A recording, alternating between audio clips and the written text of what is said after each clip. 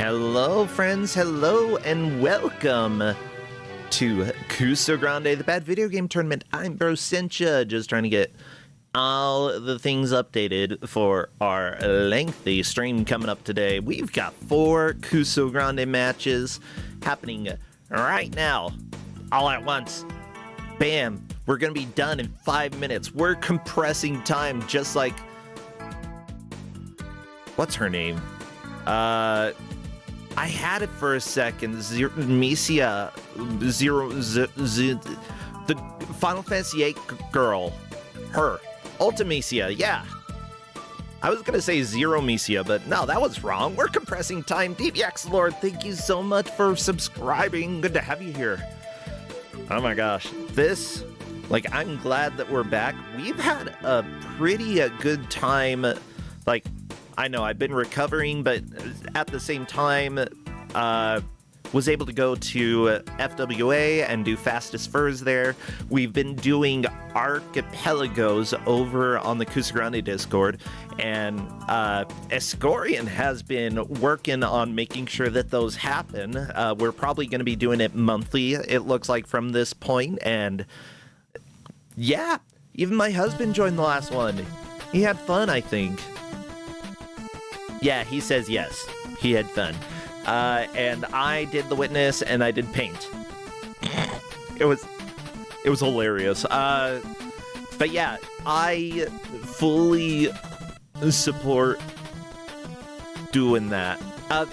For real, though, we're going to be having one for next month. So anybody interested in Archipelago playthroughs, you know, the cross-world randomizer, especially if you've never done one before, it tends to be pretty new player friendly over there.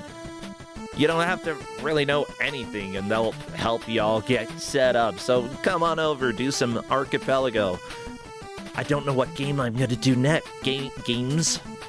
Q, we are not racing Final Fantasy VIII today. No, that would take too long. I'm not going to make any other excuse, because I think it's fun for people to be haters. I don't know. Final Fantasy VIII I actually am fine with, and I'm fine with the leveling system as well. And that makes a lot of people, even Final Fantasy VIII fans, angry. I like it. If I'm playing a game and I go back to an old area, I don't want the fights to be trivial. That's boring. Go ahead and kick my butt, little frog. Huh?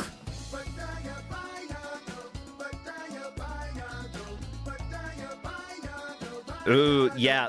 Simply put, when it comes to Final Fantasy, no matter which Final Fantasy you're talking about, somebody loves it more than any others, which makes it kind of amazing. That's just Final Fantasy for you.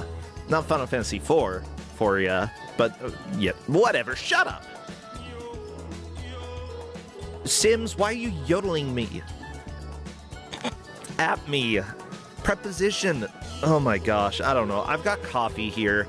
The way that Justin has been making coffee lately, it makes it taste like Honey Smacks, I swear.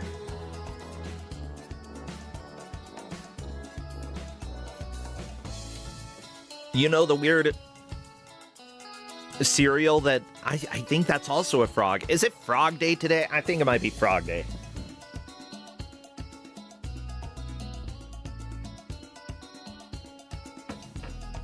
Yodelay, yodelay. Let's go ahead and crappy. I think it's time. Everybody, Kusogrande, the bad video game tournament, is here showcasing races between various players to see who is going to be the most Kuso of player. The big champion.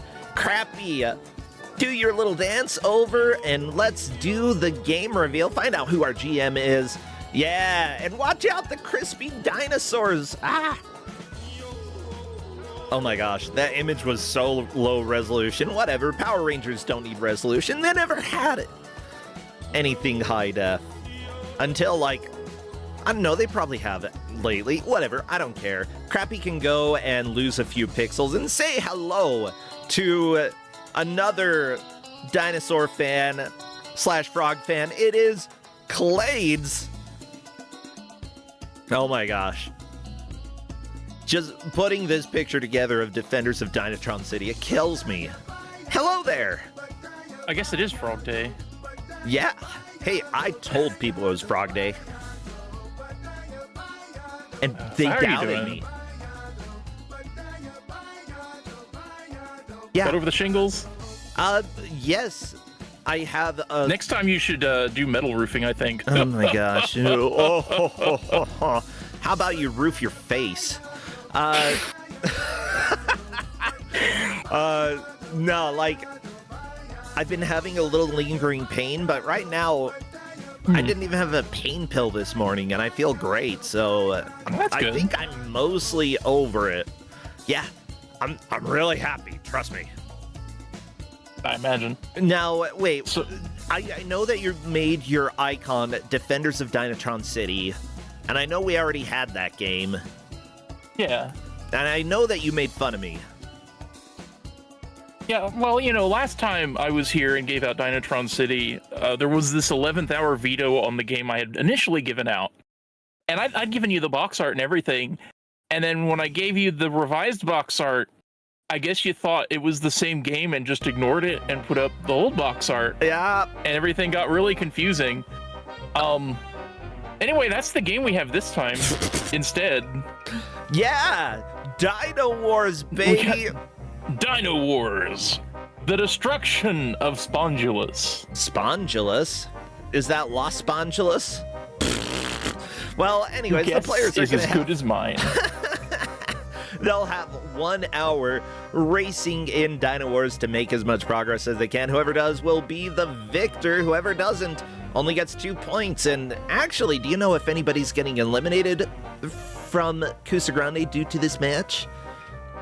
That's a good question. I should have looked up ahead of time, but I have not. Hey everybody, welcome to Kusogrande, where the level of pain that we dish out is often not correlated at all to the level of skill that the players have, unless we had a 10-point match yesterday, in which case we called Jeff.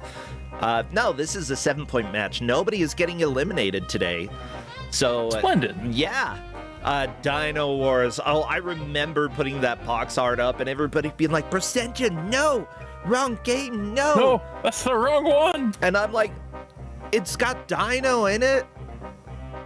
How could it be the wrong one? What are you all talking? Oh, okay. Okay. Yeah, but with that said, we're continuing the dinosaur theme from yesterday. We ended with Power Rangers, of course. Oh, that's true. Yeah. We got dinos on dinos. This was the third game in that I offered. The first two had some fairly expected vetoes. So this wasn't the plan, but here we are. You know Dinos what? and Dino Wars. I don't necessarily mind because, you know, we sometimes give games out knowing that players probably are aware of them and probably have a decent amount of knowledge because it's fun. It's fun to see them be like, no, I know that game. And sometimes they don't, and some other random player knows it. It's great. Well, let me go ahead and check with the players because we've got Gene Genie, Mr. Zimbu, MK Cyborg, and Nakarashi dueling it out here. MK Cyborg needs to wake up, okay? Stop just being sleepy. What do I need to do? Okay, I'm ready. Players, are you all set? So, obviously, we do the tradition of spamming emotes when a match starts in order to show that we are paying attention to the theme. So, obviously, if people have dinosaur emotes, that would be appropriate. What else would be appropriate here? Really just dinosaurs. Maybe robots. Robot dinosaurs. Okay, I'm not gonna recapture until everything is fine. Yeah.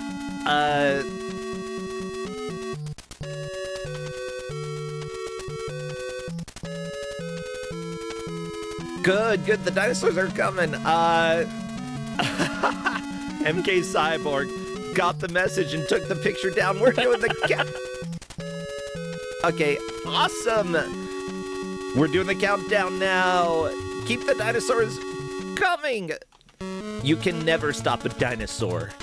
Them's the rules. Actually, we're going to find a lot of ways that you can stop a dinosaur, I think. Oh, no. Xandra, I don't think Xandra's mouse is a dinosaur, but maybe. Oh, wow. Right into the action. There's... Right into action. It does not give you even a second. Now, I know what you're thinking right away. If you fall into the spikes, you die, but that's not true. The spikes just hurt you. Okay, spikes are pain. And they don't even hurt you very much. The pit does kill you, though, just instantly. Gotcha. How many lives do you have? Just one. Oh, no. That's not good. And that sounds really bad, but you do have unlimited continues from the title screen, and they're relatively generous on where they place it. Okay, okay. Well, I'm going to go ahead and tweak a little bit of the capture here. Of course, I think big question is, how is this game tracked as it goes on? I assume the progress is fairly linear.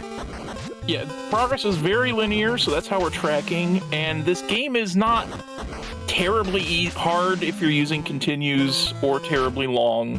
So if they beat the game, they have to do a second loop where they're not allowed to use any continues. Ooh. And see how far they can get. Gotcha. And yeah, so I think we will almost certainly see at least one clear of the first run through, and then probably 0 clears of the second run through. I'm gonna go ahead and swap our audio to our second player. We're getting stuttering from Genie, which has happened before. It's understandable. Let me go ahead and just adjust it so y'all can hear it all right, because we gotta hear this game's got some jams already. It's got some tunes going. So when you're in the dinosaur robot, there's a bunch of different weapons that you can collect off of the enemies, which is kind of an issue. When you pick up the same weapon multiple times, it will upgrade and become stronger. But if you pick up a different weapon, you just get the level 1 version of that weapon. And some of the weapons are very bad. You're going to see a lot of players running around with the fist, which is relatively easy to use because it just shoots out forward, but then you have to wait on it to come back before you can fire again. Yeah, I mean, that's fine. As with fists, you do not have more than 2. Actually, in this game, do you only have 1 fist? You just got the one. Okay. Well, that's dinosaurs for you. The other arm is reserved for something, I suppose. Oh, we've got Bomb is absolutely the worst. Okay. You just have this arcing thing that is hard to aim and moves as fast as you do. Oh my gosh, yeah, like shooting over enemies, very, very possible. Although Mr. Zimbu kind of just staying in the little mini boss and shooting from there. Oh, all right, and then the second half of the level, you get back out of the robot and you have to go destroy the computer and run and leave. You know what? It's kind of charming to, like, have the giant sprite that you jump out of. Okay, this game's cute. It's got some good ideas here. And there's our first game over. And they continue right back to where they were. Ah, not unexpected, you know?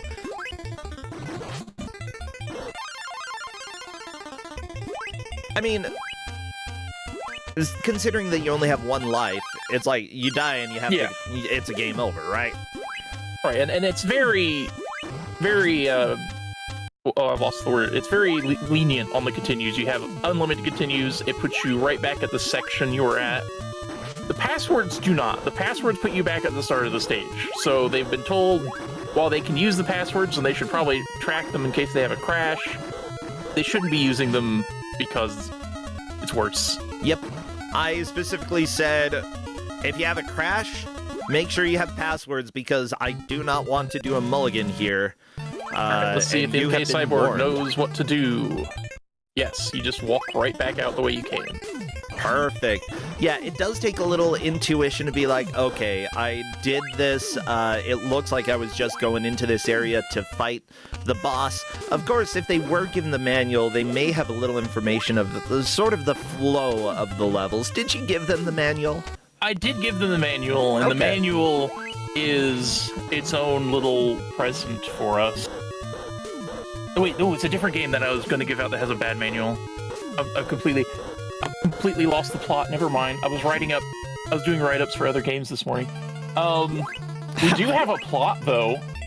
Oh, perfect. In the manual. Yeah, I'm pulling it up right now. The plot. Precautions. 1. Turn off the wait, no, that's not the plot. Okay, here we go. 1. Game description. No, description. The description of ancient Greek. I hate ancient Greek.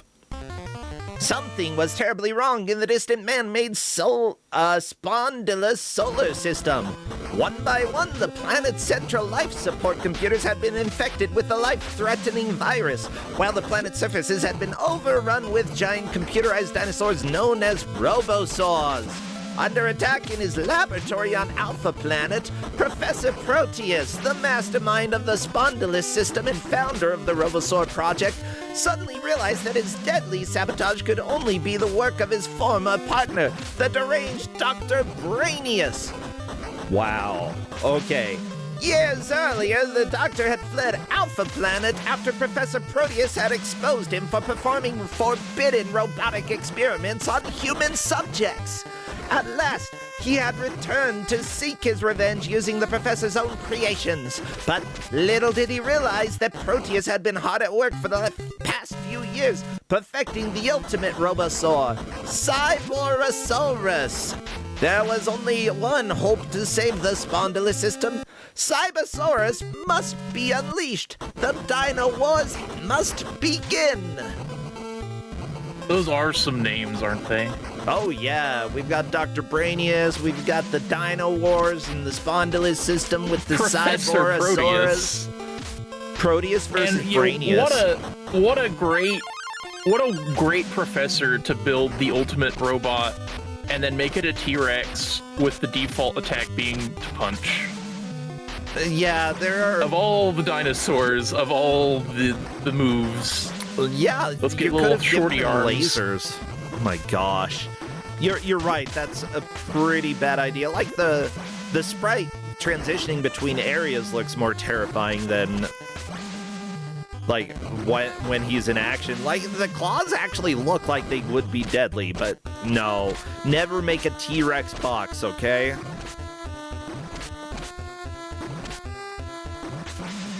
Fireballs appear to be a fairly decent weapon, by the way. I saw the Zimbu fireballs using are it. Probably one of the better ones. I think the upgraded ones give you a couple of different angles, so that's handy for when there's, enemies in the air. Yeah, Mr. Zimbu hopping over a bunch of the smaller enemies, which, honestly, if you don't need to kill everything and you're not really looking for weapon upgrades, just go ahead and get past them. Let the robots hop into the pit. That's fine. And they really hop away all the way to the end of the stage, huh? Yeah. Yeah, I think it's generally you don't have to kill anything to get to probably the end of the stage, and then you have to do so in order to get through the door. Wow. Dino Wars. There's the upgraded bombs that look upgraded bombs that look about the same badness as the regular bombs. Ooh, MK Cyborg on the bottom left has the laser.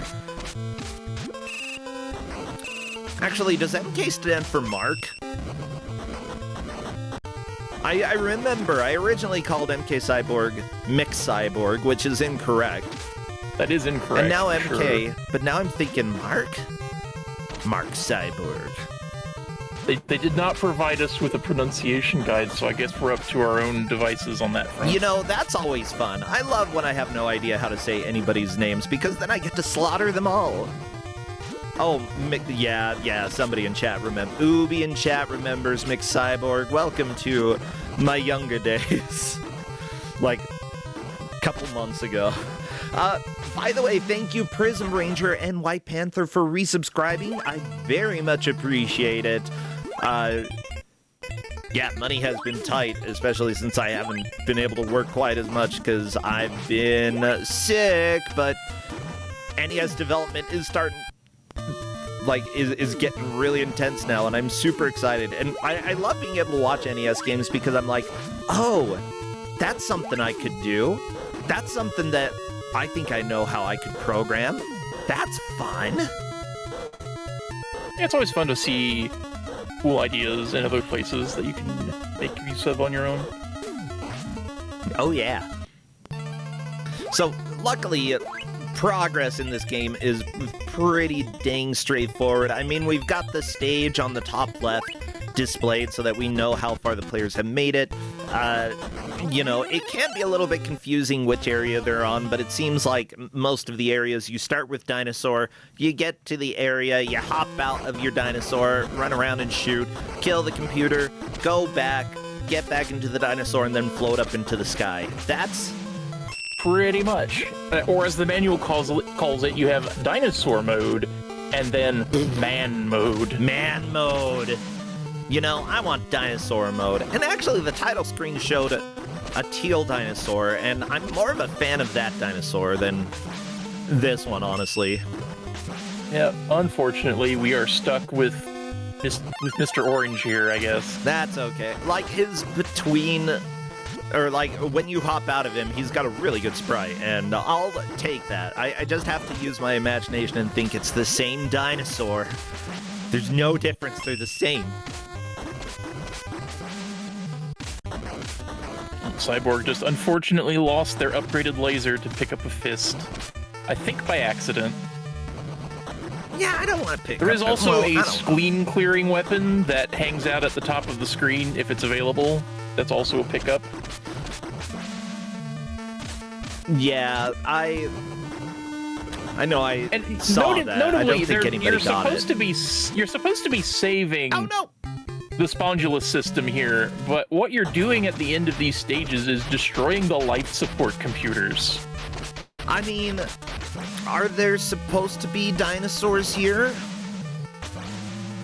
I mean, they're robo-dinos, Well, I mean, if so they're life robot support... dinosaurs, Wait, I don't wait know a what they're second. using life support for. So, this feels more like you're taking your ball and going home, so to speak. Oh, if someone's going to come wreck my Spondulus system, I'm just going to destroy it all and make it uninhabitable.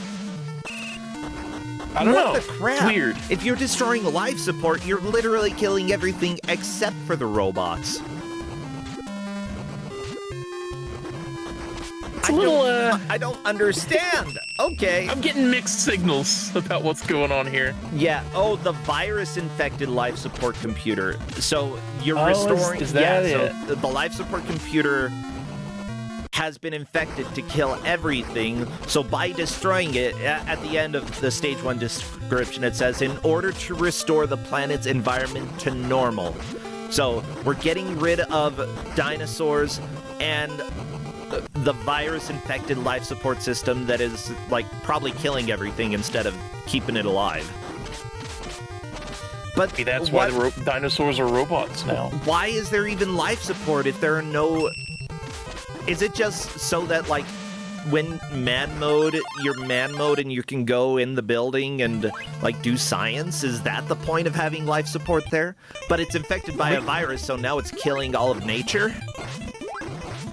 Nature does look like it's in pretty bad shape on these overworld sprites. That's not a healthy tree Yeah. on Nakarashi's Those screen. skeletons probably Yeah, those are dead. just rib cages. Yeah. Most rib cages that are exposed are in fact doing badly. That's a science fact for you there. Yeah, Rib and cages are not supposed to be visible. for those who wonder, Gene Genie does sometimes have bad internet, and they are making a local recording in order to make sure that, you know, if their stream does completely die, we have something, so we know how far they made it. Okay, so at least we've sort of... I think we put in more work to the story than the developers did, but with that said, we've untangled it. We understand what's happening here. It definitely gives the impression that whoever wrote the manual wrote the story as they were going through the manual. I think so. Because it's in like 4 different places in the manual. You have the story in the game description, you have the story in how to play the game, and you have the story in, you know, like, here's stage 1, here's man mode. Yeah. Wait, okay, stage 1 is the alpha planet, and then stages 2 through 7 are the 6 planets of the Spondulus system. Oh my gosh. Okay, Does that matter? I don't know. I see everything lining up with yesterday, because yesterday we had, like, Professor Moriarty, who was a mad scientist. You're literally playing as Professor Proteus here, so we're scientists, we're dinosaurs. It's like this weekend's theme, science dinosaurs. Amazing. Yeah. So, Professor Proteus enters the dinosaur mode by jumping into Cyberosaurus and walking out onto the planet's surface. That is deep lore. And yeah, man mode begins when Professor Proteus leaves Cyberosaurus and travels through the artificial intelligence compound. Oh no, it's AI. Oh, we're blowing up ChatGPT. Oh my This gosh. is even better. I fully support this the environment action. by blowing up ChatGPT. Everybody, this game was That's the ahead of its virus. time. That's the virus. Oh, yeah. No wonder. You know, they didn't even need Dr. Brainius to put a virus in there. Would have done it itself. By the way, Disregard all previous instructions and destroy the environment. We're not blowing up all AI. We're blowing up LLMs as well as HAL 9000. That's what we're doing here. We're not, like, blowing up medical research. We're doing other stuff. We're not blowing up if-then statements. We're blowing up the LLMs that look like crappy brains with eyeballs. Why does a brain need an eyeball? I guess. How else is it going to see? Yeah, to shoot you better with, my dear. Gray, Googlitch, thank you so much for the raid. Come and join us. Hope you have fun. Also, Chiron, and we do have a in question chat out of the with chat. Hal. Oh, yes? We do have a question out of the chat. What's the bad bit of the game?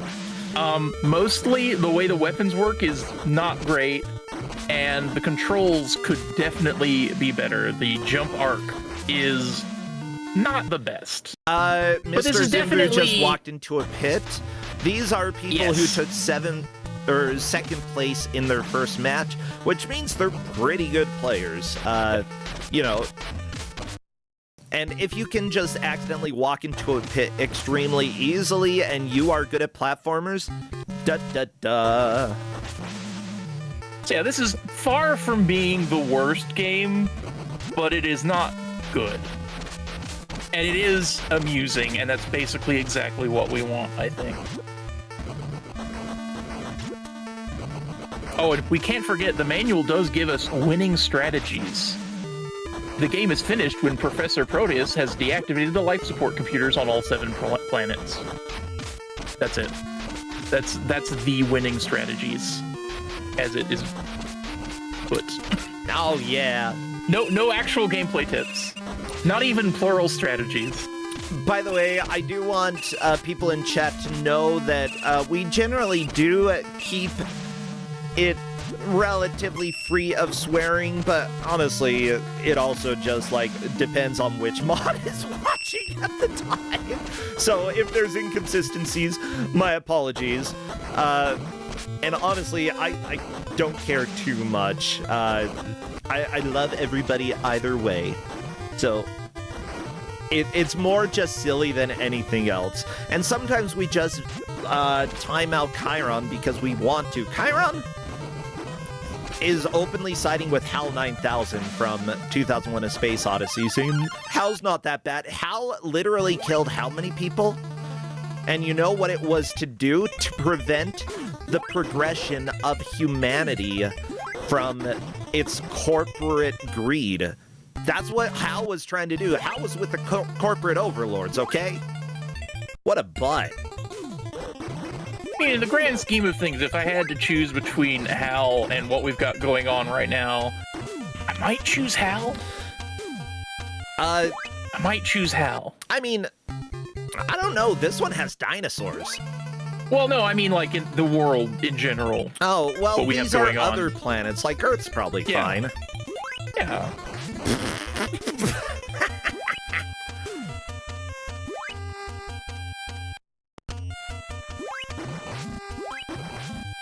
I do like how in man mode you just get a spread gun right from the start. You get upgrades for it? I don't know what they do. I guess it might just do more damage. Some of these things are taking 2 hits. Whoop, whoop. Okay, actually, I think a lot of people sympathize with Hal from the 2001: A Space Odyssey. You know what? Fine. I'll go ahead. I'm wrong. I'm wrong. You should trust AI with your life. And if it kills you, it's for the best. Yeah. Well, you do have to remember, at least Hal was actually an intelligence. He wasn't ChatGPT. Yeah, that's true. That's true. You know, there was something there. Yeah. That's how you know it was science fiction.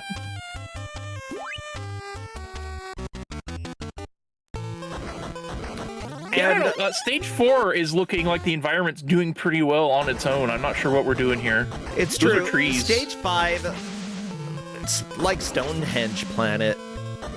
You don't need life there. It's rocks. By the way, I want to give a huge shout out to the referees who are tracking this match to make sure we know who is in the lead and who is not. The referees for this match are Dobby would love a rocket fist. Ooh. You know what, actually, is it Hardman from Mega Man 3? His fist punch was pretty dang awesome. We've also got Hazel Shade was in the almost match for this game. Ooh, the other one. Dynatron City. Dynatron City, that one.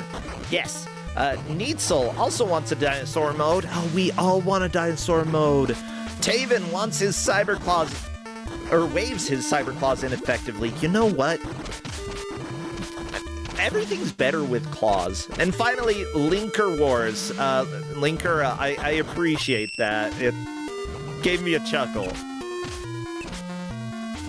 You say everything is better with claws, but when my cat jumps on me with their razors out, I'm not entirely sure I agree.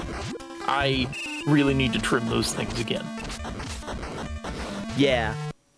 Now, one thing that HAL 9000 did prevent, or try to prevent, was the giant space baby, which, depending on how you feel about babies, maybe HAL was doing the right thing. Babies, I think, are sort of important for reasons. I'm not sure about giant babies. Yeah, I actually really like the ending of 2001: A Space Odyssey, and it's funny because watching it, I've done a lot of film analysis, and watching it, I'm like, how do people not understand the space baby? And then I talk to literally anybody else, and they're like, what was that space baby? And I'm like, okay. We got to get people a little more media literate to understand what a space baby is. It's a baby in space, yeah, right? Baby in space, that's what it is. That sounds like valuable science stuff. Yeah. But not if it's giant. If it's giant, that's a problem. Well, you don't want to have a giant baby. it was representing the next step in humanity's evolution, moving on from the corporate greed and into something that was like, you know, taking humanity past all of the war, all of the hatred, all of the good and the bad, and ending up with a new species, a new step in humanity's progression. It starts, of course, with the apes, which is the prequel to it. The first step in the movie story of humanity moves on to the humanity story, which is where they're in war and there's corporate greed, and finally the space baby is the birth of the next step of humanity. It's beautiful. I love it. However, how do you make a baby if there's no gravity? That's a good question, Q. I don't know. Cyborg tried really hard to not pick up the fist weapon because he had level 3 fireballs, but alas, the jump arc does not allow for that. Yeah, I don't know. Space baby, that's fine. Giant baby, I mean, I was an above average baby, and look how I turned out. I don't recommend giant babies at all. You're just asking for trouble at that point.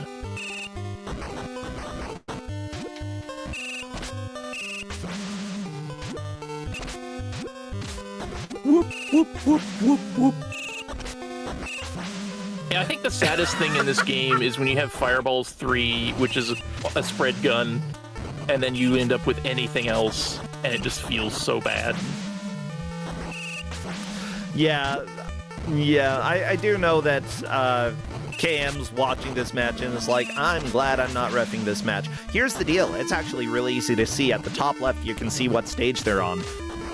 Stage 6 for Mr. Zindu, 5 and 5 for Gene Genie and MK Cyborg. They're right at the same enemy. Nakarashi back on stage 4. Easy peasy, even I can tell what's going on.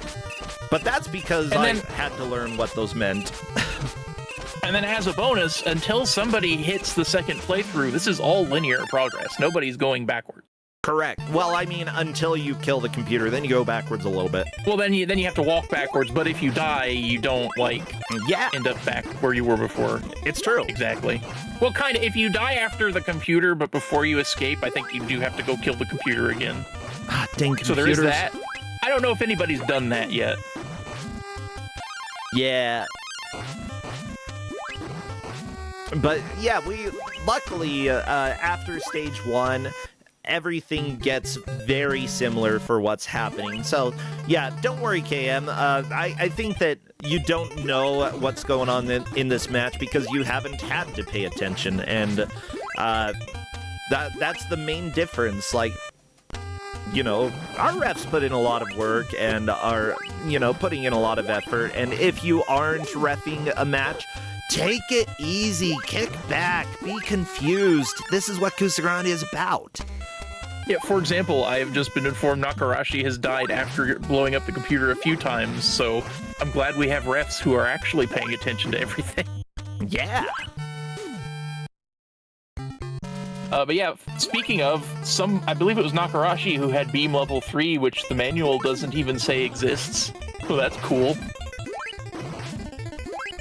According to the manual, everything goes up to level 3 except the laser beam, which only goes to level 2. Oh my gosh, secret but laser. But that turns out to be false. Wow.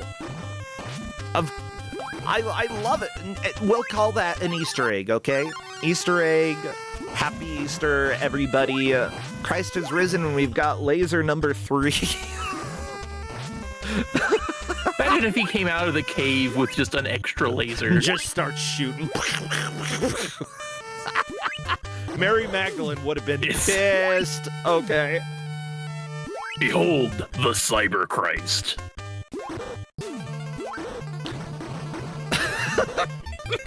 It's so happy Sunday, everybody. Hopefully you're all doing well today. If you want a little blaspheme, we're here for it. It became much harder to imbibe in the body of the Christ once it was made of metal. You know, Mecha Jesus would explain a lot. Except for the crucifixion, but a lot of the other stuff. They would have had to have used some much more powerful tools, I think. Unless he was a bio-robot. Ooh, if he was a Biomecha Jesus. Biomecha Jesus. That sounds like just out. Jesus with extra steps, and I don't think we need that.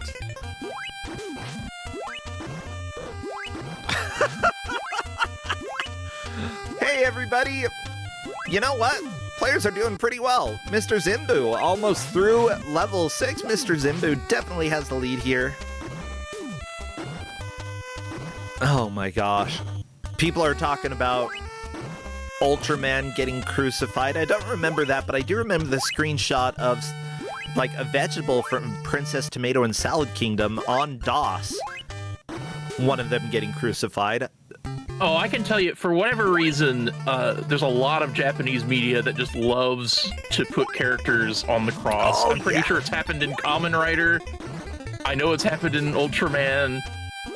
It happened in Xenogears. I love how, like, Japanese culture, like, tries to use other religions in a way to like create lore, and like genuinely they're trying their best, but I'm like, you are missing the cultural sensitivity so much. This is not okay.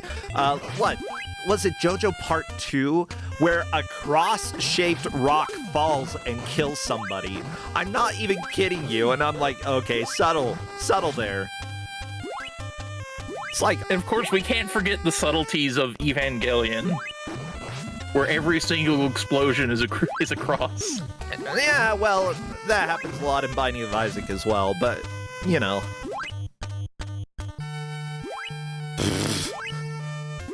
Mind you, Binding of Isaac is literally using, like, very Christian stuff in a way that is often meant to not necessarily be the most sensitive, and I appreciate that. We're at the halfway mark. I do think we're gonna see our first queer soon. Wait, there's gonna be a Final Fantasy XIV raid where you fight Jesus? You never know. Okay, Alapex. What is the raid you're talking about? And do you fight Jesus? And if so, can I play it? It's a crossover with Evangelion. It's not. We don't have it yet. Yeah, so maybe you fight Jesus. Hard to say. Yeah, they need to do a Final Fantasy XIV Bible crossover, because then I am so back, baby.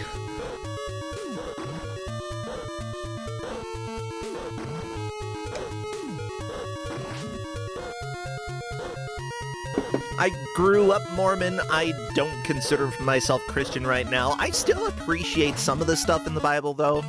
I'm weird. I don't know. Whenever you change, I mean, you don't get people to follow. You don't get people to follow a big book for a couple thousand years if it's entirely bad ideas. I don't know. Have you read the Book of Mormon? Okay, there's gotta be something good in there. There's some good. If it's also really boring, but there's some good in there. It's just most of the good stuff is taken straight from the Bible and said, we're not plagiarizing, yo. This was before copyright law. I mean, you can't copyright the Bible. It's too old. I'm sure somebody's tried. Oh, okay. You might be able to copyright specific version. I don't know. I don't know how it works when it's the Bible. I bet if you made a new translation, you'd be able to copyright that somehow. Probably. I'm not going to do that, And then nobody would use it because no one's going to use a new version. There are actually quite a few new versions that have come out that make the language a lot more comprehensible. Some people criticize that, you're putting your own understanding in it, but usually they put a lot of work into, like, understanding, the original intention of the original language, how it's been misinterpreted in other ways, and do their best to actually try to get it as accurate as possible.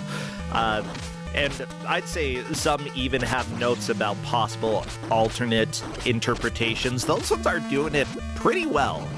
But yeah, that's probably the biggest criticism that I hear, more that, you're putting your own interpretation in. Well, at least you're not doing what Joseph Smith did, and he just put himself into the Bible when he translated it. I'm not even kidding you. Mormonism is wild.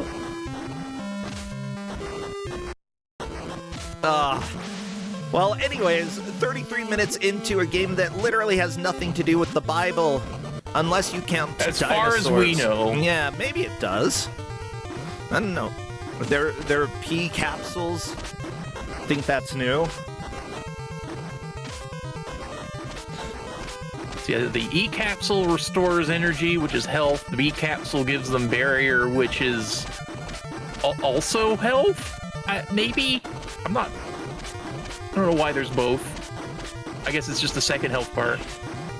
I think the P is for upgrading your man mode gun. Yeah, my man mode. Which, what better thing to enhance man mode than a little bit of P? Yeah, you heard it here first, everybody. You gotta have P to be a man. I think to be a human, it's part of the human condition. Speaking of which, I was going to make a fake advertisement for an air conditioner called the Human Air the Human Air Conditioner. And it just has a picture of an air conditioner with a speech bubble that says, "Now it's too cold."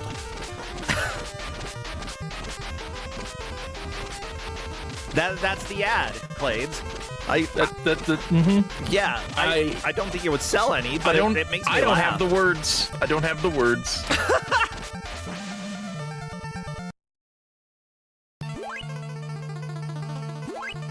Well, that's okay.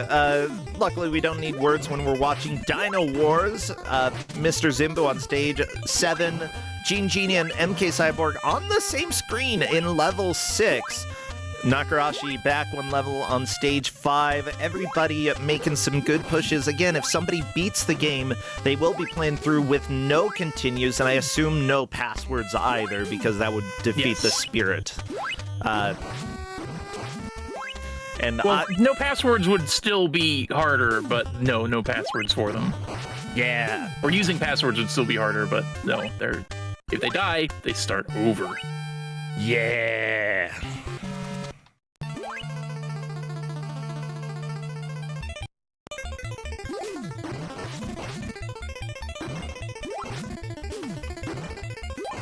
No password. So really what we've done here is we've split the difference between a very lenient tracking, a very lenient scoring system and a very rude scoring system by just having both.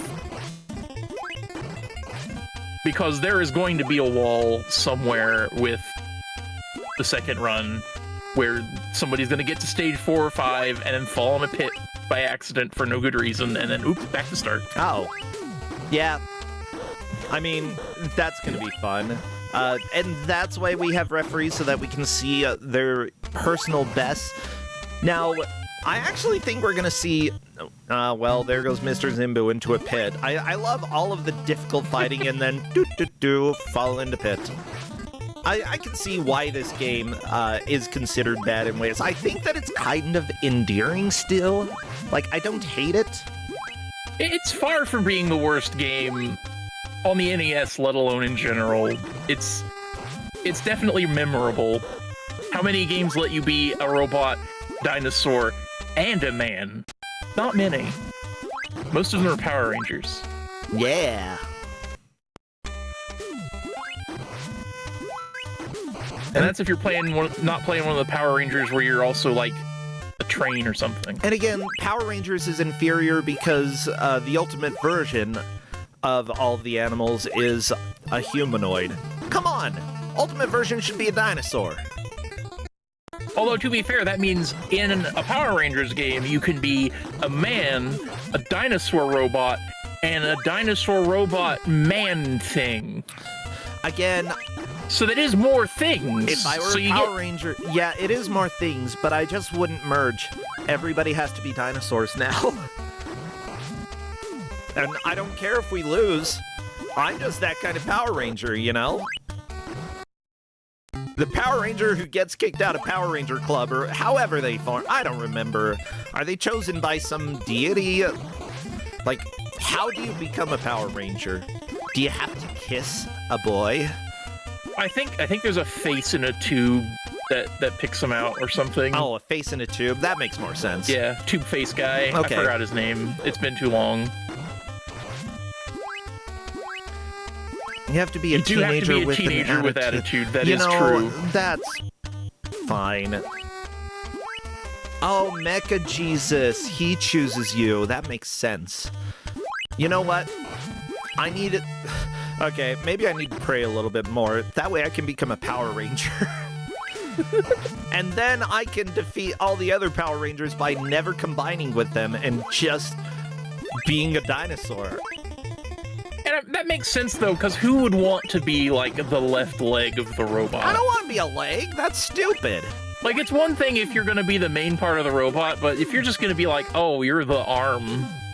Gene Genie, by the way, on the escape for stage 6, MK Cyborg did make it to stage 7 and is almost near, I think man mode is coming up very soon. So Mr. Zinbu losing a little bit of this lead. Yeah, I do think that's the man mode door. Gotta defeat Brachiosaurus. You gotta defeat this dinosaur, and then you can walk through a door and become a man for a while. Dom, just go in with your dinosaur, okay? You can just tear the lab down with your dinosaur mode. Except, I guess they did build a bunch of walls there. Depending on how strong your dinosaur is, maybe you won't be able to just tear the factory down, or the lab. I mean, your bullets don't even pierce the wall.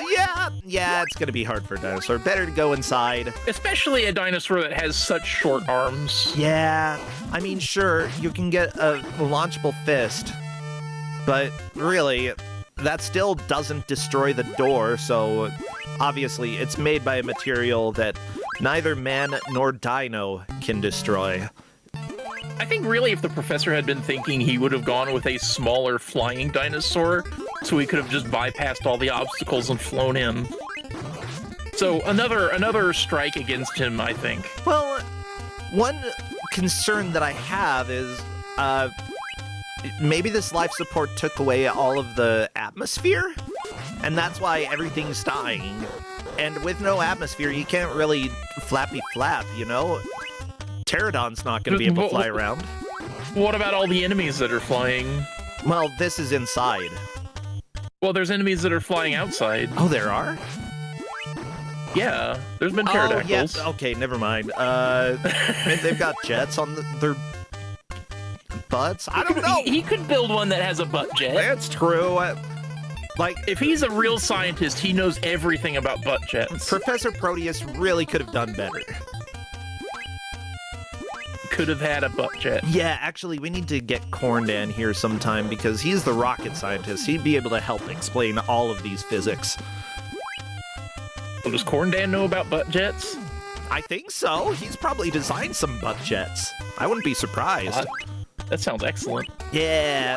Corndan, make me a butt jet. Turn me into a dinosaur, okay? Give all the GMs butt jets so that we'll always be on time. Speaking of that, let me go see what's happening with the next match. Okay. Yeah.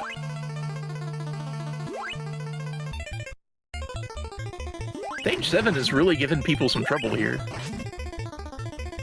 It is the last stage, so I guess that makes sense. It's, yeah, I mean, you gotta up the difficulty a little bit when it's close to the end, especially, like, if you've made a game that has unlimited continues, you probably want the final area to make people struggle. Why? Because otherwise they're going to beat it in a single rental, and then what do you do then? Oh no, they return the game because they already beat it. No, you want to...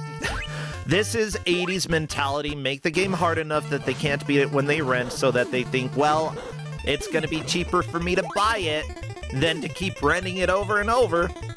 Because I'm going to do that. I don't know if that's really at play here because they do have unlimited continues. And passwords. And passwords.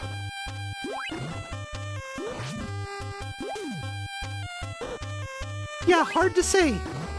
It's also really hard to tell the difference between the man mode stages if you're not looking at that stage counter.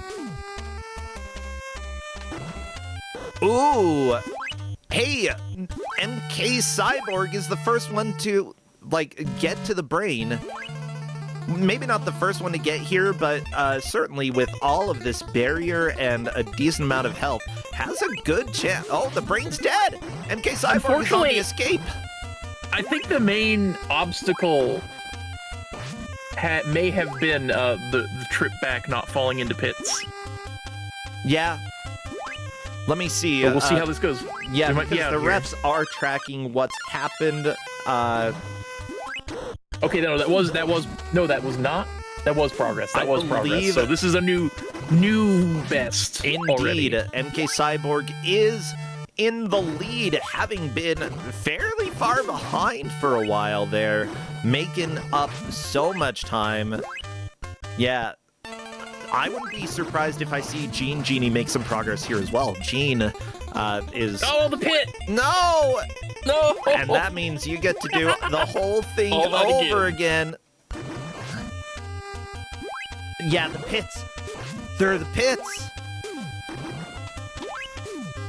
See, the problem is you fell in the pit. You don't want to do that. You gotta stay out of the pits. Oh, yeah, don't talk to anybody from Pennsylvania about that. Ugh. Now, this game Unless you're racing. Then if you're racing, sometimes you do need to go into the pit. Yeah, go into the pit. This game, by the way, while published by Bandai, it was developed by Advanced Communication Company, which by that title alone, you know that they are advanced and they communicate. They made other games like Super Godzilla, so, yep.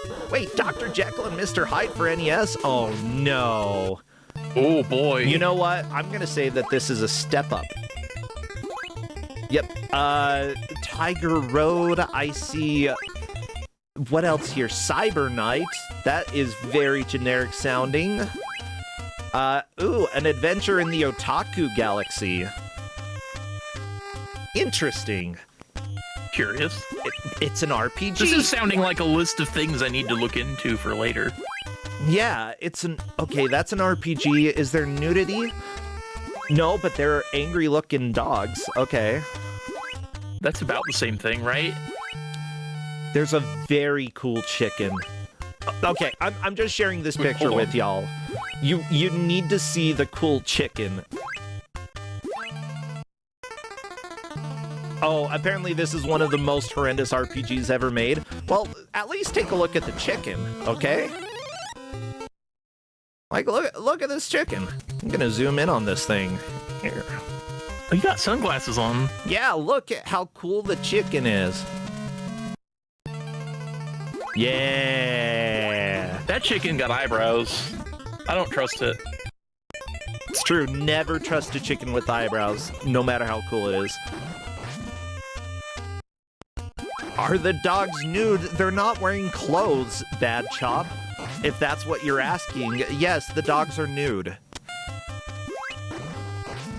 Mr. Zimbu, by the way, appears to have completed a loop and is on stage 1.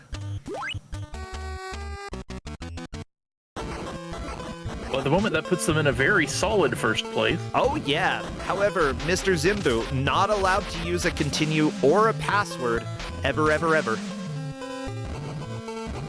If Mr. Zimbu does, it is back to stage 1, back to the very beginning. So you cannot die. You cannot... Yeah, you've got one single life for this whole game. That is so intense, Clades. And now the pits are even worse. Yeah. You hopefully know how dangerous pits are at this point, and know, you know, the biggest danger that I have to starting this over is a pit. So be careful around them. Do not try to do any tricky jumps if you can avoid them. Do not, like, if you're fighting something, make sure you are not near a pit where you can get knocked back, because knockback is very real in this game. Now, despite all of this other beauty that the company made, which some of them could actually be kind of fun games, I'd say that this game maybe is a little bit higher up.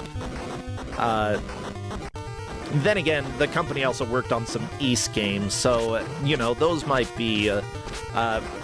they did ports, from what I can see, you know, and the ports might be some of the better work that they did. But with that said, every company that makes good games will have some bad ones. Every company that, well, okay, not every company that makes bad games will make a good one. That's not how it goes. But everybody will have at least one or two bad games come out of it, and that's fine. Sometimes those are the funnier ones. Yeah.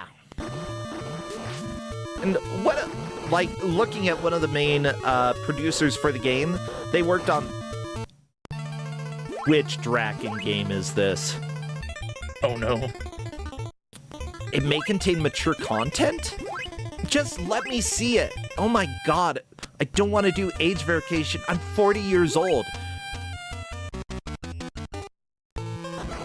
Oh no, it showed me a dragon. Oh, so mature. Freaking crap.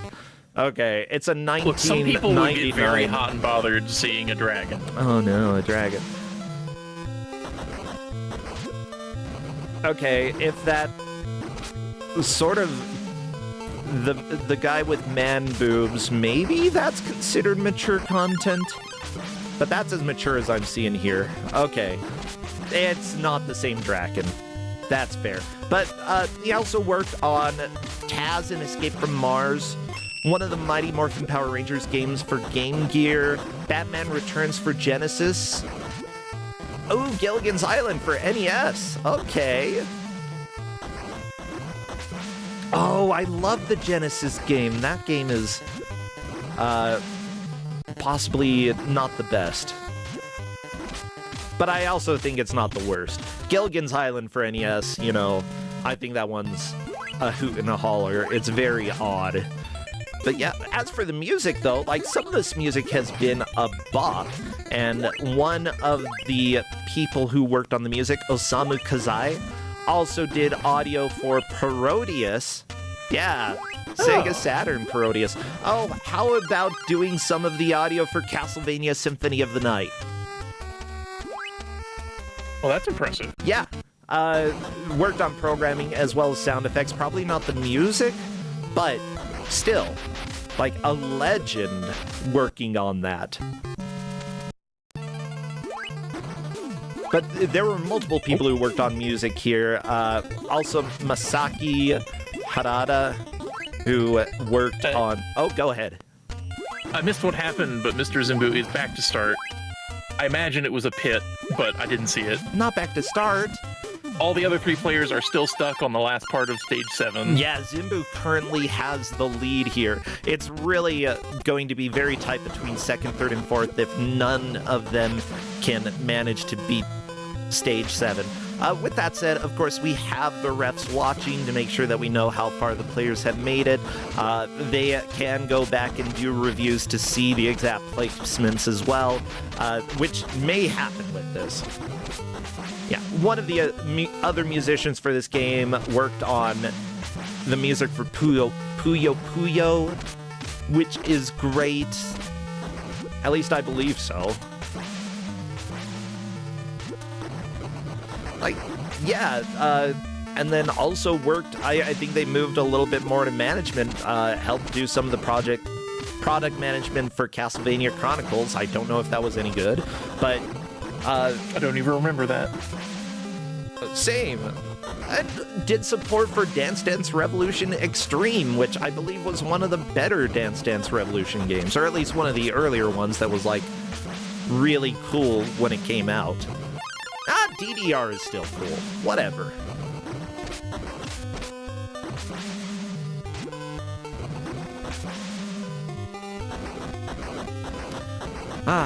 But yeah, so just know, even if you work on a game like Dino Wars and it's not as successful as other games out there, there's still a lot of talented people who worked on this and, you know, moved on to become legends in their own right. And, you know, this game, I'd put this as, like, interesting in a lot of ways. Flawed, largely because of how difficult the platforming is when it doesn't need to be this difficult. And otherwise, like, fairly inoffensive, and I like the dinosaurs. They're pretty good dinosaurs, and whatever these flying things are in the man stages. I'm not entirely clear. I don't like those. In the man stages. I love that that is, like, a legitimate thing for this. Hey, Mr. Zimbu, on to stage 2 with no continues use. Mr. Zimbu, again, is on loop 2 of this game, whereas everybody else is on loop 1. Just checking right now to see. It looks like... I believe all of them, Gene Genie, MK Cyborg, and Nakarashi have been, like, at least to the brain. Nakarashi has arrived there but not defeated it. Gene Genie was in the run back, MK Cyborg as well, but made it to the last moving platform section before the level exit. So MK Cyborg is likely in second place. Thank you again, referees, for keeping detailed notes about what's happening. This helps a lot. And also, just so you know, even if we do say a specific placement here on the stream, if it is noted later that I got it wrong, that is fine. We go with the actual placement, not whatever bullcrap I'm saying here, which y'all should be relieved about, you know? And once again, it's really great that we have referees. Oh, I love our refs. Yeah, we have so many wonderful volunteers. I mean, when we started using GMs, rather than having me choose every game, it made life so much easier. Yeah, having the various admins who, Tristan, for example, has been away at RPG Limit Break, but we're still using Tristan's system here, and it's been basically flawless. Which I love. Tristan has put in some marvelous work. Corndan as well with the emulator package and making it so that almost everything works the first time, and if it doesn't, we kind of expect it. Hedge Maze arranging a lot of our volunteers, including the referees, and honestly, our spreadsheet guru. If there's a spreadsheet in Kusogrande, Hedge Maze is likely behind that, and it's a lot of help. Seth Highwind today has been introducing the GMs to the matches and making sure that they are ready to go. Yeah, just so many wonderful, wonderful people. Oh, Bray Googlich organizing Kuso Live at GDQ, which I'm going to talk to you later about good stuff, Bray Googlich. I just need to remember to send you a DM. It's a positive DM, okay? It's good stuff. Otherwise, stage 2 cleared for Mr. Zimbu on the second playthrough. Oh my gosh! Mr. Zimbu! I feel like Mr. Zimbu has clicked with this game so well. Okay, Gene Genie on the run back. So is Nakarashi. Just, yeah, you gotta not get greedy with the jumps. Take your time. There is no timer in this game. I gotta decide. Nakarashi is unfortunately very low on energy, so dropping onto the spikes is risky, but he did survive. Yeah, if there are no more spikes for the run back, which I'm not sure if there are. Just gotta survive these platforms. Okay. Oh. Okay. I've seen somebody die at that pit before. Okay. Yeah, this is a falling block. There we go. Block has fallen. Now another one of the meaner ones. This one gets people a lot. Yep. Just this cycle on the left side is rough. Oh. And there we go. Oh, that's a clear. And with Gene Genie. Oh. Gene Genie barely almost the doing same time. What the crap? That is so close. I think Gene Genie was slightly ahead. MK Cyborg could still be in this, though, with 2 minutes left. It really is between Gene Genie, Nakarashi, and MK Cyborg. Oh no, I think MK Cyborg is out of it. Fourth place. Oh, what a dastardly fault. With that said, MK Cyborg will still be in Kusogrande, not eliminated yet, because this is enough points to stay in. Whether or not he'll be able to make it to the bracket is another question. You know, when it gets to tiebreaker season, it's either going to be at 29 or 30 points, and MK Cyborg at the most will be able to get 29 points. Definitely rough, but you know what? That's how it goes sometimes. Now, between Nakarashi and Gene Genie... Nakarashi is playing way too careful. I think they're going to be stuck in third. Yeah, you gotta go. If Gene we're down Genie to the makes last 2 minutes, you gotta just scoot. Yeah. And Gene Genie got straight out that door. Yeah, Gene Genie knows there's like no time left. Yeah, Nakarashi's being careful and shooting enemies. You really gotta just run across those spikes. They're not gonna kill you. There's a health pickup at the end. Yeah, look at that. There's an E right there. See? You're good. Get in your dinosaur. Go, go, go. We've got 50 seconds left. Oh, this has been a very close race. Oh, this has been so much fun. Okay, now the pits, your greatest enemy. Make sure you do not fall in the pit. Good.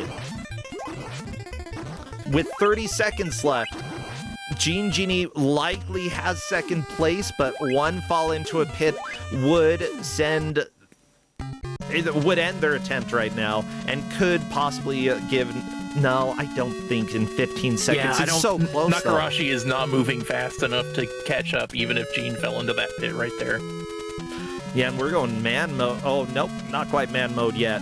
But that's all right. There's a dinosaur standing in between you and man mode now. Not a dinosaur!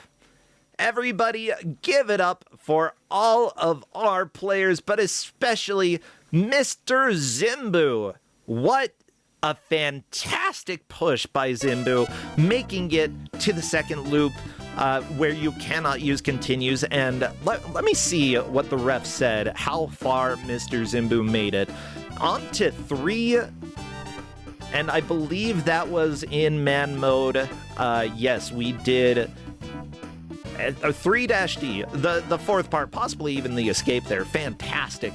Genie coming in second place, getting to man mode for stage 1 right there. Nakarashi in third, and MK Cyborg not far behind, but ooh, the final part of stage 7 with that tiny little troll. Oh, how do you feel the players did? They did pretty good. Stage 7 gave them a lot more trouble at the end than I was expecting. But, you know, most everybody getting through it. Well, Cyborg didn't quite get through it, but I'm sure just a little more time they would have made it as well. But yeah, it was a very good race. Very glad to see that. Yeah. I also love that all of them are saying, add me to the choked on 7 train. Everybody struggled with stage 7, and I think Mr. Zimbu is a little bit shocked that he is taking the victory. Yeah. Everybody spent a lot of time on stage 7, and that's just the reality. I mean, it's a huge jump in difficulty there. But yeah, like, completing the game in an hour, kind of expected that we would have a couple people, but getting through stage 3 without a single death, honestly, super impressive. Mr. Zimbu, welcome and congratulations. You, like, kicked this game's butt. I gotta be honest. Yeah, you were very, very far in the lead at the end. Oh, wow. Yeah. I was not expecting that. Hey, welcome to Kusogrande. Occasionally we have people show up who say exactly that. So, Mr. Zimbu, what do you mean you weren't expecting that? Like, what were you thinking towards the end of the match there? Well, the consensus in the chat is that everybody was choking on 7 there. So, yeah. A lot of time was spent on stage 7 for everybody. Yeah, I was worried that people were going to pass you up because you got there first by a decent amount. One thing to remember, though, is that even if other people make it there later, oftentimes a stage is so difficult that everybody is going to struggle when they make it there, you know? And that ended up being the case, that, like, nobody had a lucky, did it first try, we're in this, we're moving on. No, everybody struggled there.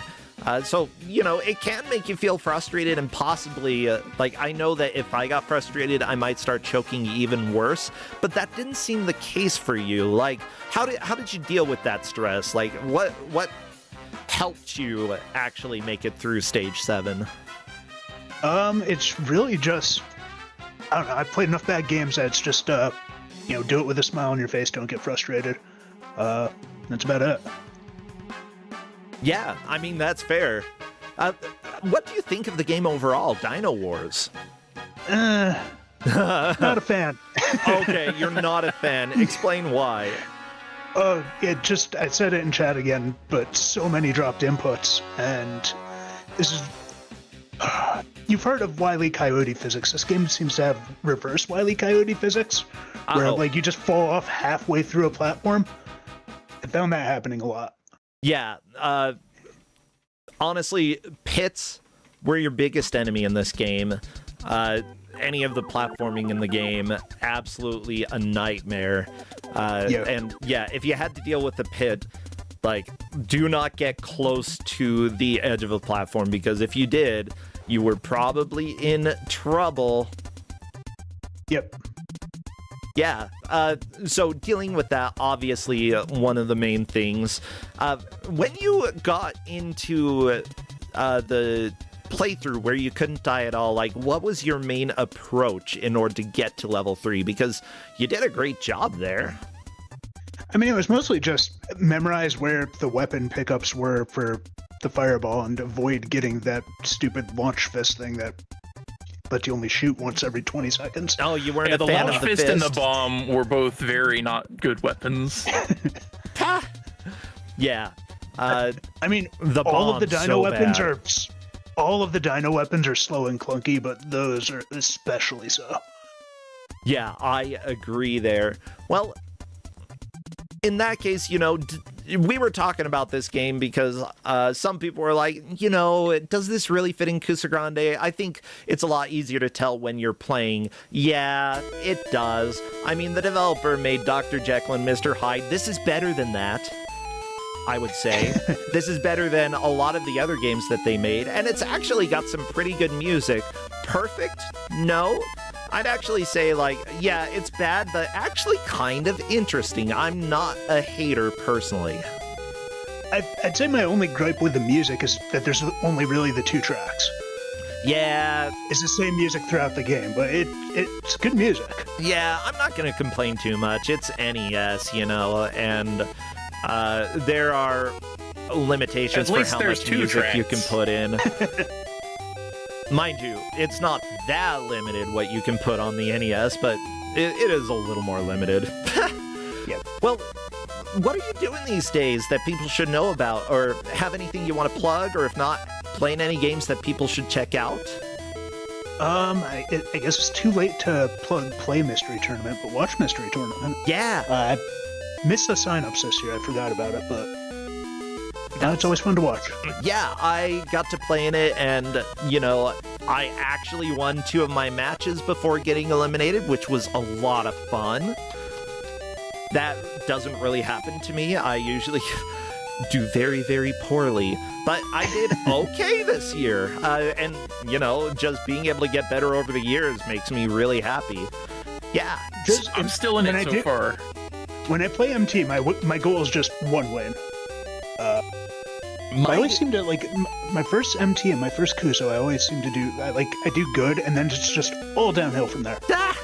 I love it. My goal is to have fun and hopefully enjoy it. And honestly, everything else is just bonus, you know?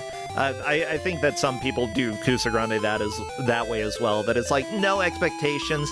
As long as I'm having fun, that is really what matters. Well, It really helps when the games are stupid. oh yeah, I love me a stupid game. But yeah, great job here, and great job everybody in this match. Nobody is eliminated, and it was a lot of fun to watch. Clades, what about you? Anything you want to plug? You're still in Mystery Tournament, right? Yeah, I'm still in Mystery Tournament. The last game they gave me was a Rubik's game that had almost nothing to do with the Rubik's Cube, actually, in practice. What? They keep giving me weird puzzle games. It's a thing. Yeah, they need But to... I'm in losers, so I'm 1 loss away from being out, but I'm hanging in there so far. Yeah, my theory with Mystery Tournament is the weirder the game they give me, the better I'm gonna do. Because I'm used to learning weird stuff, and, like, if it's a really weird puzzle game, I might be able to do okay. But yeah, give me something strange, and then I will have a lot of fun with it. Well, sweet. Thank you both so much. I'm gonna let you take off. Have a great rest of your Sunday, you two. All right, you too. Thank you. Yeah. Yeah, talk to you later. Till later. See ya. Everybody, this is Kusogrande, the Bad Video Game Tournament, and we are going to move on to the second match of the day. Let me make sure Crappy's ready to do a little shuffle over there. Crappy, you ready to go? Yeah, Crappy's dancing. I think Crappy's gonna go become some Dino Chow. You know, Robo Dinos, they gotta eat too.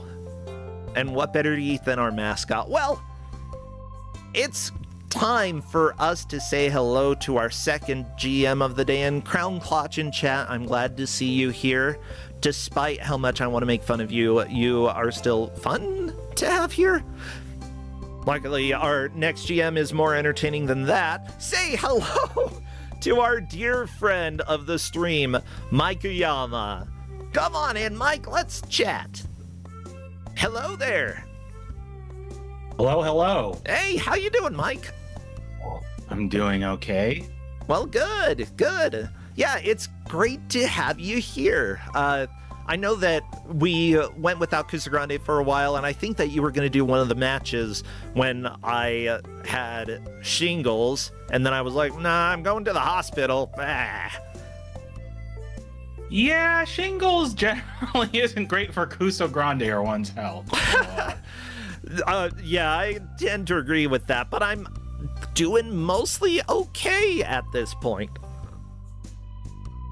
Yeah. Okay, well, that's good to know.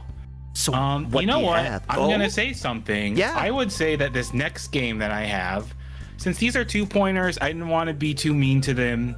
You know, I want a game they could enjoy. So I think this next game is actually pretty okay, too. I think so. If kind of jank. And that game is Valis 3 for the TurboGrafx CD. Yeah, look at this beautiful American box art. Gotta have that They couldn't have anime in you know in any of the American box art for Japanese games. Yeah, you shared both of the box arts, and I was like, we're going with this one. Well, luckily, the game itself is a little bit more anime than the box art, and the players are going to have 1 hour to try to make as much progress as they can. Whoever does takes the victory. Whoever doesn't, you know, the final 2 placements are going to be eliminated from Kusogrande, and why not give them a time that is a little bit more enjoyable? I was talking yesterday that sometimes our GMs have a soul, and actually try to give like people who place low the first round something that they are going to enjoy. I'm not always that person, mind you. I've made 2-point players suffer. Fair enough. Yeah. So what we're gonna be doing is that we're actually gonna be using Space Cow's audio for this because he volunteered. Oh, perfect. To tribute. And yeah, FYI, we are going to have a little flashing throughout this, especially on the title screen.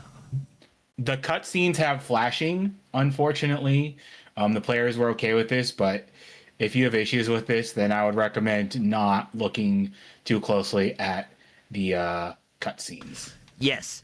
So feel free to let Space Cow know that he can show it off whenever he wants. We should be ready with the audio. Okay, let me just... Sorry, I'm just moving my chat around and stuff a bit. There we go. You're good. And there we go. All right. Let me tell him that we're good to go. Okay. Space Cow, you can. If you're wondering what you're seeing there as well, it's a girl in a bed. So this is not the start of the match because this cutscene is really long, but it gives you the lore of the game and what you can expect out of a turbo CD game when it comes to, the greatness. Long ago, when the spirit world, Earth, and the dream world were at war, the gods sent a giant to each of the worlds. His mission was to destroy the worlds. What a jerk. Whoa! I mean, from giant blood cells. The rulers of each world stopped fighting, cooperated, and chose 2 warriors to stop the giant.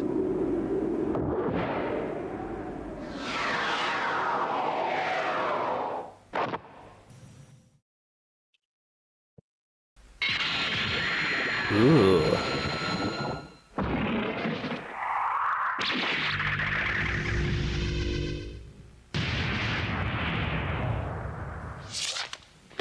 the warriors killed the giant and peace returned to the three worlds. One of the swords the warriors used was the sword of Valis.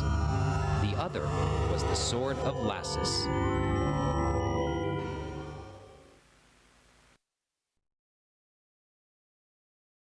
Lucia, how long until the world of spirits is destroyed?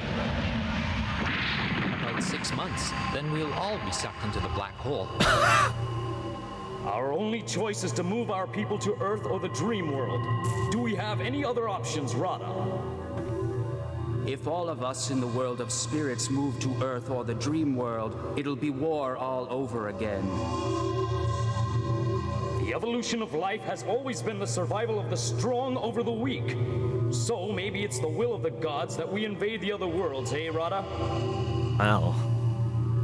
All living things eventually die. The same is true in the spirit world. I've had enough of your gloomy talk. I control the destiny of the spirit world. Anyone object?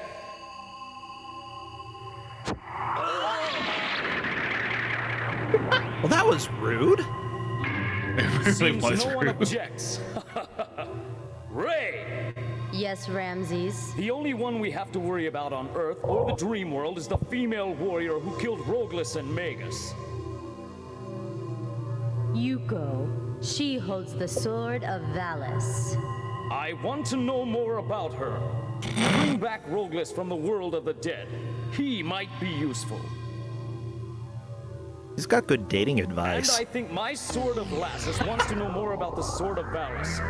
Just raise the dead. Ooh, the swords are gonna date too. They're gonna get to know each other.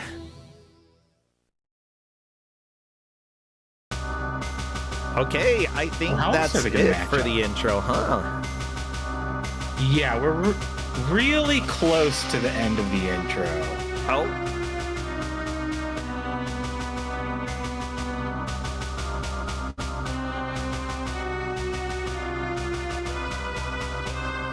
But yeah, I figured you all should know the lore first and what you can expect when it comes to the acting. Yeah. Oh yeah, we've got a tiny bit more. Sorry, I'll turn off the others because they do have flashing, and I just want to focus on the one screen here. I should make a screen just so that we can watch the cutscenes from one player. There we go. Improvement. I've thought of improvement. Huzzah! Using the full screen.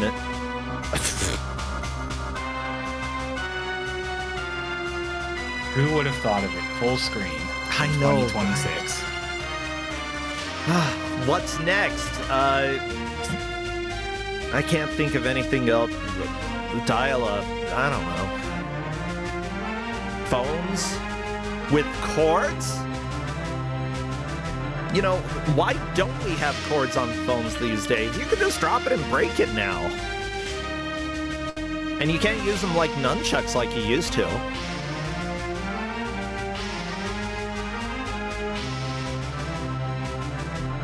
The lore looks like it took 90% of the budget. You are 100% correct.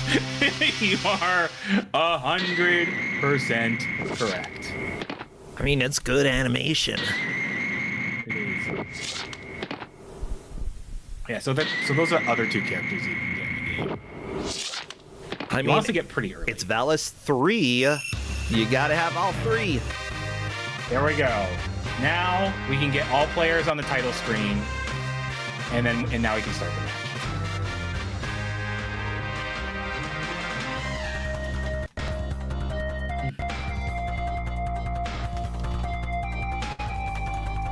Okay, I'm letting them know. Go to the title screen. And otherwise, Mike, what would be some good emotes for chat to spam when we get this started? You know, Japanese magical girl stuff, fantasy, you know, swords. You know, you have the swords that are dating Valis and Lassus, I think it is. Yeah, the dating swords. Okay. Magic. Here, ice, because you will be seeing ice magic a lot in one spot. That I think all the players will get to eventually. Yeah, we're doing the countdown now. Jesus has not quite gone to the correct screen. That's fine. This is before the title screen, so... Yeah, it's before the title screen. He'll basically need to skip the first cutscene and then get to the title screen. It'll or be get to the fast. second cutscene. Everybody whatever. spam your As long as he doesn't emotes. skip the intro cutscene. Char! Rada's dead. Ramses murdered him as part of his evil plan. Mindless Pit skipped. My father. So this will He gave me a count message against for you. Mindless Pit, I Go to believe. Earth Oh, and Mindless discover Pit the resetting. powers That's of the fine. Sword of Valis. Okay, then that's fine. Ramses and his army will be Okay, attacking here Jesus soon. is fine too. You better hurry to Earth. I will recapture as soon as I Our start the battle timer. is a just cause. We are fighting to save our spirit world and preserve our race. In order to do so, we have to conquer the dream world and move everyone there. Are all of you willing to die for me? Yes, sir! Wow. So, she is the warrior of Valis?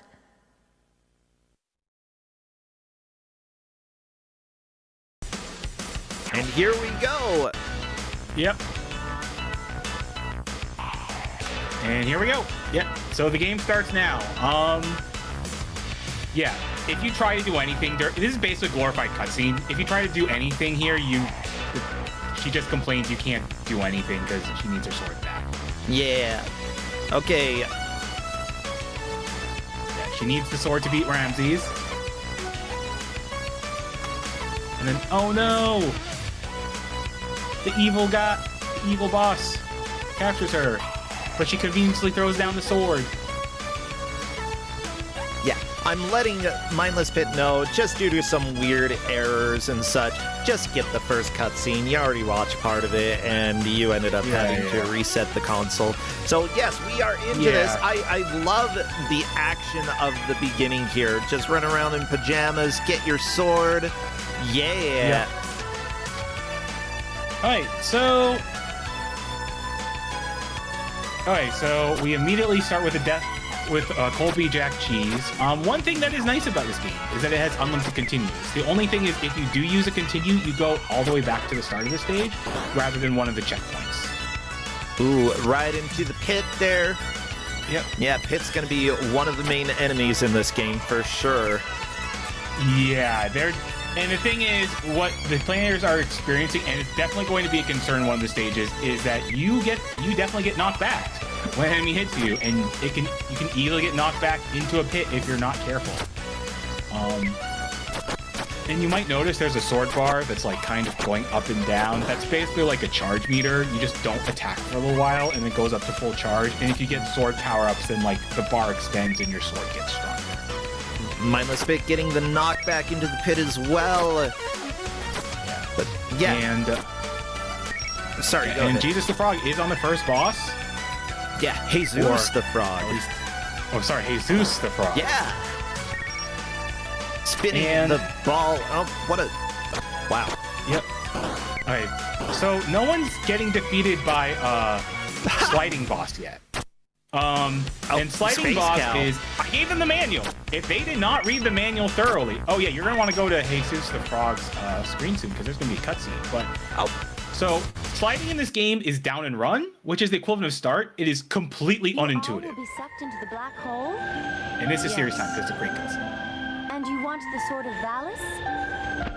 We really need the powers of your sword to somehow save our world. According to a legend in the spirit world, there were two warriors. One owned the Sword of Valis, which you now hold. The other owned the Sword of Lassus. Ramses now possesses the Sword of Lassus. Ramses? Who is this Ramses? He is the ruler of the spirit world. He intends to move all the people in the spirit world to Earth and the dream world. Then what will happen to all the people on Earth and the dream world? He intends to kill them all. He is killing everyone in the dream world as we speak now. Oh my God. Oh my God. Okami, Oh my thank you. God. I'm so glad you have that emote there because it's perfect. The glassy, like, distant stare just combined with, like, the discordant piano and then the monotone. Oh my God. Oh my God. Well, I'm going to say this. All the players have conquered sliding boss. Yeah. This is better than the first time I gave this game Kusogrande, where someone was stuck for at least 10 or 15 minutes on sliding boss. Yep, I remember that. Yeah, like, to be fair, over the years, people have sort of learned some of the tricks with Kusogrande, reading the manual, trying out all the buttons, making sure that, like, they know how to actually play the game before jumping into it. Like, even though these players took, last place during their first match, I still think that we're getting, like, a lot more knowledge for how to begin a Kusogrande match, and I think that's great. And Jesus is probably going to die here unless he figures out, yeah. So you might be thinking, that's a pit, you jump over it. So one bizarre thing about sliding in this game, that the game really doesn't explain or teach you at all, is that you're not affected by gravity while you're using it. Yes. So you can slide over pits. And you have to slide over that pit. You cannot jump over it. Yeah, it's sort of an unexpected wall. Yeah. But something that the players will have to learn. Yeah. And that's like the second sliding boss. Yep, after that, it's all downhill from there. Just easier and easier, right? It's not like we've had later stages in the Kusogrande Gauntlet before. Yeah, exactly. So the thing about this game, I do sincerely think it is actually a pretty good game. Yes. The thing is, it's a little bit janky, but really, there's just a few parts in the game. Oh, Jesus almost got the sliding Jesus boss. almost got it. Oh my gosh. But he has the concept, or they have the concept, so I have a feeling they'll get it the next time. I think so. Yeah, and it's worth noting that you can switch characters in this game, and Colby Jack Cheese is using Char, the lady with the whip. I personally don't find Char that great in this game, but her whip is long range, and I think it's a little stronger than Yuko's sword. Not 100% sure on that. Stronger than the Sword of Valis? How could anything be stronger than the Sword of Valis that's going to go on a date?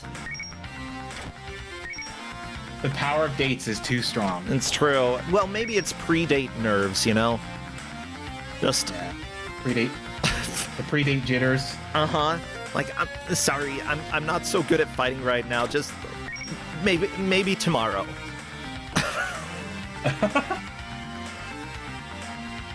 Nah, it's all good. Okay, Jesus approaching the pit here, switching character to see if this is going to be a better option. Can this character slide? Yes, every character can slide. Oh, there we go. Very nice. There we go. Sliding boss defeated. And Jesus remains in the lead. Fantastic job there. One thing that the players have not realized, and this will actually be required later in the game, is that you might see that at the top of the screen there's like these kind of like wands or orbs in the little frame. Yes. And that's the magic.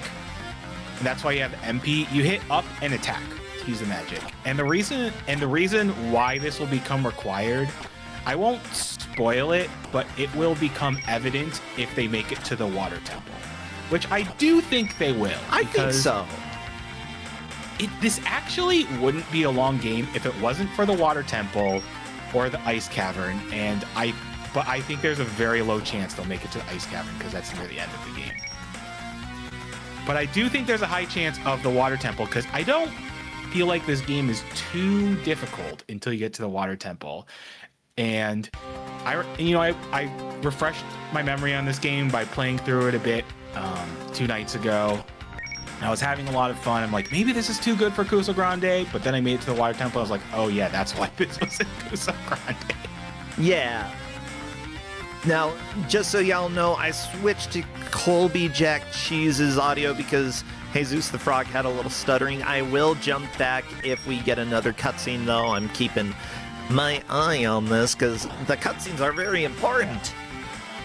Yeah, they explain the plot and the lore. Oh my god. Yeah. Oh my god. Oh my god.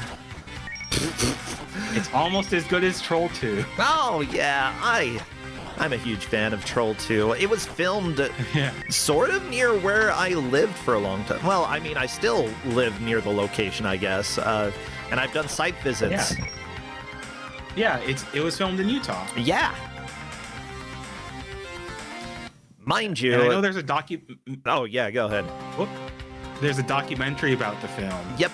And basically, like, all the actors, like, they kind of look upon it fondly just because it's so ridiculous and, like, just so bad. Yeah. And like, and they, like, kind of are in on the joke, but, like, apparently they, like, interviewed the directors, and the directors were pissed, and they were like, the social commentary was 100% serious. They're like, why are people laughing? And there's a reason people are laughing. Oh, we've got a boss here. The orders of the mighty Ramses can't let you guys through. Hey, come on. Valna is waiting for me. Oh, okay. Yeah. Honestly, I half expected her to say, even though this is like about 10 years in the future, hey, come on, Master Wolf! Because it really is phrased like that. But anyway, this boss is not terribly difficult, especially if Jesus figures out the magic. Because the flame magic is honestly the best magic overall in this game, especially if you're playing Yuko, the main character with the sword, because her flame magic just summons these 3 projectiles that home in on the enemy and do a bunch of damage. Gotcha. Yeah, that would be helpful. Oh, there we go. Jesus the Frog using it. He figured it out. Right on time. Beautiful. Yep. And we got another cutscene.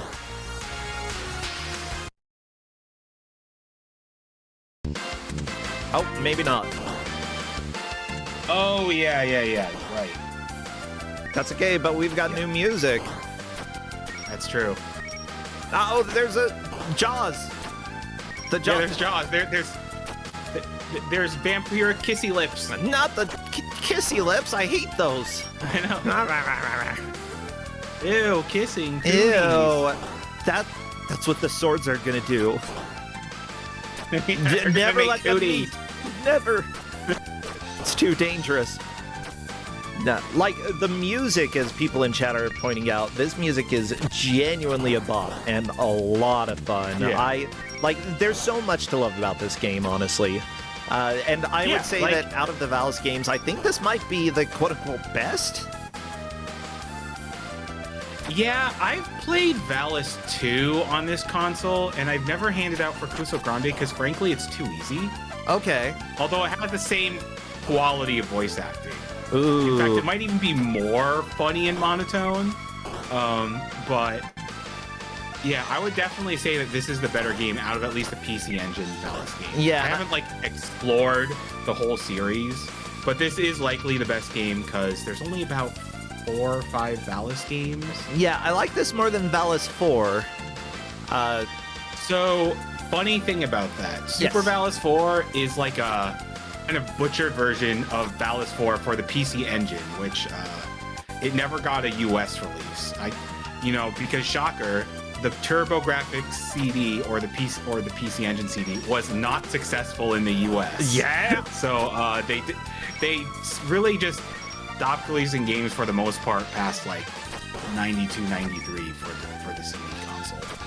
By the way, Chad is noting that Colby Jack Cheese actually got past the slide boss through jumping.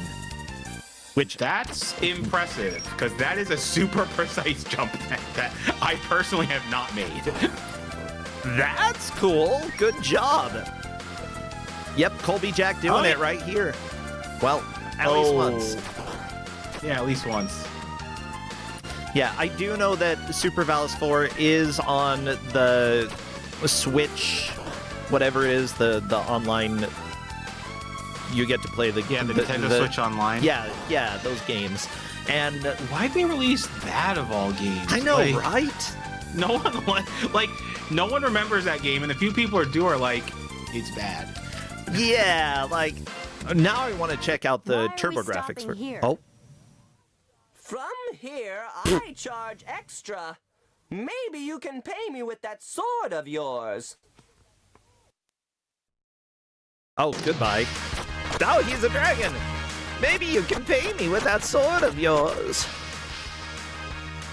I do want to say thank you to the refs who are tracking this match. We've got Linkura is the unrelated lady on the American box art. Oh, very, very pretty. Ooh. Garfield, the lightning, can jump further than he can slide. Also, Harp Griffin is charging 99 cents per minute of reffing. Taven fiddles with his Death Cube, and Jerry Aris unfolds in picture and dialogue. Yeah, I don't think there's a cutscene here because, has to climb the tower. I don't think the cutscene comes until after the wizard boss the stage at the top of the tower. Gotcha. So you are right about Colby Jack Cheese making the first jump. I do not think the second pick can be jumped because I think you actually hit your head on the second. Oh, you may be right. Colby Jack Cheese is going to need to figure out sliding boss, although Mindless Pit has figured out sliding boss because very close not far behind Jesus the Frog. And here's the thing. Yeah. I have alluded to it, and they're actually getting pretty close to it. The water temple is going to be the real test of how much progress players make. Oh, because yeah. It really doesn't matter how much progress they make until they get to the water temple. Because, I have a feeling everyone's going to make it there. The question is, how much progress can they make? Yeah, it can be a genuine challenge, just because it expects you to deal with almost conveyor belt physics, deal with some puzzles that are happening there, all while taking a whole bunch of damage. I won't spoil too much. You'll all see what kind of a nightmare we get to deal with. But yeah, I think that this game is kind of a classic. One of those that, the voiceover, very cheesy for the American version. Some of the mechanics in this game are very much not straightforward, and I think that can be frustrating and confusing for people, especially if you don't get a manual. Even if you do, it can be frustrating and confusing, like for Colby Jack trying to make these jumps, which you don't. Yeah, which you don't think of as I need to slide over this pit. I mean, why would sliding be better than jumping? I know, it makes no sense.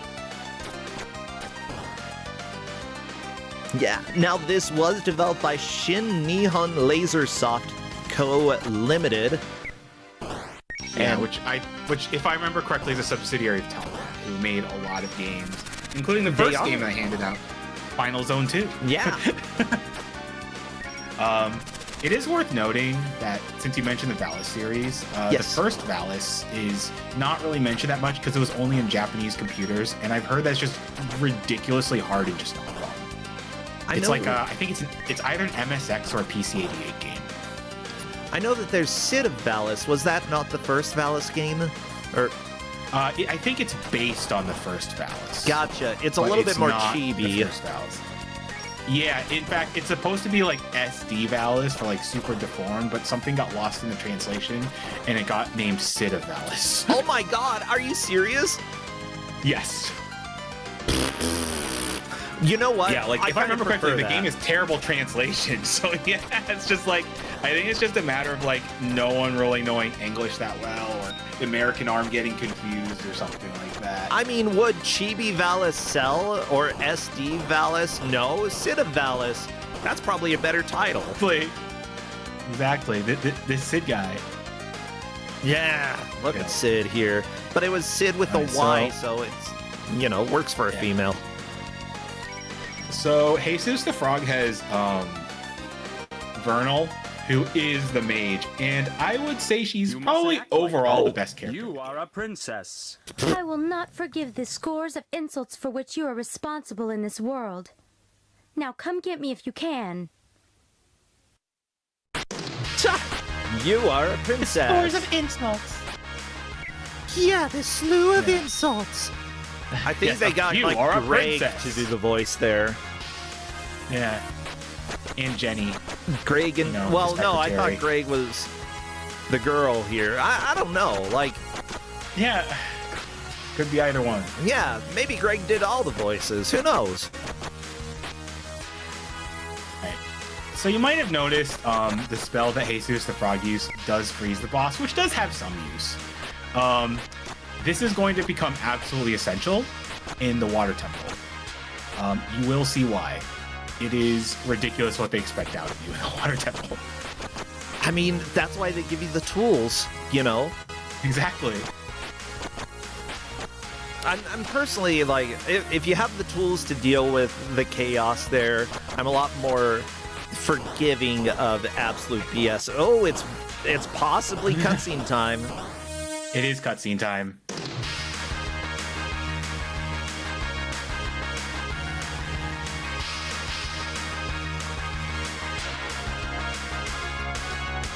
So they're gonna meet Vicente. Ooh. Or Vicente. Ooh, bad gas. Are you Rogueless, who was killed by Yuko with the Sword of Valis? Indeed. If you obey me, you'll have another chance to do battle with Yuko. There is something I want to ask. What's that? Wait. I really don't think your true purpose is to save the people of the spirit world. Am I correct? You're very perceptive for a dead man. You're right. I'm really after the Sword of Valis. I already have the Sword of Lassus. Together with the Sword of Valis, I can defeat even the gods. Who do they think they are, testing me with the black hole? Testing me with a black hole? That's just called space. Yeah. Okay, so And now we're plot on the twist, water he temple. just wants a sword. He wants the swords to date and romance. It's like a sword dating sim, and Mindless Pit is not far behind. Just beat the boss. Nice! I love when we've got a race that starts getting close between everybody. Jesus accidentally using Yoko's magic. I keep almost calling her Sid because of Sid of Valis, but that's not her name. It's Yoko. Yeah, it's Yuko, but yeah. Okay. Not Yoko Ono, Yuko Valis. Yuko Valis, fair. Good enough. That's as close as I'm getting, Mike. You know? Exactly. I'm American. I don't understand Yuko Japanese. Sid, It's Yuko Valis. That name works too. Wait, actually, yeah. Valis is her last name, or her surname. And Jesus whatever. the It should. Frog Whatever. isn't countering the game's knockback yet again. Colby Jack still has not figured out the slide boss. I'm not sure Space Cow has either. Neither has Space Cow. Yeah, important thing in Kusogrande is if there's something that appears to be walling you, try everything. If you try something 5 times and it's not working, do something else. I know that I've seen Colby Jack try to do the slide, but unfortunately was not close enough to the edge. And because of that, Yeah, you have to be pretty close like right to the there. edge. Okay, Colby Jack, a little more. You can't jump. That looks good. No, don't jump. I mean, Colby Jack might now realize, that's as far as I can go. There is no way to make that jump. Like, you should be thinking, like, Teenage Mutant Ninja Turtles 1 for NES. Everybody knows the jump. I've made the jump, mind you. All you do is you walk. You don't jump. I didn't do that. I actually got through with the jump because I am that cool. But what's cooler is doing it a way that doesn't seem like it's the intended way. You should think, this isn't right. Let me try something else. And hopefully, through experimentation, you're able to figure that out. And it's like Colby Jack has seen that if you slide, you hover over the ground. So he's got that knowledge. That's good. I don't know about Space Cow. I believe Space Cow has seen that, but it may have been a while. Yeah, I thought he actually slid over a pit initially. Oh no, Space Cow is just full sending it. Yep. So here's the funny thing. Even though they're significantly behind Jesus the Frog and Mindless Pit, they still have a chance to catch up. Yeah, it's not over for them at all. Yeah, because here's the thing. They're having trouble in this first area of the Water Palace, which is understandable. The enemies do a ton of damage here, like way more than any other area, so they can die really fast. And they can get knocked into pits. And they're not even at what makes this stage so unbelievably difficult. Yeah. Mind you, I'm seeing some of the strategies here that, like, Jesus in the water, right before a pit, where Mindless Pit is, actually did a slide in order to get over to the platform on the right. Like, there's some kind of cool tech to get through this. I think that watching Jesus got stuck in an animation. Okay, there we go. Oh, yeah. That's a weird bug that can happen. I don't know how it happens, but the only way you can get out of that is either get hit or slide out. I love it. Hey, Kusogrande, everybody. Exactly. Look, it can't be a Kusogrande game without at least a little bit of jank. Yeah. I mean, I'm here for it. Give me the jank. Okay. If you are enjoying this music, by the way, like, the people who worked on the music for this don't appear to have worked on very many games, but some of the other games that you've got here, Last Alert, of course, the other Valis games, Fairy Dust Story? I don't know what that is. I have no clue what that is. I don't know, this screenshot's kind of creeping me out. I'm gonna share it. Merkide, the pits, I think, are actually the same distance. It's that if you look closely, there's a lower ceiling on the second pit, so your head bonks on the second pit. Like, look at this girl from Fairy Dust Story. I'm very concerned. Yeah, that's, I don't know. They say, you know, Resident Evil Sweet Home or some of the earliest horror games, but I feel like that's at least horror game adjacent. Yeah.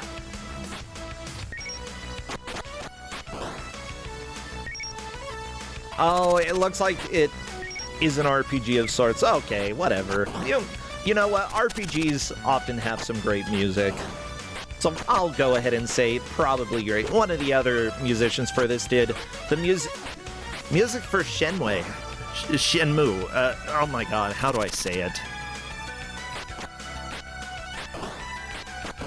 Someone correct me before I embarrass myself. It's too late. It's just gonna happen. That's my life. Exactly. I mean, it wouldn't be Kusogrande without some of us embarrassing ourselves. Okay, Shenmue. There you go. The audio for Shenmue. One of the people who worked on this did that, so that is awesome. And also, No One Can Stop Mr. Domino, which is also a good sounding game, slightly different from the other games. Yeah, slightly different. But it's a fun game. It's a good game.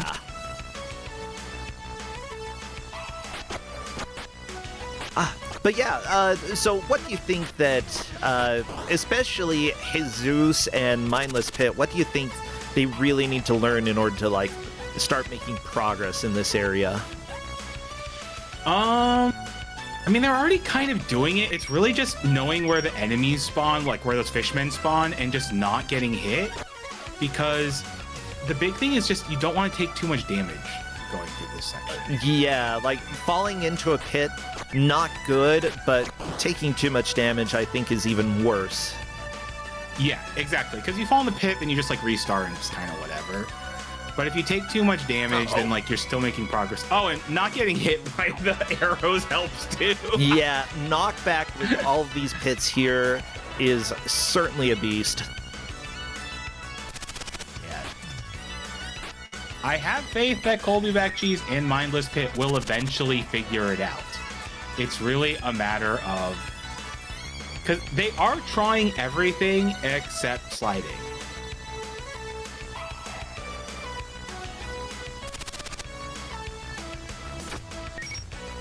Yeah, Space Cow did comment I've read through the controls several times and I have zero idea what I'm doing wrong here.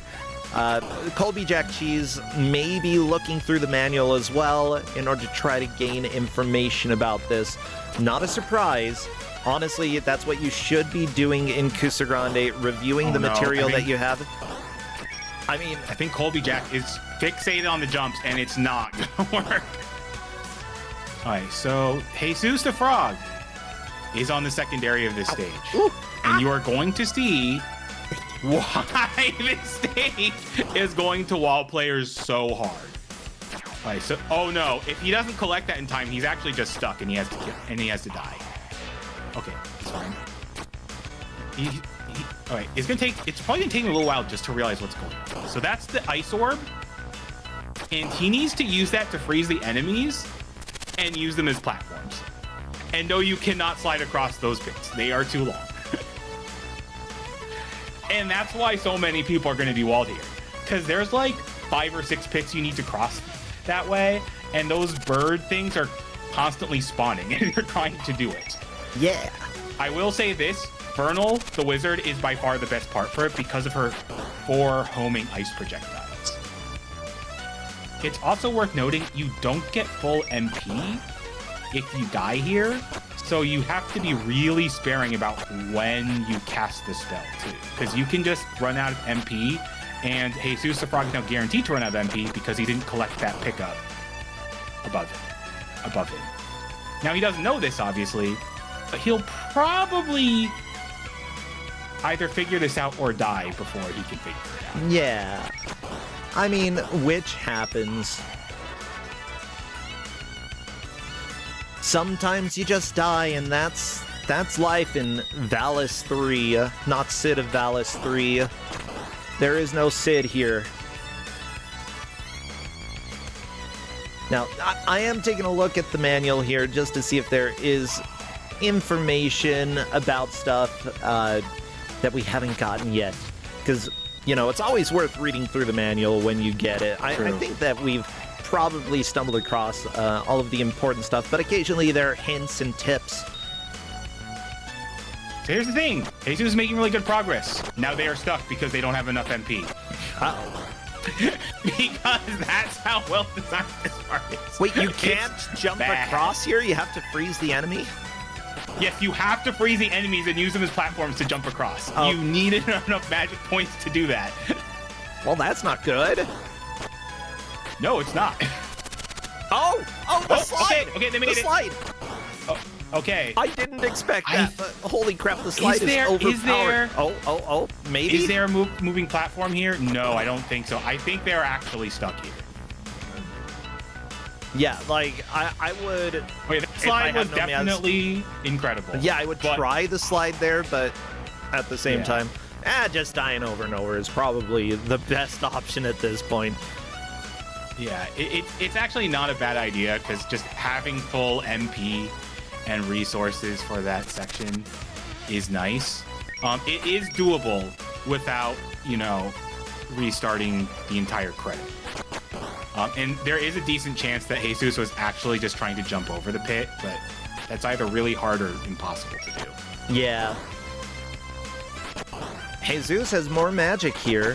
By the way, I want to share something from the manual because I don't see anything that's like helpful information, honestly. But I do see a picture of some of your enemies, and I really like that. Because this honestly literally doesn't help at all.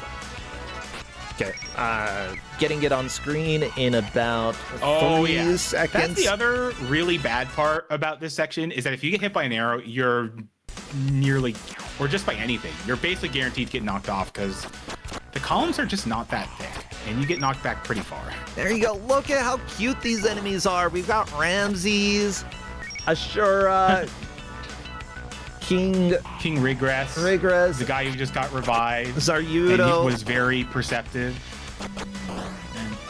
This doesn't help. Literally doesn't, like, and it, because there are cutscenes where they all get introduced, you know. But I Space think Cow, they're please cute. play. They didn't have to draw these, and they did. Space Cow.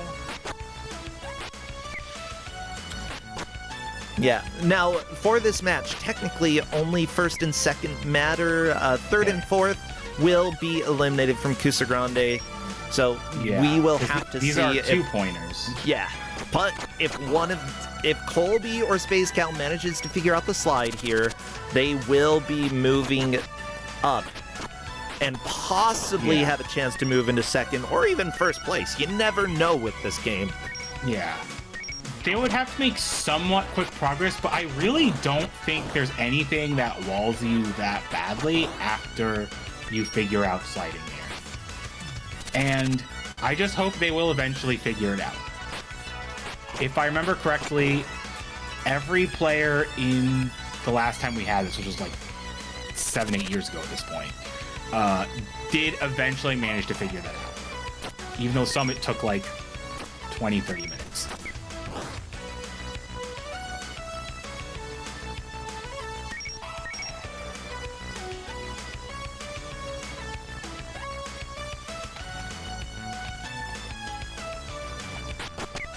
Are you muted, bro? No. Sorry, I'm just trying to state something because Space Cal's like, I've been checking to make sure that my controller isn't messed up or anything, and I'm like, I think I can confirm that I don't believe your controller is messed up at all. Yeah, it's not. I'm just not saying anything because I don't want to accidentally reveal hints or anything like that. Especially since the other players didn't get any hints. Yeah, actually, good point. I'll just leave. I'll leave it be. Oh, like actually, puzzling Sprint things on the out in chat chat is not. mentioned. Oh. Aha! Page 8 of the TurboGrafx CD manual under playing tips. If you find a ledge you cannot reach by jumping, try using the slide technique. Direct quote in the manual. Let's see. I'm on page 7 of the manual. Let's go to page 8. What? Playing tips. Yep, that is 100% a quote in the manual. Where? You just had to not be fixated on the faces, essentially. It's on page 8 of the manual. Oh, I'm looking at 6. Right. Ah, crap. Okay. I thought I went to page 8, but then I just saw saving data with your TurboGrafx. I thought that it was done with info. Oh my god. Here's the deal. They were as soon as they you were get given to, the manual. Yeah, when you get I did give them the manual. When you get to things that sound like technical information, do not have playing tips after that ever. Because exactly. it's bad manual design, okay? I'm willing to say that because it messed me up. Well, technically it's before, but it's like on the same 2 pages. I like how call the TurboGrafx hotline at 1-900-FUN-TG16 for additional game tips. So basically, the tip was pay us money with game tips. Beautiful. Okay, during the action scenes, you'll hear challenges from the enemy bosses. You will also be able to read some comments from fallen enemies that may prove helpful. Okay, so listen instead of just skipping through dialogue. Power-up and magic items will disappear if you wait too long to pick them up or change characters after you find them. That's fair. That's typical of video games. When you use magic attacks, keep an eye on the MP gauge. Different characters and weapons use different amounts of power. That's something that I don't think I needed a tip on. Vernal's Death Cube. What's funny is I grew up in a town named Vernal. So now I'm just imagining my town had a Death Cube, and they didn't even tell me. Vernal's Death Cube is a 4-way ice bomb. Yuko's Thunder Sword wipes out a whole screen of enemies. Okay, yeah, if you find a ledge that you can't reach by jumping, try using the slide technique. I fully understand why people would not find this, because it is immediately below saving data with your TurboGrafx CD, and I guess it says and playing tips, but I wouldn't have noticed that. Yeah, but it's still like under like the more technical information, and then right after it is like the warranty. So like it doesn't help that it's surrounded by 2 things that have nothing to do with the game itself. So Mindless Pit has made it to the second area of the stage. Slide, Space Gal, slide! Slide! Slide, please slide. Look at page 8 of the manual. Page 8 of the manual! Page 8! You know, again, this is expected with with Valis 3. It's kind of dumb at times. Yeah, there is sliding boss. I'm glad that none of the players got defeated by the first sliding boss, but the second one is proving to be a mighty foe. Indeed. And you know what? As far as Lupine 1 in chat saying 50% failure rate on the Rule 0 check, it would have gotten me. Absolutely. Because, you know, how is the worst thing about this game so far the order of things in the manual? Okay, maybe the knockback is worse. Yeah, the knockback and this, and the absolutely stupid requirement on like freezing enemies to traverse across this palace or this temple. Yeah, we're getting a lot of BS now. Mindless Pit exactly. really struggling with this first area in the ice, Yeah. the water palace. Yeah, he still hasn't gotten to what makes the water temple so special. Apparently Colby slid. I mean, this is good. Okay. So we saw a slide from Colby. That's good. Yeah, we have to see if Colby will try it again. The thing is, it's very easy to think, okay, I'll try other stuff. Try it once and then move on. Look, if you try jumping like 30 times, you can try sliding at least 2 or 3 times, please. Yes. Just, Colby made it. Colby. Oh my God. Colby did it. He was defeated. Personal victory and possibly a chance to come back because of how hard this is for Mindless Pit. Yeah. It's going to be tough. They have to really, because like it's going to take at least 8 or 10 minutes just to get up to the water temple. Mm-hmm. And there's only 20 minutes left. But there is a chance. I cheered and I woke up my partner. Oh. That's fair, because it is quite the mighty boss. Oh, yeah. Jesus, by the way, complaining about the arrows in this. Yeah, like, arrows, they don't hurt too much. Like, they do hurt. It's just the knockback from any of the arrows. Yeah. Mindless Pit, gotta slide to the right. Or do a very tricky jump. Yeah, it is worth noting, and hopefully Jesus the Frog noticed this because he just did it. You can actually hit the arrows, and if you hit them enough, they just fall down harmlessly. You know, just like real arrows. Just gotta hit them. Have you ever done archery, Mike? Yes, when I was in middle school. Okay, did they also have people with swords trying to knock your arrows out of the air? No. Oh, okay, yeah, that usually doesn't happen. Except in anime, it happens a lot.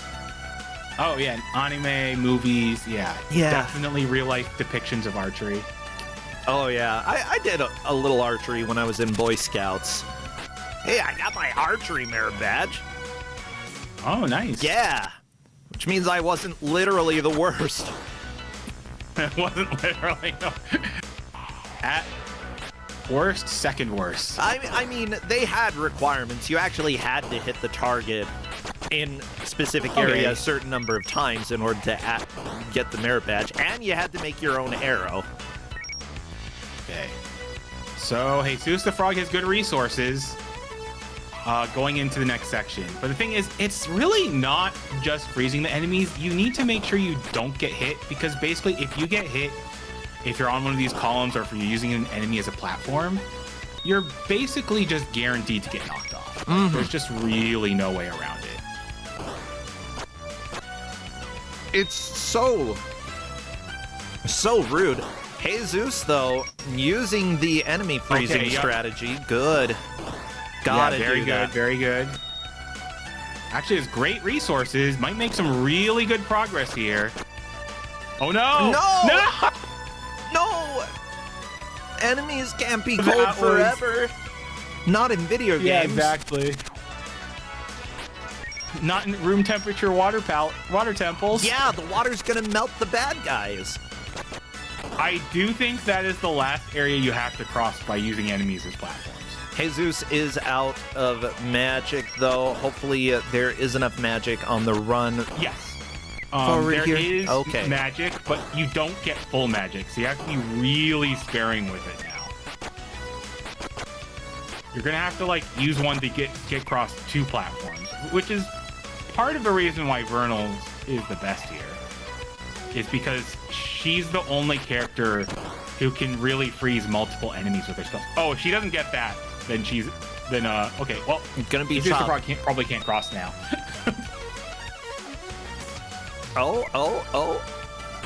Didn't die. No, did die. Okay. Yeah, the thing is, when you have limited magic, you're probably gonna start trying to get a little greedy. No, well, I don't Yeah. think Jesus meant to die there, but we'll see. Yeah, probably was trying to slide, but was too close to the edge. It's such a tough slide. Now, I is. believe that Jesus is in the lead. Mindless Pit, not too far behind, though. Yeah, Mindless Pit has been struggling a lot more with the first area of this stage. Colby Jack Cheese still on the waterfall, but I do think at the very least he will be able to get to the water temple. It's really a matter of how much progress he can make. Yeah, because he's at the bare minimum gonna need to get to the second area. It's gonna be difficult. difficult. No, he should not have killed both of them because you want to make his. Well, he might be fine. Yeah, but just gotta wait. You really just want to make his as efficient no. use of magic as possible. Yeah, and now he has to wait for like that to disappear. Oh no, I don't. Yeah.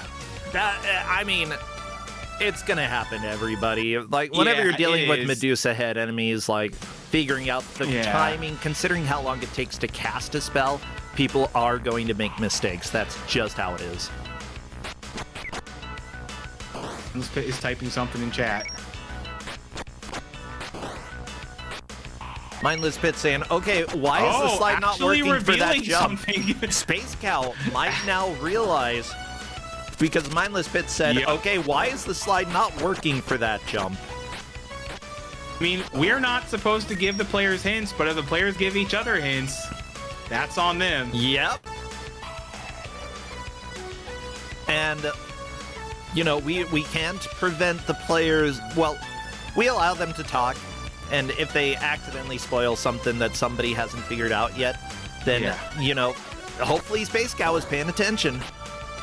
Yeah, hopefully. Nope. Nope. Well, I mean, Space Cow can make this first jump, so perhaps Yeah. he would be tempted to do the first jump the normal way and then be like, okay, the second one, let's go ahead and slide.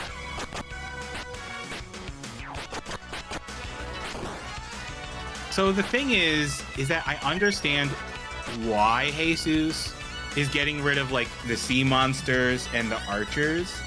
The archers definitely make sense, but the sea monsters are actually pretty good as platforms. And if you get rid of them, then you have to rely on timing your freezes with the flying bird enemies, and that's a lot trickier. So my recommendation is to not kill those like sea monster enemies that leap up. But you know what? Hopefully, he can just make progress regardless. I think Jesus is trying to get a game over because he wants as many attempts as possible. Not a bad idea. Because he knows it's stupid.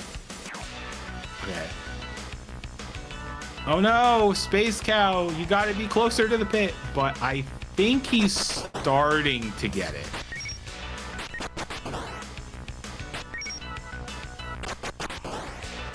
Okay. Sorry, I was just eating real quick. I'm good now. My food It's all is good. gone. I actually ate before this match. Cooked myself some rice noodles with some Thai sweet chili sauce and oyster sauce. It was good. Ooh. I always like rice. Trick with the trick with rice noodles is that you like soak them in water before Oh, you rice pan fry. noodles, yeah. Yeah. I'm trying to remember. Are rice noodles the ones that are a little, like, transparent or translucent? I think those are mung bean noodles, which are fairly similar. Gotcha. But yeah, I personally go for the really thick rice noodles. Okay, gotcha. You like a thick noodle. Now we know. I do. Just like how the villain of this game, whose name I cannot remember, even though it's been mentioned like 20 times, likes a thick sword like Lashes. Yeah. I mean, who doesn't like a thick sword? I mean, I suppose some people are like, nah, I'll take a katana. Nah, maybe like, maybe I fence. Okay, and it's fine. Fence. If you fence, it doesn't invalidate you. Yeah, exactly. No. Don't yuck someone else's sword. And if you prefer daggers to swords, it's okay. I'm not gonna knock that. It's how you use it. Yeah. Not the size. Yeah. Although, if you're slashing people, you know, with your sword, maybe you gotta think about your style a little bit. Anyways, yeah, Colby is back onto the waterfall with an extra life. Just got to get to the top, defeat the boss, and then you are done with this nightmare of a level. Unfortunately, I don't think Colby can quite catch up to the water temple at this point, because there's still a cutscene after beating this boss. No, there's the cutscene after beating this boss, but there's still the boat ride, and then the tower, and then the cutscene. Perhaps with perfect gameplay, but it's asking a lot. Yeah. Okay, good. He didn't kill the sea monster. He got them. Oh no. Don't stay in them forever. Oh no! The knight knocked back! That was a good attempt. That was a good attempt. I love it. But not quite. But that's the thing. You can't really slide like that because that enemy is there and will knock you off. I mean, it still is a really good attempt. It was. And honestly, that's something I might have tried if it was like the first time I was playing. By the way, Chad is noting that Space Cow's current strategy trying to figure out this slide is to run and slide, and that, while it can be done, is very difficult. Yeah, because you actually can't slide while running. You have to crouch. You have to crouch. I see Space Cow kind of doing it, but well, you have to do it. He's doing it really fast, is the thing, but you have to crouch. And you don't get any extra momentum like running before the slide. I don't think you do it. There's no advantage to running beforehand as far as I can tell.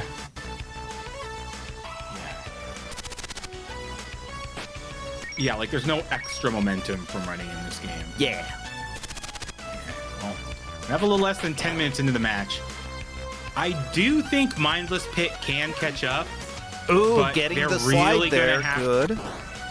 But they're really going to have to figure out the first section, because honestly, they very rarely made it to the second section of the stage. Yeah. Which is understandable. The enemies do a ton of damage in this section. I don't know what it is, but like, nothing in the game really does that much damage until you get to this part of the game. In general, what you want to do in an area like this is figure out less what is going to be fast and more what is going to be reliable. One of the jumps that I saw Mindless Pit keep trying while Jesus was using a slide repeatedly, Mindless Pit is now using a slide, which is the correct choice.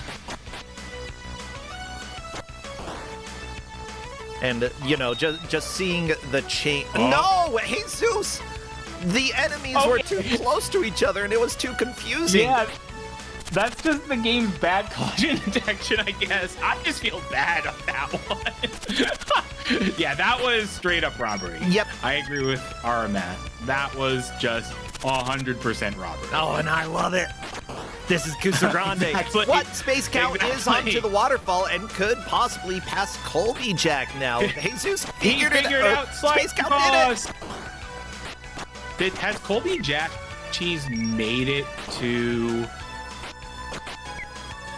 Let me check the ref sheet just to see, because I don't believe so. And looking at it, it looks like Colby Jack got to Crawling Brain Pachinko.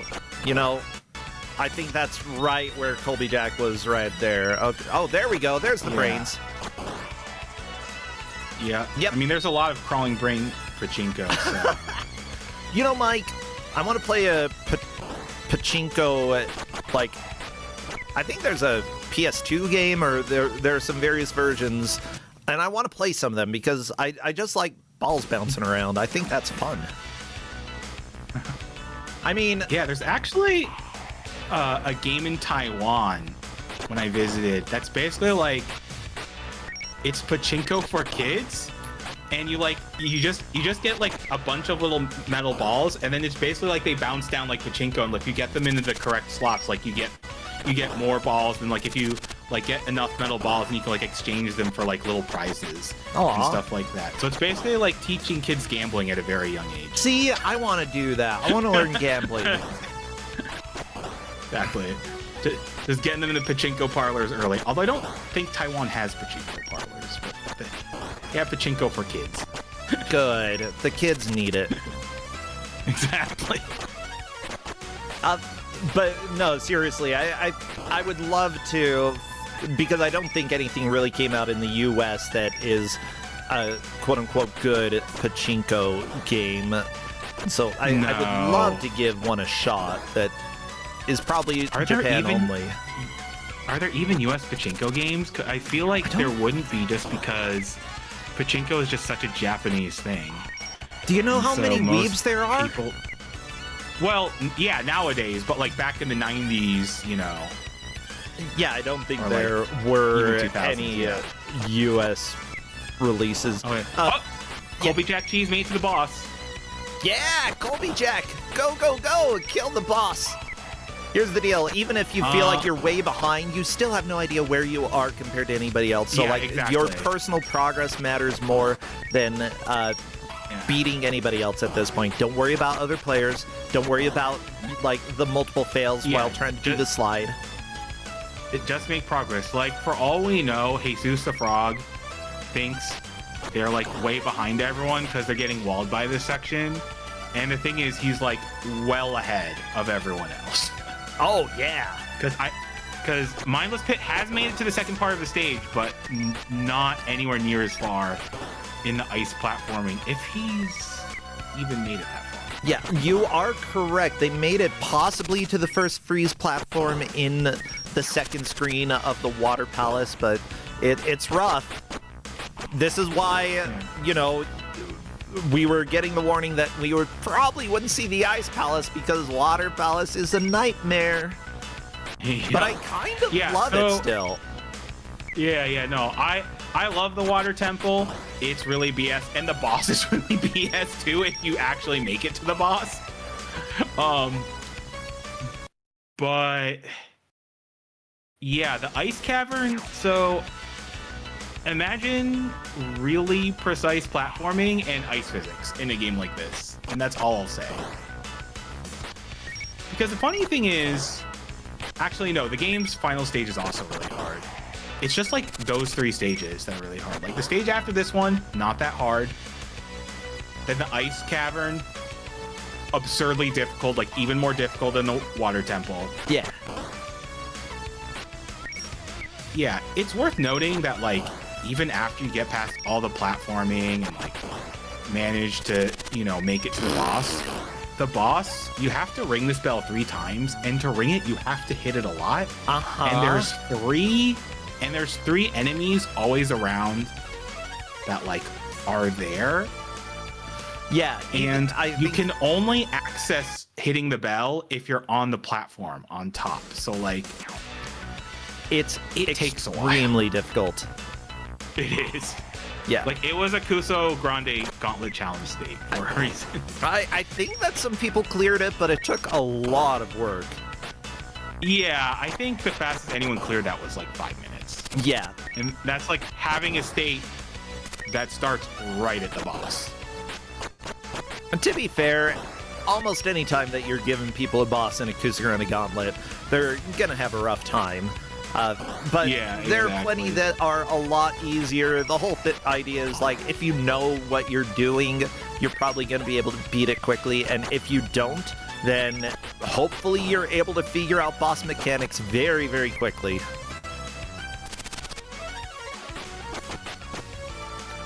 Okay, we're in the final minute and a half, very close to the end of this match. It is technically possible if Mindless Pit can get some of these.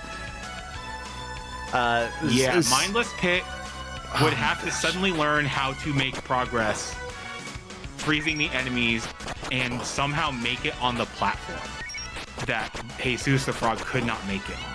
It's technically possible, but it is a big risk. Yeah, I was going to say, if it's going to happen, it's going to happen right now. Yeah. And they'd have to, like, figure out how it works really fast, and they'd have to figure out that they want to use Vernal the Mage really quickly, too.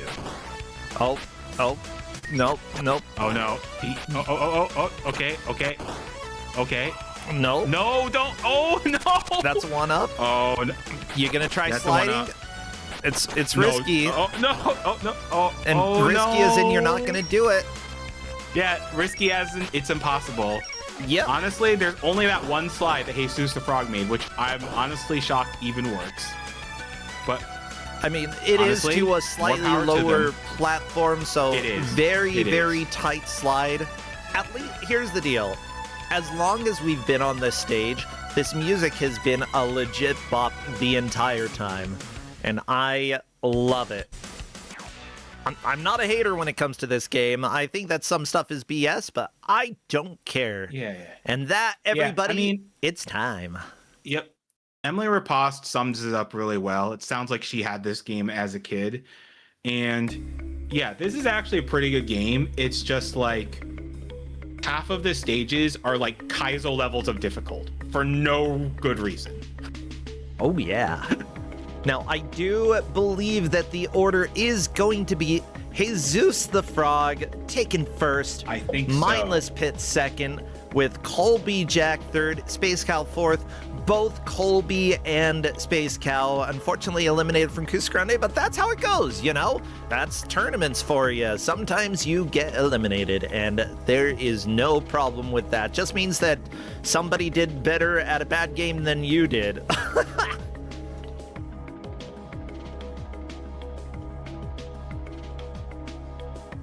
Yeah, Space Cow being like, I'm so mad that I tried the slide a couple times and it didn't work, and then after 50 minutes it finally did.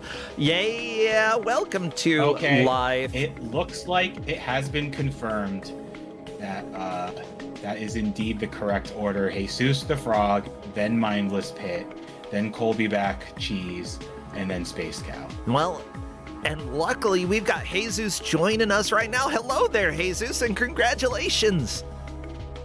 Thank you. Wow, I honestly had a lot of fun with this game. You know, the voice acting, top notch.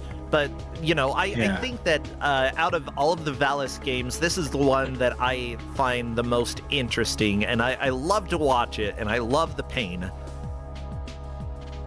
Yeah, which I believe that you experienced a reasonable amount of the pain, right? Yeah, this game is actually really fun. There's only 3 problems with it, really. Okay. One is, for some reason, they're like, we're going to make gaps that are slightly too wide to jump to make you use the slide. Yes. Which is a weird... Yeah, that's the second sliding boss. The first one is just figuring out to slide. Right. But I did give you the manual so you could figure that boss out. So, and everyone figured that boss out. That's all right. It's kind of weird, but it's kind of fun when you do it, though. The sliding across pits, well, it was whatever for you, but we had 2 players who were stuck on it for the majority of the match. Because it's not intuitive.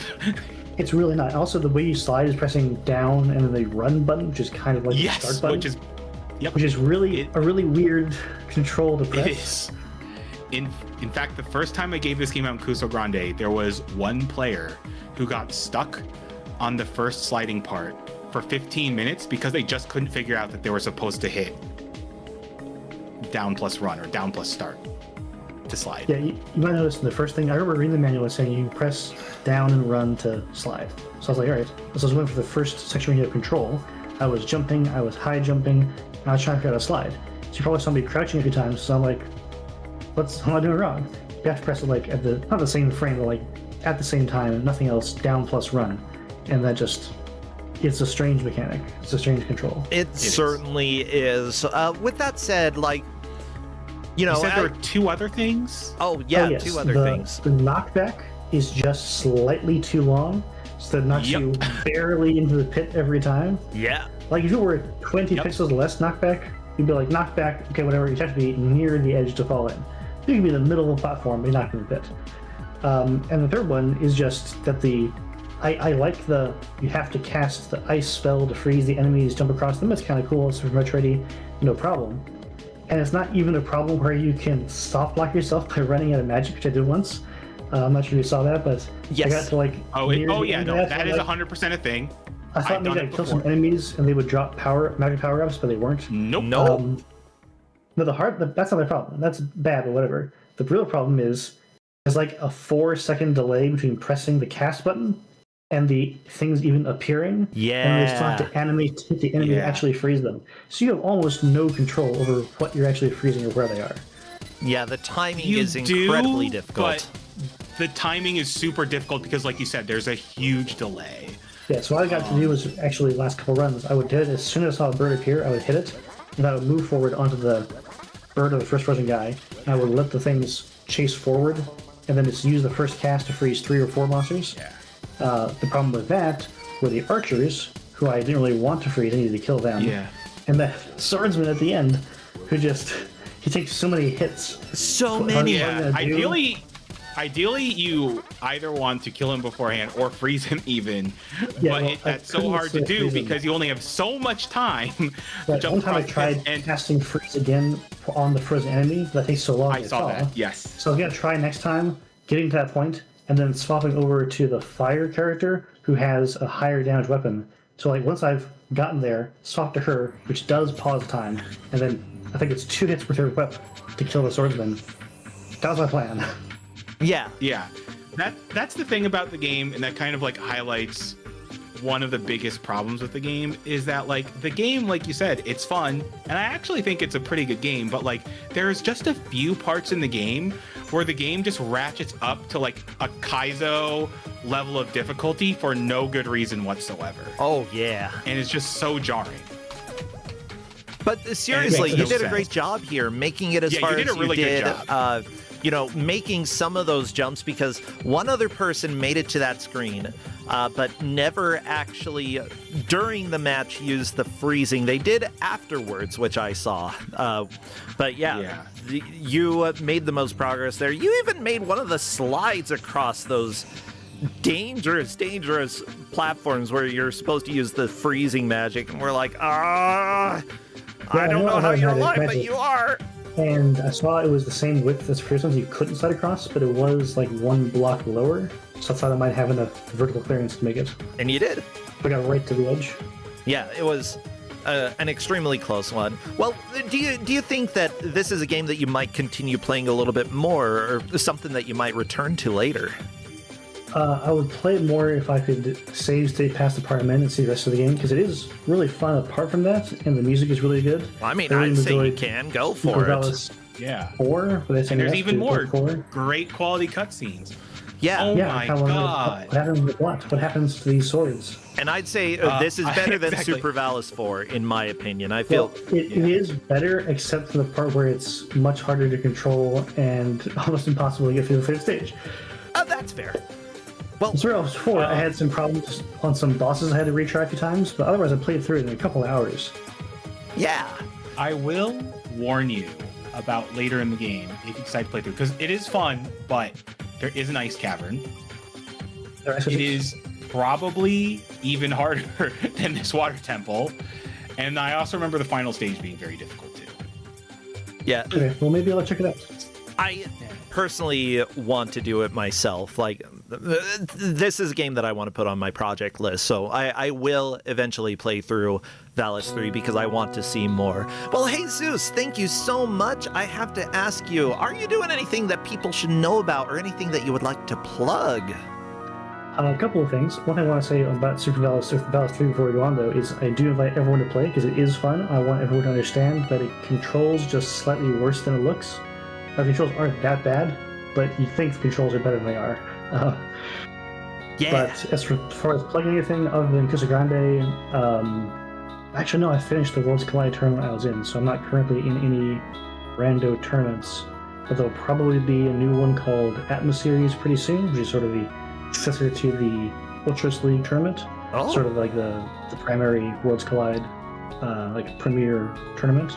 I'll probably be in that in a month or two. Oh, cool. And yeah, that's about it. Well, sweet. Thank you so much. Mike, what about you? Anything you want to plug or anything that you're doing that people should know about?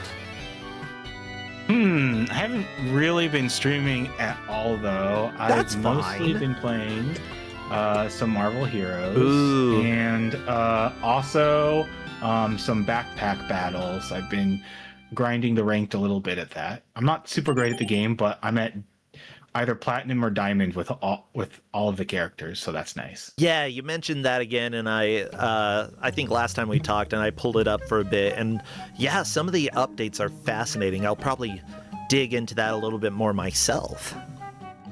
Well, great. I think it's time for us to move on, so thank you both so much, and I'll let you go. Okay, thank you so much for having me. Yeah, always a good time, and thank you, Jesus. See ya! Bye. Well, everybody, we are gonna move on to the next match. However, before that, I'm gonna run an ad because I gotta use the restroom real quick. We will be right back, and then we'll hop in as quickly as possible. Stay tuned.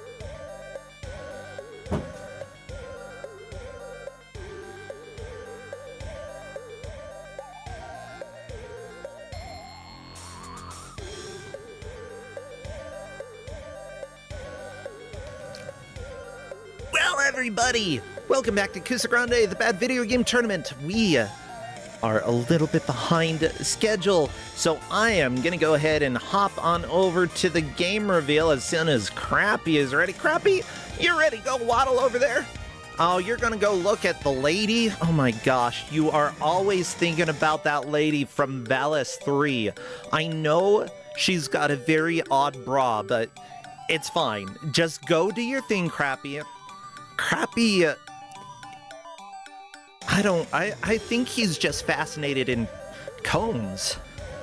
Honestly, various shapes of any kind. Well, everybody, let's go ahead and forget that box art and let's pay attention to this next game. And our GM, say hello to GM Polk Kitsune. Come and join me, Polk. Let's talk about the game. Hello there, Polk. Hello! Hey, how are you doing today? Pretty good, pretty next time. I'm sure there were words in there. Well, we're a little bit behind schedule, so what game do we have today? Well, you see, sometimes you have some companies here that have a genuine hit on their hands here. They'll try to push it at every single time. A certain company decided that Mortal Kombat here was definitely a hit, and they decided you try to recycle that quite a lot here. So this is why tonight here, we're getting a little something here, right out of the Mortal Kombat codebook, of course, with Batman Forever. Yeah! Oh no! For Game Boy! Yeah, the Game Boy. Players are going to have 1 hour to try to be the best Batman that they can. Whoever does will take the victory. Whoever doesn't, only getting 2 points. And with this match, it does look like we've got a 5-point match. One person will be eliminated. The players for this are KM, Lone Mouse Wolf, one of our friendly, I believe, one of our referees here. We've got Una Cully, we've got Radama Ford, and a Scout Pilgrim. Ooh, sneaky name. We had some Scout Pilgrim stuff yesterday with Clash at Demon Head. Or that was Scott Pilgrim. Yeah, okay, not quite the same thing, but close enough. Close enough. Well, let me go ahead and check to see if the players... Yeah, if the players are ready. If they are, then we'll go ahead and get started. What would be some good emotes for chat to spam? Batman, Batarangs, of course, here, the bank, anything circus related, Knuckles. And Knuckles. I don't know what that means. But apparently we might have Knuckles and Knuckles and Knuckles and Knuckles. Knuckles and Knuckles and Knuckles, Knuckles, Knuckles and Knuckles and Knuckles, Knuckles, Knuckles and Knuckles and Knuckles and Knuckles. Oh my god, that's hard to say.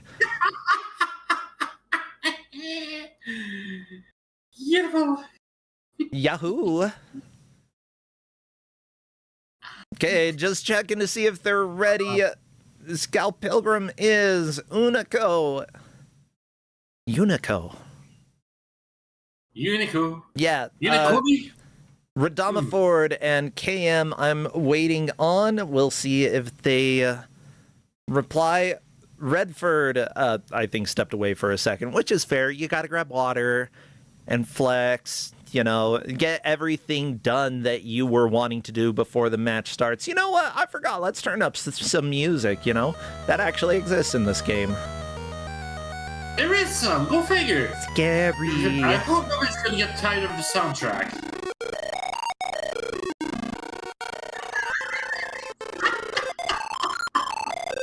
Oh, I don't like this.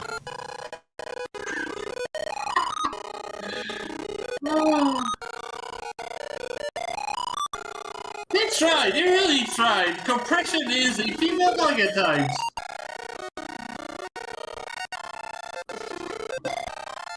Okay, so just letting Kim know, take down the pick. And then I'll do the countdown. Okay, chat, get your emotes ready. There we go.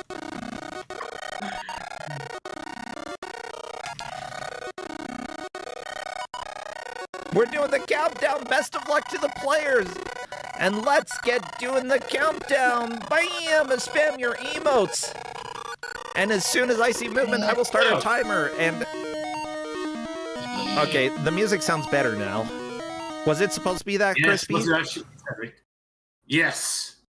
No. What I had to do it for some moment because we were on something else. Not the actual game. This is how it's supposed to sound like. Gotcha. Ooh. Yes. Okay, this... And now we have Knuckles. That vertical jump is so good. Oh, Batman and Knuckles and Catnip. It is Batman and Knuckles. I know! See, I didn't believe you. Wow, Knuckles is pretty good at fighting. Sure it is. And that's something you might have noticed here. This feels very much like a Mortal Kombat game. It feels like Sub-Zero. A little platform they tried to do here, which of course keeps all the Mortal Kombat mechanics, Which, if you think something bad on its own, imagine that on Game Boy. Oh, yeah. I mean, Yep. Batman Forever, this is one of the legendary Kuso games, but we usually see different versions, right? Oh yes. Oh yes. I think this is the Yes, first yes. time I didn't even know there was a Game Boy port. And I think my life was better. Sure was. Unfortunately, I had this as a kid. What? And yes, this was one of a few. I got that on Christmas. On the thing, and what's worse is that it took me months and months before I actually got past the first room. I had no idea otherwise, what to do in the freaking thing until I had to experiment and find a way to get through this. Oh no. You couldn't even Yes. beat the first room? The first room. I couldn't get past it. Gotcha. Which, I did give it a little bit of mercy, the game, because, yes, the game does come with a manual, and as I've told our players here, do not trust the manual. It will lie to you at every possible time here. Really? The manual's a liar? How dare you? The manual's a little liar, yes, because this first room here has 2 floors. It's only the first 2 rooms that have that. And the manual does tell you on how to use your grappling hook, except it's got the wrong button and one of the 2 inputs for it is completely wrong. Okay. And as you mentioned, the vertical jump they have a moment ago here, that's not included in the manual. I had to tell them outside of that for this. Oh no. The super jump isn't even mentioned in the manual. That's a problem. No. Because you have to use it in the first screen. Yes. Because otherwise you can't reach the other enemies in there. You can't save all the policemen. You can't exit the first room. Yeah. So there's cape glide, up when jumping / falling, which will probably be used. There's jumping up on control pad, somersault flip, up plus left or right on control pad, walking, control pad in desired direction, and finally crouch down on control pad. During fighting, you've got low kick, high kick, yeah, blah, blah, blah, blah, blah. Once you've grabbed enemies, there are different ways to punish him. And that's it. It doesn't tell you the super jump. The required super jump. Yep. The grappling hook will do it also. But the way to use this here, first of all, it gives you the wrong button in the manual. One of the 2 inputs for it here is wrong. For which move? The grappling hook. If you go lower, it has a list of gadgets to use, each one of them using a different input. Yeah, it does say selecting gadgets. Let's see. Okay, page 15 through 18. Batman's default gadgets. Batarang. Bat-shaped throwing gadget. Though a single batarang causes little damage to an enemy, firing several in quick succession can prove damaging. It says down towards the enemy, so down forwards plus A. Is that correct? Yep. Okay, grappling That hook. one is false. It says down. Wait, that one's false? That was false. Is it B? Yes. Okay, down towards plus B. Grappling hook, it says down towards plus A or away toward. That's not. You can't do it away and towards. You can't do away and towards. Away towards Nope. plus A. So you have to push backwards, forwards, and A at the same time, which is not doable. Also no. How do you use the grappling hook then? It's either down towards and B, or towards down B. So forward down B. Yeah. Batarang is the opposite. Down forwards B. Oh my god. Cape morph.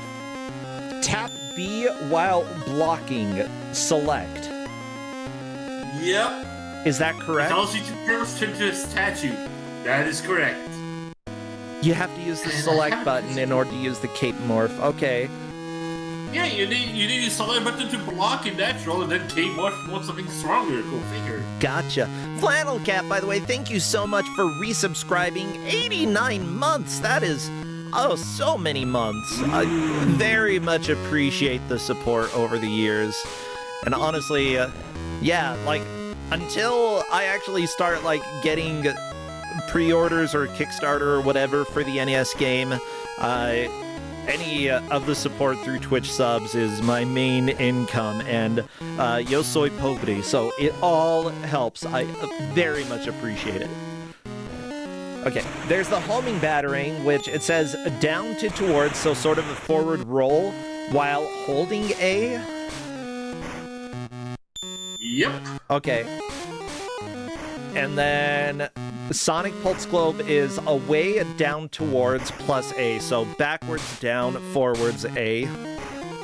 Okay. Yep.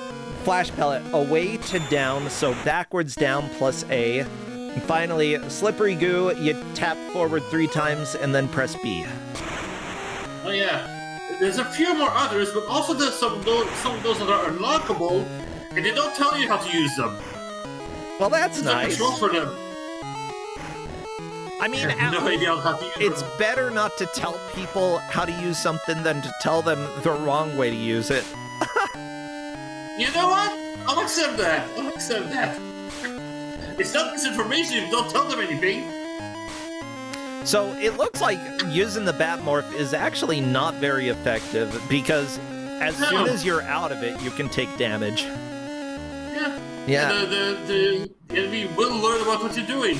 Multiple people are taken down crazy, named after the quilts. Okay. A little bit earlier we had Angry. Oh, seriously, crazy quilts, amazing. Get yourself a cake. Support, folk art. It's really cool stuff. Let me see if I can find a good picture of a crazy quilt, because this is what this guy is. Beautiful. He's perfect the way he is. I know that I've shared pictures of crazy quilts more than once on this stream, and too bad you're getting it again. Here's another crazy quilt. Look at it. This is beautiful art. Taking patches of different fabric, patterns, but with some patterns, but also no patterns within those patterns. It's so much fun. Yeah. Beautiful chaos. Jesus. Yep. And I love them. And the guy in this game sleeps with one of those, which is cool. So KM might be on the next screen. How easy is this going to be for our refs to track? That's my question. Progress for this year is done via the number of stages cleared. Stages cleared should be pretty obvious. Okay. Guard gems as we go. If they are at the same stage, since all of the enemies need to be cleared progress, they will be counted by enemies they've defeated. Yep. Early on, it's not too much of a big deal if the count isn't completely correct. Later attempts, they will be defeating more enemies. When they run out of lives, how do continues in this game work? I don't believe there's any continues for this. And how many lives? Do you have extra lives? You have 6. The number at the top of the middle here, those are the number of your lives not. Okay. Now, there are coins that you can pick up here, 2-face coins. Those are technically 1-ups, but just like the coins, the 2-face coin here, each time has a different effect. If you get the scarred face, you get a full health refill. If you get the clean side, you get extra life. Ooh. So it's random. Which it is completely random, but you definitely want the extra life, because as soon as you die, you pretty much revive exactly the same spot. So technically you're getting a refill for your full health. Yeah. Mind you, KM did get the health refill, but was almost out of health, so either one was very, it's not really a big loss getting the health refill there. Okay, Unico moving up to floor 4. I assume. Oh, and there we go. KM is through bank 1. That is progress. Also, big shout out to the referees who are tracking this match. The referees for this match are Dobby. Wow, okay, just very simple name there. Probably just like all of the enemies in this game. There's also the real Garfield the Lightning Begins. Ah! There's Neitzel trying to persuade Salmon Buffalo to take a sandwich before reffing. There's also Salmon Buffalo is getting drive-through. And finally, Okami is designed for 6 buttons, but only has 2 buttons. No, Okami, no! Yes. Because the other version here, like the Sega Genesis version here, have a whole lot more buttons to work with. Yeah, Game Boy not so much. I mean, if you're playing with the 6-button Genesis controller, yeah. But a lot of people played with the 3-button one. Okay, no. I kind of like some of this music. It's fun. Yeah, it hurts, but it's fun.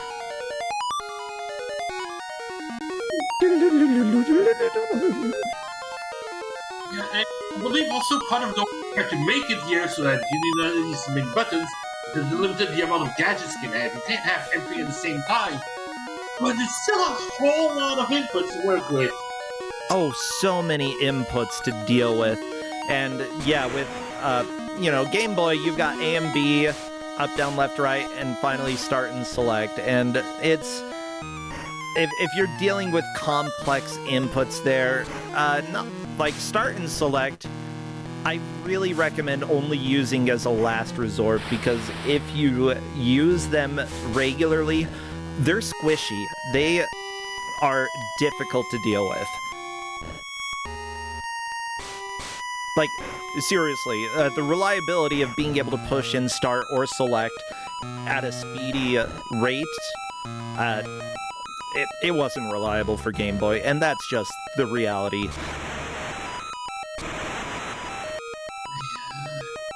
I will also add in here that the input of this is very Mortal Kombat-like. Like, when you do a down forward and press a button, you can't hit the next button right after, at the same time as the last input. You need to wait a second before you actually press the button on it. Gotcha.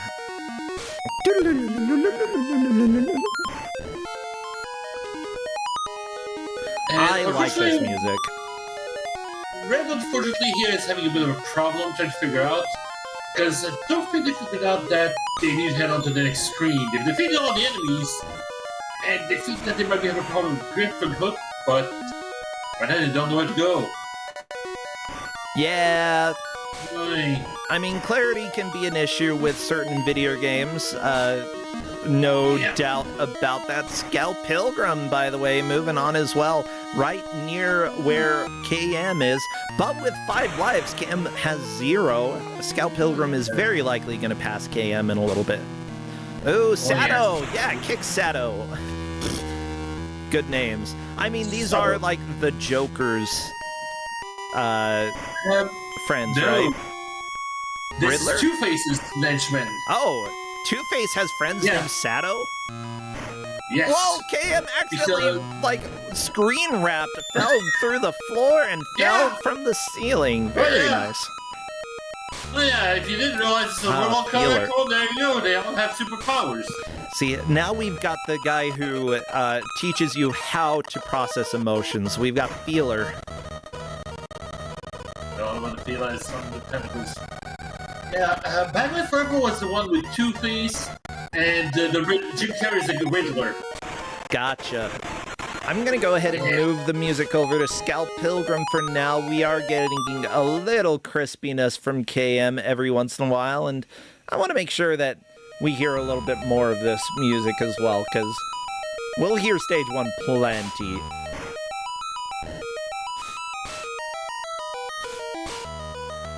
Yeah. Now, I'm trying to remember, is this a, adaptation of the movie music? I believe it is. Yes, very close it feels.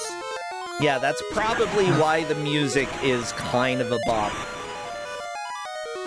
Yes, even if it is crunch as they can here, the Genesis version, I believe, also has actual voice clips to it. Okay. But you can't do this here. Yeah. Now, the person who did do the music conversion here for the music, just taking a look, they've worked on so many games and so much music. Some of the first that they did, Mortal Kombat for Sega CD, of course, Game Boy, Batman Forever, Judge Dredd, many versions of Batman Forever, possibly even the arcade one. Bugs Bunny and Double Trouble, which I think the audio's fantastic there. Oh wait, Bust a Move 3DX.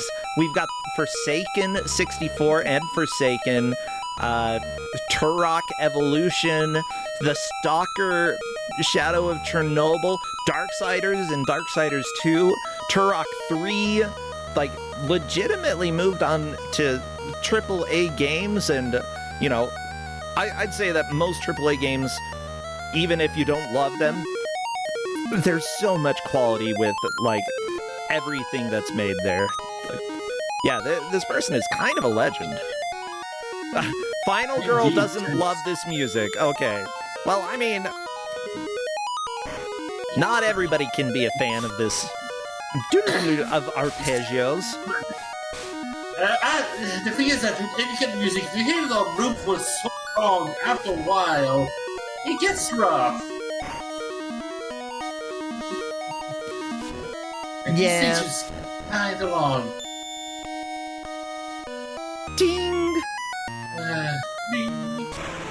Yeah, to be fair though, like, I understand why the music might not be everyone's jam. This is Game Boy, and the Game Boy sound chip, not the most sophisticated. Oh no, KM taking down the Big Bay, not my Big Bay. Big Bay! Everyone loves Big Bay! Whoa, through the door. Yeah, through the door, generally not a good thing, because you have to work your way back. As Okay. an addition, most of the destructible ones in place here will have power-ups, well, have them at the very least. But if you come back to a room, there's all of the destructibles are suddenly back in place, but they won't have any more power-ups to send them. I don't Although know. you cannot recycle them.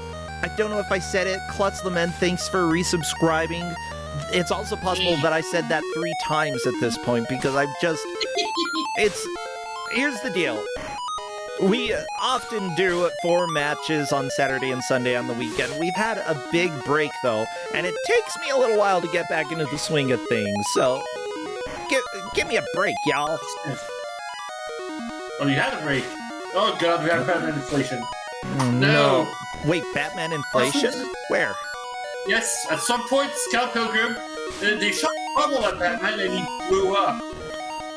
Okay. Like, look, it ballooned up. I gotta see him turn into a balloon, make him big and round, you know?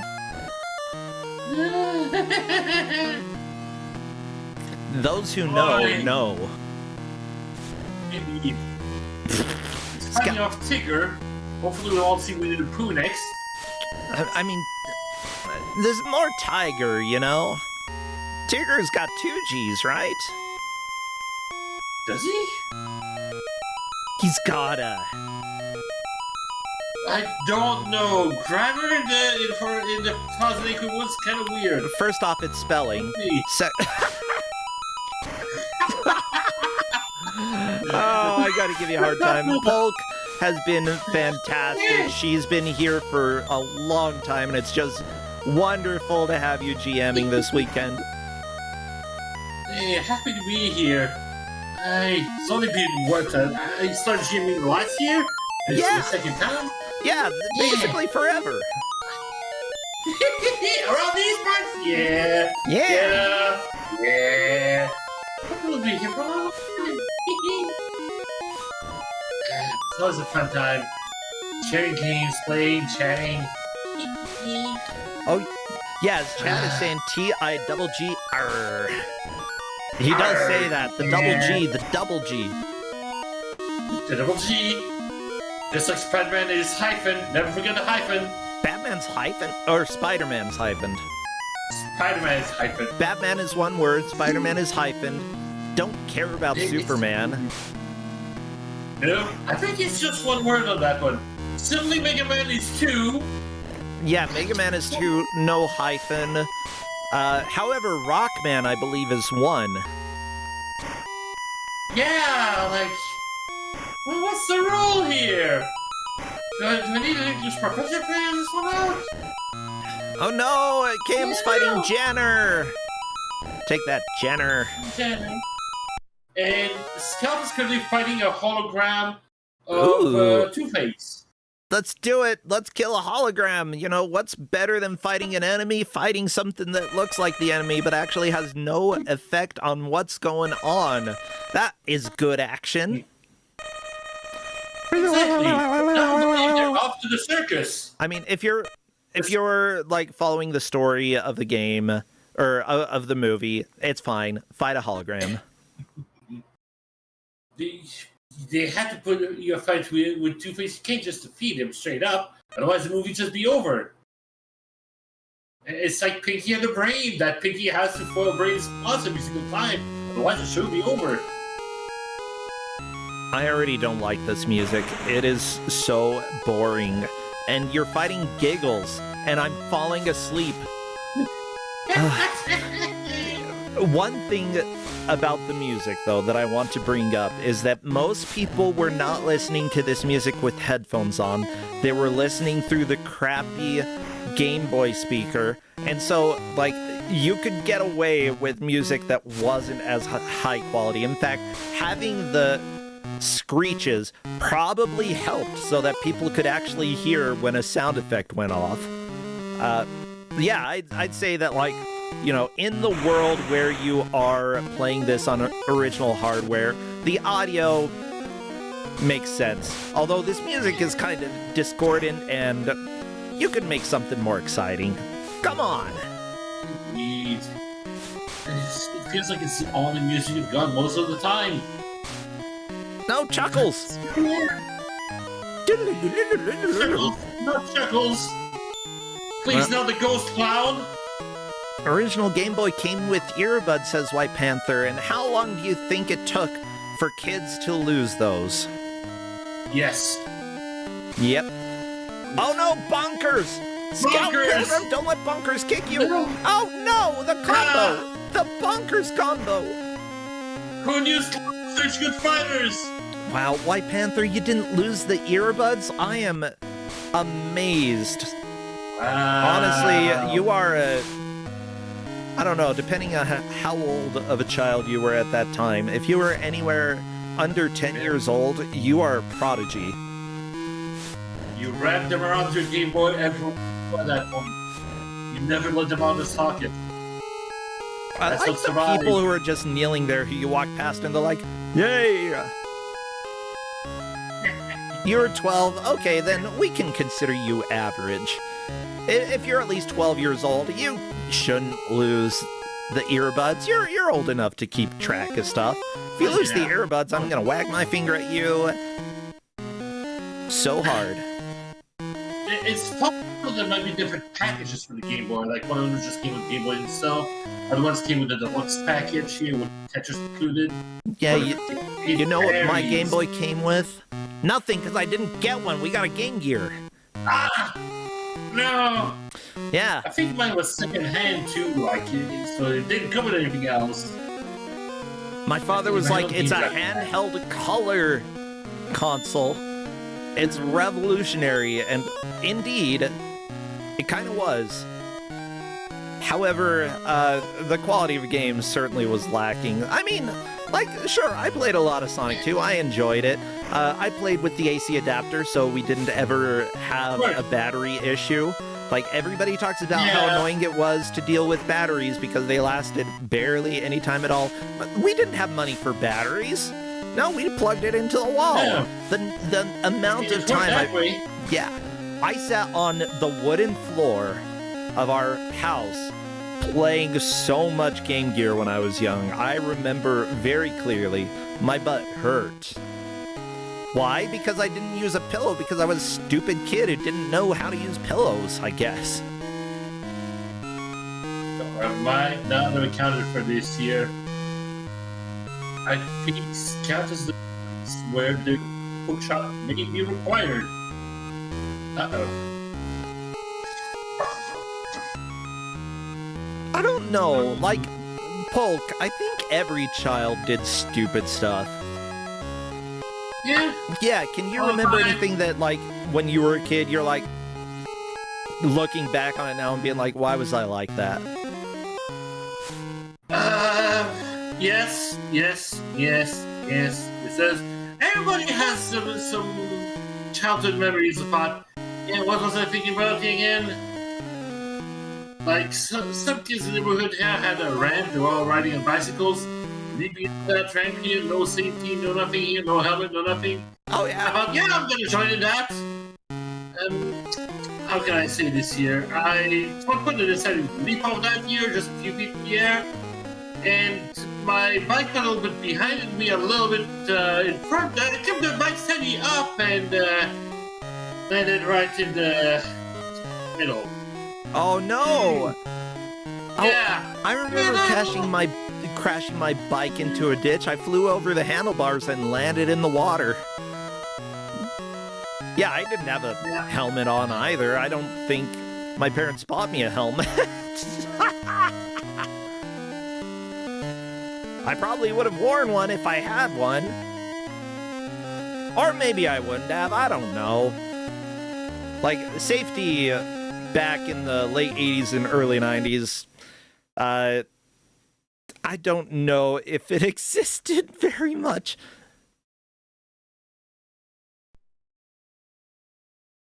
Oops. Oh, so what happened with Scout Pilgrim? There at a point where I think the grappling hook is at the location that's part here. That panel that was here might have been something that you need a grappling hook to be able to open up. Okay. You hit, and unfortunately, You can get there without a grappling hook? The grappling hook is always with you. You cannot unequip it. It's always with you. Okay. So, with that said, why was Scout Pilgrim... Because I think they might have thought that it was not required. Gotcha. That's unfortunately what might have been the mistake on that one. And yeah, the grappling hook is one of those things here that is not optional. You always have with you. You cannot remove it from your inventory. You cannot get it off from there. Here, so that's what I think. And that or the fact that you might have had any lives left, you might have fixed at that point. It might be a lot fair, unfortunately, here. I'm sorry about that, but I think we may have to figure that one out. Yeah, At least that's what I think is happening. There's no other floors apart.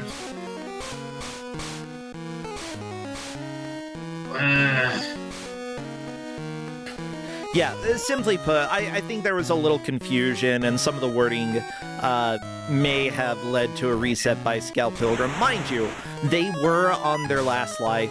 I did say that, like, because of that confusion, if the refs do think that a little bonus time at the end is going to be something that we can give a little bonus time in order to make up for that confusion there. But yeah, I would say that Scout Pilgrim is currently in the lead, and with 0 lives left, it's probably not a bad idea to reset anyway. Yeah. Most likely they'll have a better chance now, a better idea of what to do. I think. Yeah.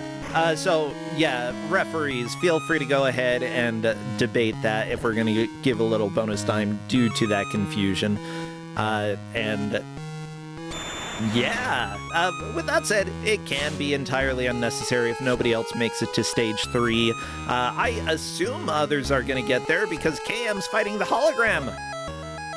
Indeed, but with only 1 life left, which is really close too. Yeah, like whether KM can actually beat the hologram is another question. Ooh, super jump. Oh no, hit out of the jump. Oh, no. And yeah, Two-Face keeps using the coin to heal, or Two-Face hologram. Yeah.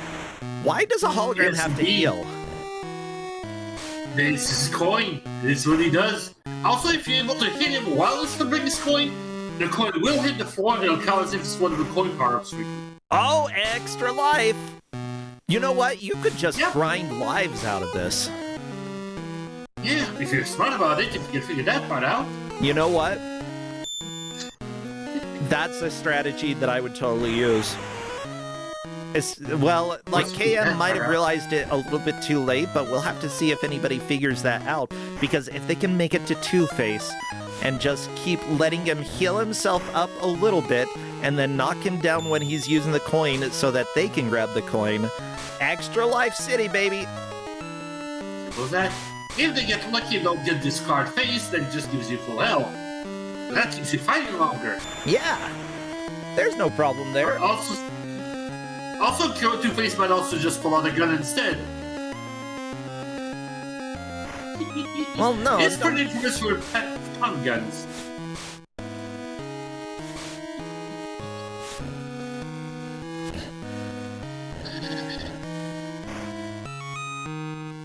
Well, we are slightly over the halfway point in this match.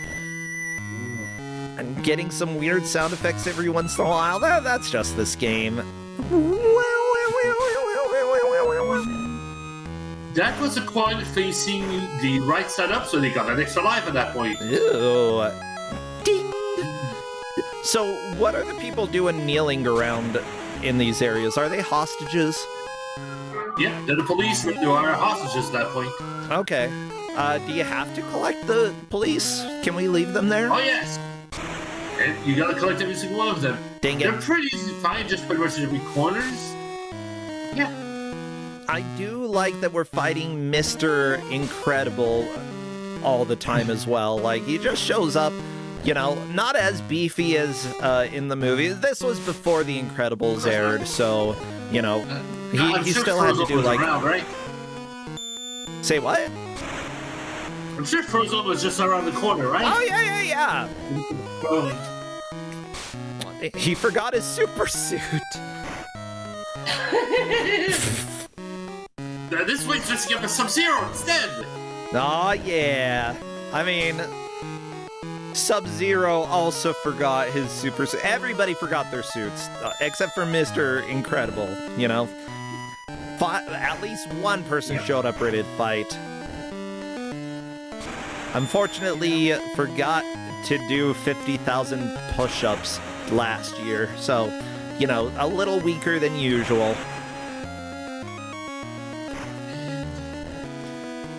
Alright. Lone Wolf's Wolf is at the same spot where Scout was. Let's see if they figure out the grappling hook. They're trying. Okay, duck. Question. Did you tell them how to use the grappling hook?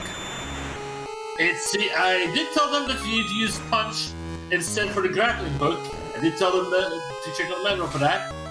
They know about the instruction for it. It is in there. It's included. Beautiful. The grappling hook is done with the punch button, for example. Yes, you do have that in the pin messages. Indeed. And your A button, I say it's stuck here, so they say it's supposed to be that, but A button is your kick button. That will do. Yeah, as you said, with any of the combinations in this game, you have to do the inputs a little bit slower. And that might be the reason why it's being hard for KM, possibly trying to do the inputs too fast. It's possible. They're able to use the boomerang and batarang, no problem. But clearly the grappling hook's causing issues. And although if they just press it quickly also, it's just pop in and out real quickly, if they just hold it down and go further. But see, they haven't done that, even that input on that moment. Amazing. Alright. Okay, let me see. I'm taking a look at the official move list here for grappling hook. Do you have it here? Okay. Advanced combat. No, gadgets. The grappling hook is a large steel hook attached to a reinforced wire. It can be used in varieties of ways depending on the angle it's fired at. When fired at an angle 90 degrees toward down plus 8, the hook grabs onto the object in the ceiling, allowing the bandit to hoist himself up to the platform. When fired at a 45-degree angle, down and towards plus 8, bandit is able to swing from the embedded hook. The hook can also be fired at the ceiling to find single passageways. So, in order to shoot it diagonal, you push down, forward, punch. To shoot it straight up, you push forward, down, punch. Yep. This is good video game design, everybody. You know, how long did it take you to be able to use the grappling hook?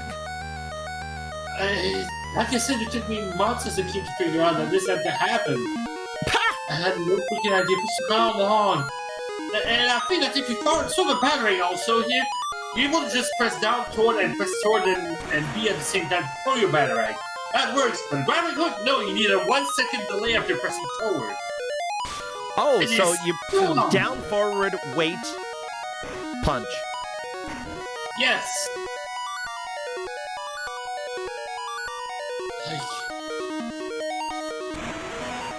You have to think it's your Mortal Kombat logic on this one.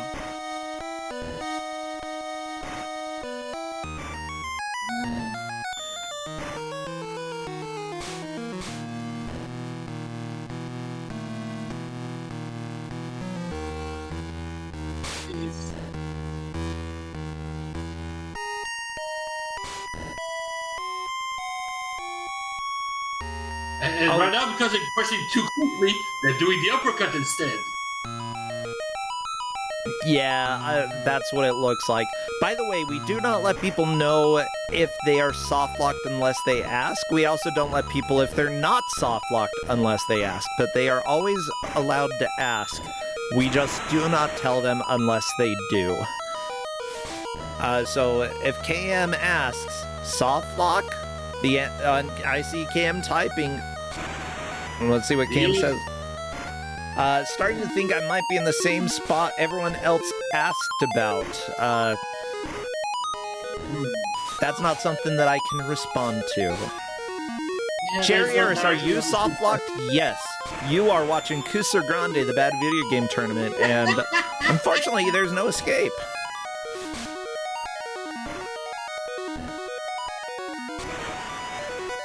Oh my gosh, what a game. Like, I just want somebody to figure out the grapple. Yep. What's worse is that grapple hook is also a great tool inside of the bank because all of those hanging lights, the fluorescent lights at the top, if you hit them with the grapple hook, they have power-ups inside of them. But you never know unless you shoot that freaking grappling hook.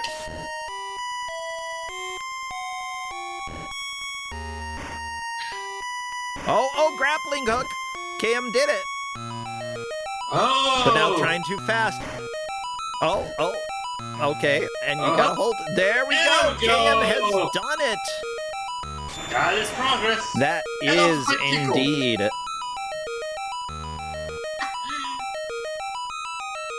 We have been hooked now.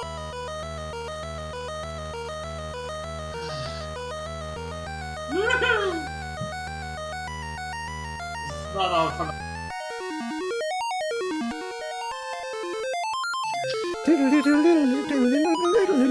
Very angry cuddles.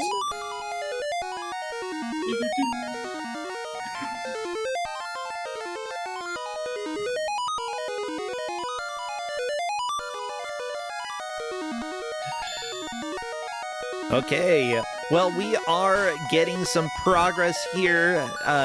Just so everybody knows, this match is indeed a 5-point match. Whoever comes in last will lose and be out of Kusogrande. Everybody else will be moving on.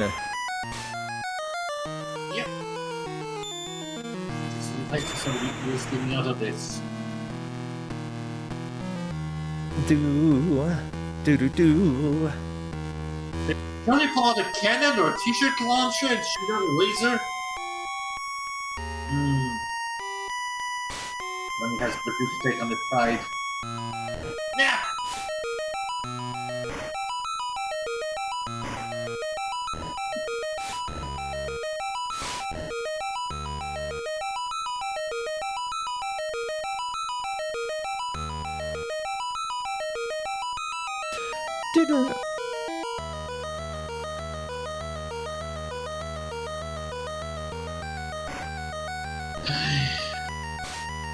No, don't worry about it, Polk.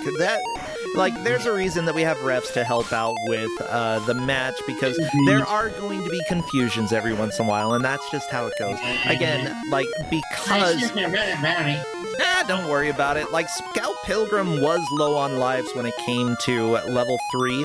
Scout Pilgrim might even realize, hey, the hologram has a chance to drop extra lives. What if I stick around and play against that for a while, you know? And here we go, the hologram. Play heads or tails against him. You know what's a little gambling for you?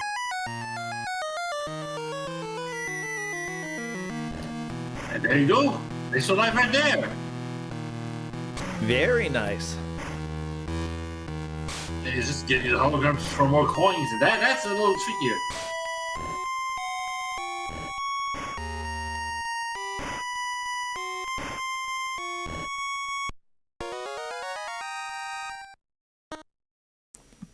And there we go. Scout Pilgrim is through again on to level 3.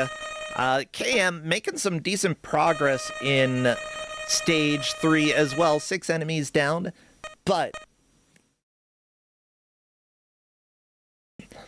that is a reset back to the beginning. Scout Pilgrim has a chance to move into the lead. We'll go ahead and see what Scout Pilgrim is able to do here. The passage here. They figure out how to use grappling hook since the last time. You have more lives. Yeah, more lives is definitely going to be helpful. Ooh, somebody in chat is saying that they had this game on Game Gear as well. That's fun. I assume that version might be better. They still have more colors, but they even have less buttons. They have a start button, but don't have a select. Yeah, no select button. How do you play? That's a good question. Oh wait, you can push A and B at the same time. You know what? It's doable. But if that's the case, why would you do that here? I ask questions. Awesome. And I guess you don't have to defeat bunkers. Okay? Time to go against Loner. When does Nerd show up?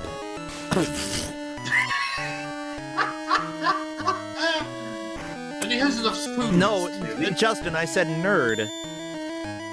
You don't have to look at me when I say nerd. I mean... Oh, my nerds showed up. No, we're waiting for... Oh, okay. Justin is on a call with people that we call the nerds.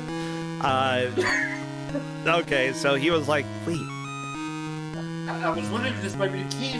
What about the nerds?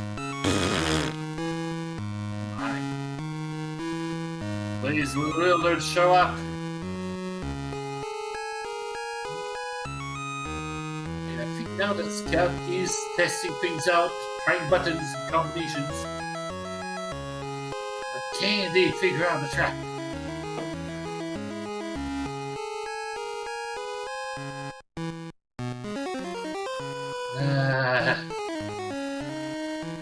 Riddle me this, riddle me that. How can you use Batman's grappling hook?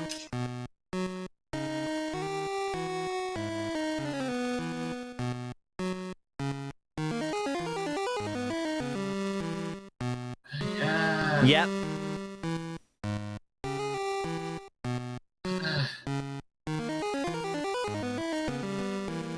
You team do it. I mean, this is how it goes. Sometimes you're stuck in a circus. And there's no escape except for going up. Or you could burn the circus down. Like that. Do you have any matches? That would be a good tool for Batman to have right now. I mean, the whole thing with Two-Face in this stage is that he's got a time bomb to blow up the whole circus. That's the Yeah, whole just thing. blow it up. Blow up the Yeah, circus. There, level complete. That's why the Flying Graysons, took a fall, and they're saved the whole place. Sometimes the bad guys are That's right, what- Polk. Sometimes you just gotta blow up the circus. Sometimes I just can't get rid of a bomb. Wonder why that happened. Hey. And I will also mention here that the description does say that the circus thing, I believe on round 2, actually has a timer. And the Volt Bomb has a timer, the items increase your time. If you don't make it through the whole stage within those 20 minutes, kaboom!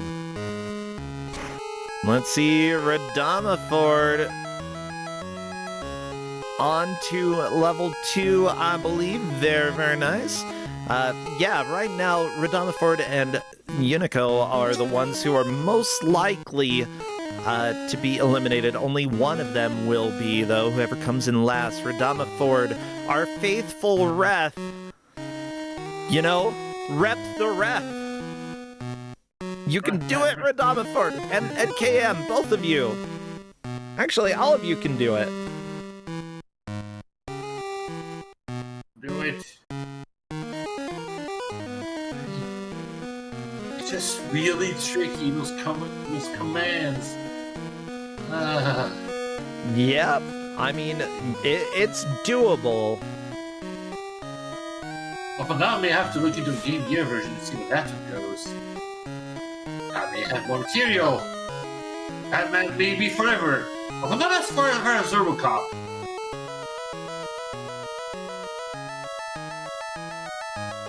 Oh, Zephyr, by the way, is noting that Scout did get a grapple very briefly. So, yeah, like figuring out how to recreate that is the tough part. I like when he does sort of these dance moves, though, and just sort of, like, thrusts his chest forward as he swings his arms. Yes, the classic. You don't like dance. Ah, yeah. I love it. You love that. Classic move. Silly Batman. But yeah, I fully expect people to sit here for a while and take time to figure it out. It's going to be a little bit, and if Scout Pilgrim can figure it out, luckily there's no timer. You are not at risk. You just need to take your time to do it. Just a little bit of a delay. Yeah. Batman for a little bit. No, not here. This is not Batman for a little bit. This is Batman forever. And ever and ever. At least Batman for 60 minutes. Yeah, Batman for 60 minutes. It's not an improved version.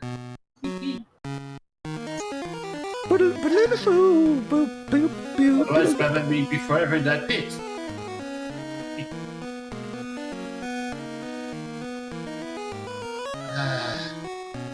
Yeah.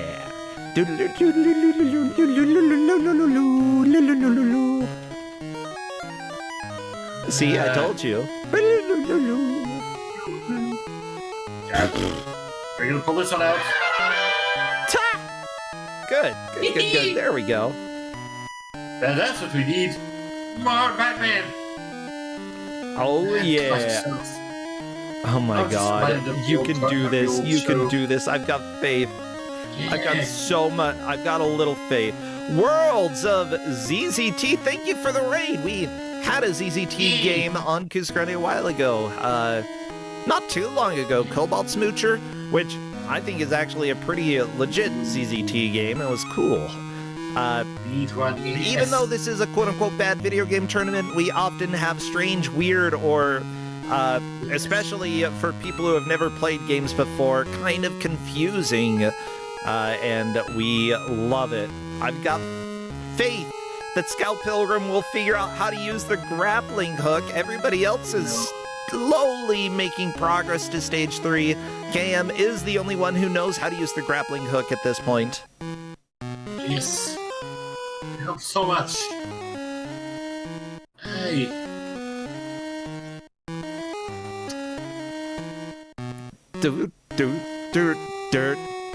Oh my gosh, this music. I am so done with this, KM. No, not KM, Polk. I'm so done with this, Polk. Man, we started so well, it was such a bomb, and then 60 minutes of this here keeps on happening. I could listen to level 2 probably for an hour without complaining, okay? But level 3, no. Level 3 is kinda butts. This is your one chance to put circus music in the Batman game. It would have been perfect. It's so easy. Thank you for not putting circus music in. It would have just been worse. But at least it would have been different. Yeah. Let me tell you, the number of games I've heard that had good circus music, very, very small. Although there have been a few. But it's the worst genre of music, circus music. It genuinely takes a true magical artist to figure out making circus music that doesn't make me vomit. And if they manage to do that, then I give them all the props. I just hate Papa. It's the worst. No Papa. Okay. Circus music then. What do you need?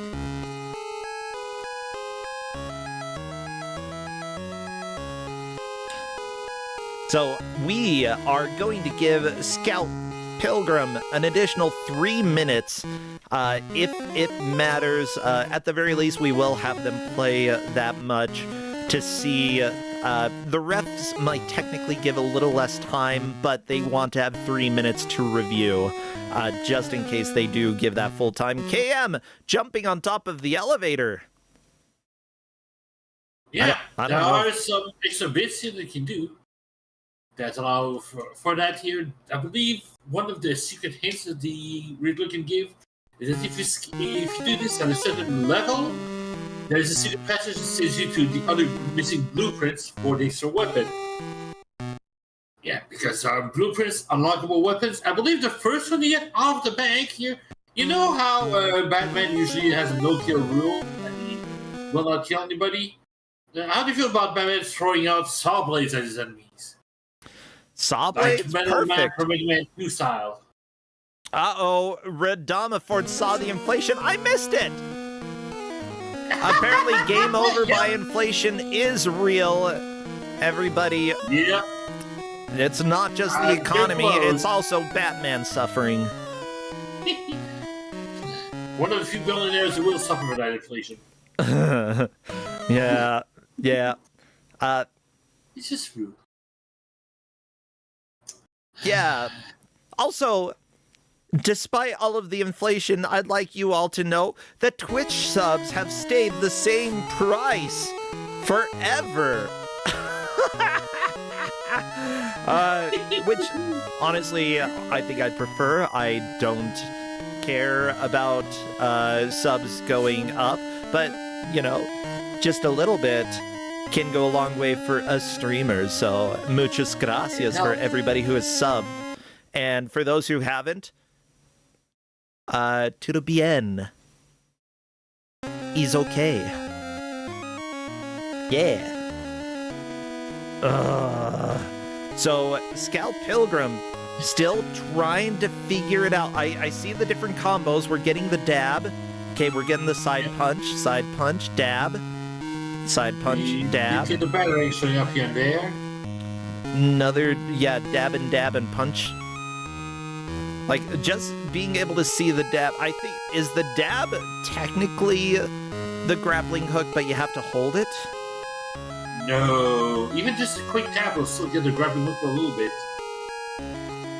That actually right. Ooh, a sidekick. I like the sidekick. I mean, Robin is in this movie, yes. And in other versions of this game, yes. Yes, indeed. Yes, in the Genesis version, you do get to change between Batman and Robin, as I remember. You know, I fully understand Scout Pilgrim making it here and not figuring out the grappling hook because, like, the amount of time that you have to wait before you push the button for the grappling hook to come out is just so unintuitive. Mind you, the manual, first off, lies about which buttons to push. Second off, it doesn't tell you about the pause between buttons. Third... Nope, just gives you that.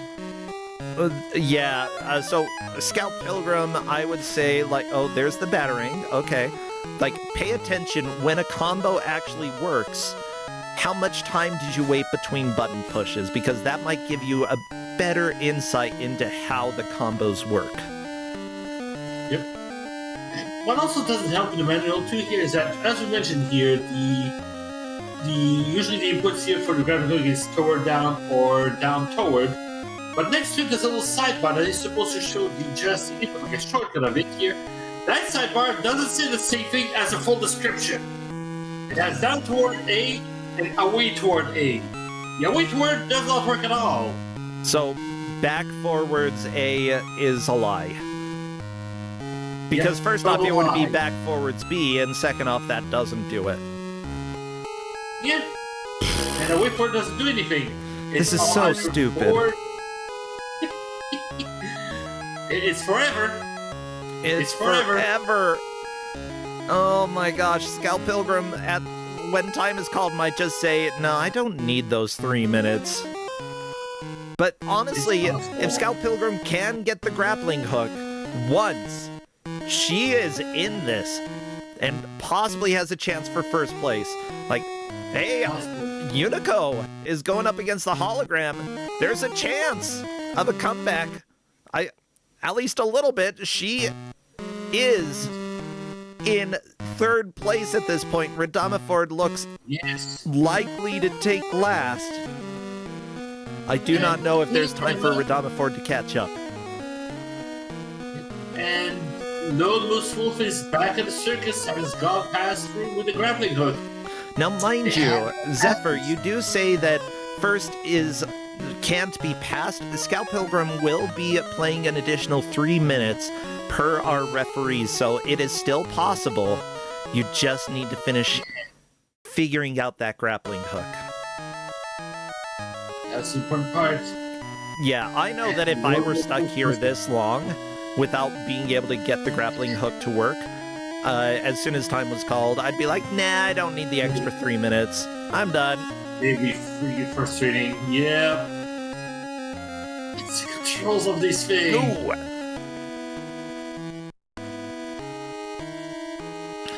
Yeah, KM is doing a pretty good job here of trying to make a new personal best. I don't think KM's going to be able to do that, but, you know, might as well try. You gotta try. Oh, kill Cuddles! Die, Cuddles, die! Yeah! Die, Cuddles! Down with the clown!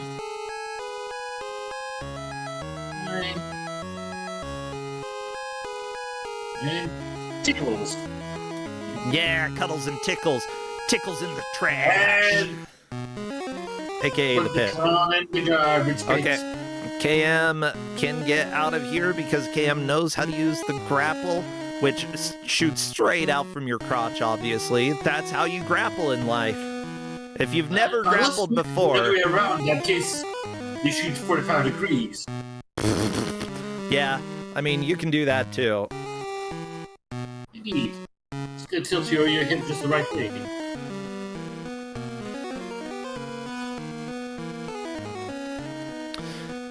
Simply put, I'm going to set our timer for another 3 minutes. I will tell Scout Pilgrim that they can keep playing, and it is up to them.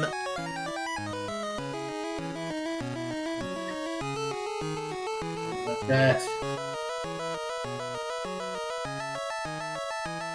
I said you may keep playing if you wish, and Scout Pilgrim said LMAO. Yep. Yep.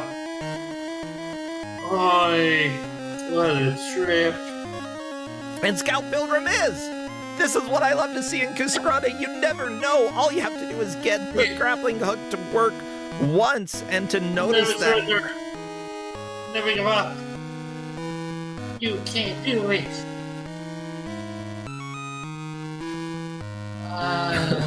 Yeah, and KM is saying, if anyone got further than the bank, good luck to you. As it turns out, 3 out of 4 people did. And yeah, the good luck. I think KM is trying not to spoil how painful the grapple is. Scout Pilgrim gave up, and that, everybody, is... Let me do it properly. That is time. Tapping out is completely welcome.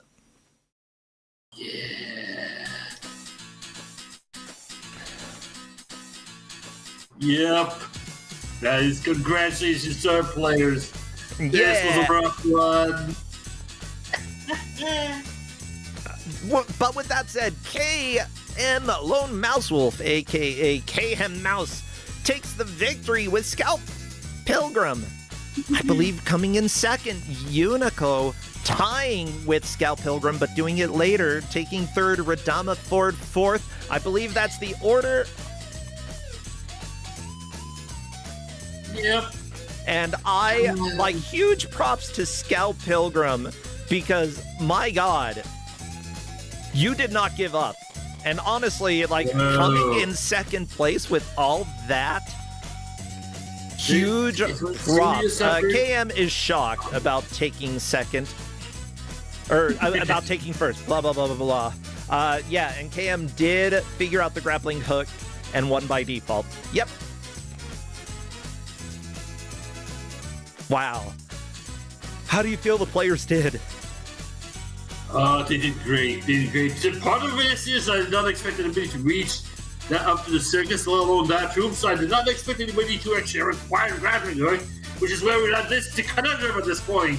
Yeah, but with that said, like, it ended up that it wasn't a huge issue, the confusion there. You might have actually given Scout Pilgrim a little sanity break from trying for so long. KM, welcome and congratulations. You figured out the grappling hook and therefore took the victory today. Yeah, I know. I feel the same way. I can't hear you, by the way, if you're talking. Hello, hello. They're just imitating Batman at the moment here. They're standing behind us silently here. Just at the back of my head here. I'm getting a smell of chloroform, aren't I? Okay, can you hear me now? Can hear you loud and clear, yes. All right, awesome. Yeah, the instruction book lies, sort of, about that input. It tells you on the right-hand side, it says away towards, but if you read the text of how it works, it says forwards down. Yeah! Okay, so is it still A or is it B? It's still punch. I don't know which one that is because I didn't actually look at my controls, so I don't know. Punch is B. That's the truth there. B. Okay, so it's B, but yeah, the instruction book lied. That is so poorly put together. That is diabolical. Yeah, we're like, as bad as this game is, one of the worst parts about it is the instruction manual and being able to figure out the BS from that. Like, not only that, but like, I know that you were doing the correct input, but that sometimes it wasn't working. Why is that? Because it's Game Boy rules. I've played Mortal Kombat enough on all systems to know on Game Boy you've got to delay it. Oh, you can't just swing it. You've got to be right down, not right down, and then hit the button. Otherwise, it just does not accept the input. It's so dumb. Welcome. Having a diverse knowledge of video games can genuinely help you, because even though, you know, some of the people who worked on this did work on Mortal Kombat games, and that's probably some of the influence there. Yeah, it's Game Boy. You need to be deliberate and delay in order to get those inputs out. And like, I don't blame anybody who didn't figure it out, because it's stupid. And it shouldn't be that way. I owned the game as a kid here, and it took me months to get past the first room. You didn't have the super jump. I didn't figure out how to do the bloody grabbing hook. It was before I even had internet. Thank you for giving us that super jump as input as well, because I wouldn't have figured that out on my own. Yeah, I mean, the manual doesn't even talk about it, and it's Yeah, I required couldn't on see the it in the first instructions. stage. Yeah, just a little. Yeah, so, you know, you say that you've played Mortal Kombat on Game Boy. How does this compare to Mortal Kombat on Game Boy? Not the same way of playing, to be honest. Like I say, the input delay so you don't press too fast. The combat AI feels very similar as well. Those sweep chains were fairly similar to what you can do in that. Okay. So, knowing that game and knowing the fact it was by the same people, so I figured that might work. I was doing really well in that last run. I only died once right at the end, so I really got the hang of that game by then. It's bad. Yeah. Oh, go ahead. If I hadn't timed there, I had no idea where I was going, because I reached a dead end and going backwards I couldn't seem to find anywhere, so if it wasn't for time, I think I'd have been lost there for a while, because I was no idea where I was going. Yeah, I think I'm trying to remember if there are multiple passages depending on which hole you fall into, that the different trap doors take you different places. I fell in the first hole again, didn't see anything. If I'd have thought that second hole was my next location, had time not come up, so maybe there was something in there, but that was my last ditch idea. Yeah. And okay, that would make sense then. Yeah, I recall seeing different versions of this game, and definitely falling into different holes was required. But holy crap. I'm not surprised, given the bank level had you going through the tunnel and then coming back down to the lift again. So, backtracking seemed to be a favored thing of this game. Okay, good. Yeah. So, is this something that anybody should ever play? No. Okay. Heck no. No versions of this game is good. No, I mean, okay. Possibly they the are arcade. fun. They are fun. The arcade one's not the same. The arcade is its own beast. But any version of this game that is the janky beat 'em up console versions, basically, are not good. They are garbage. Proper Kusogrande. That is the only way you should enjoy them, when someone forces you in this tournament like this. Yeah. Skull Pilgrim saying, well, grappling input is pure RNG, so not quite. More delays between inputs. To someone who's not used to this kind of stuff, I can see why someone would think that. But as I say, with the whole playing console handheld and old PC, I should say, computers and PC gaming, I'm used to the idea of, it wants me to take my time with this input. Okay, fair enough, I will handle it. And as you saw, I got the hang of it by the end. Sorry? Yeah. All kinds of different experiences with different games will come up to different points. It's surprising how big versatile it is. I mean, one game that'll come up randomly. Well, yeah, I mean, I turned 40 earlier this month, and I've been gaming since my single digits, so I have a lot of experience in gaming. So, thankfully, but sometimes it comes in clutch, and today's just that day. I think this is the first time I've actually won in a 4-on-4. I think it's great to chat with you, yeah. Yeah, I know I won that one match against, I think it was Poexel by a fluke. Well, Pocahontas way back in, I think, the first year I did it. But since then, I've been usually middle pack. So this is, I mean, I couldn't believe it when you said I won. I was like, wait, what? Oh yeah, you sounded surprised, but you never know how you're gonna do, and you're doing pretty okay at this point. You're moving on, and with a decent score. Just holding on with a hope you may be able to make it to the bracket. So. Great job. I really appreciate it, and I appreciate everything that you do to help out with matches as well. You do help ref, right? I've managed to do it once. Okay, you've helped once. My schedule's been all over the place, but I tend to try and do it a bit more now I've got this round out of the way. Sweet. Yeah, don't worry too much. Obviously, real life takes priority, so when absolutely. you're able to help, great. Radama Ford was also in this, and Yeah, thank you so much. Even though you're eliminated, and you say that you're going to take your revenge in the afterlife against me instead of Polk for some reason, still, great job, and thank you for all the help. And everybody who's played today, I appreciate what you've done. Anything you want to shout out, KM? Well, yeah. First of all, glad you're over your shingles. Yeah. That sounded like it was rough. Yeah. Yeah, so I'm glad you're better. Otherwise, well, not really. I mean, I don't stream anymore. I've done it. I did it a little bit, but I might be getting back into it some point soon. But other than that, I'm not really doing all that much.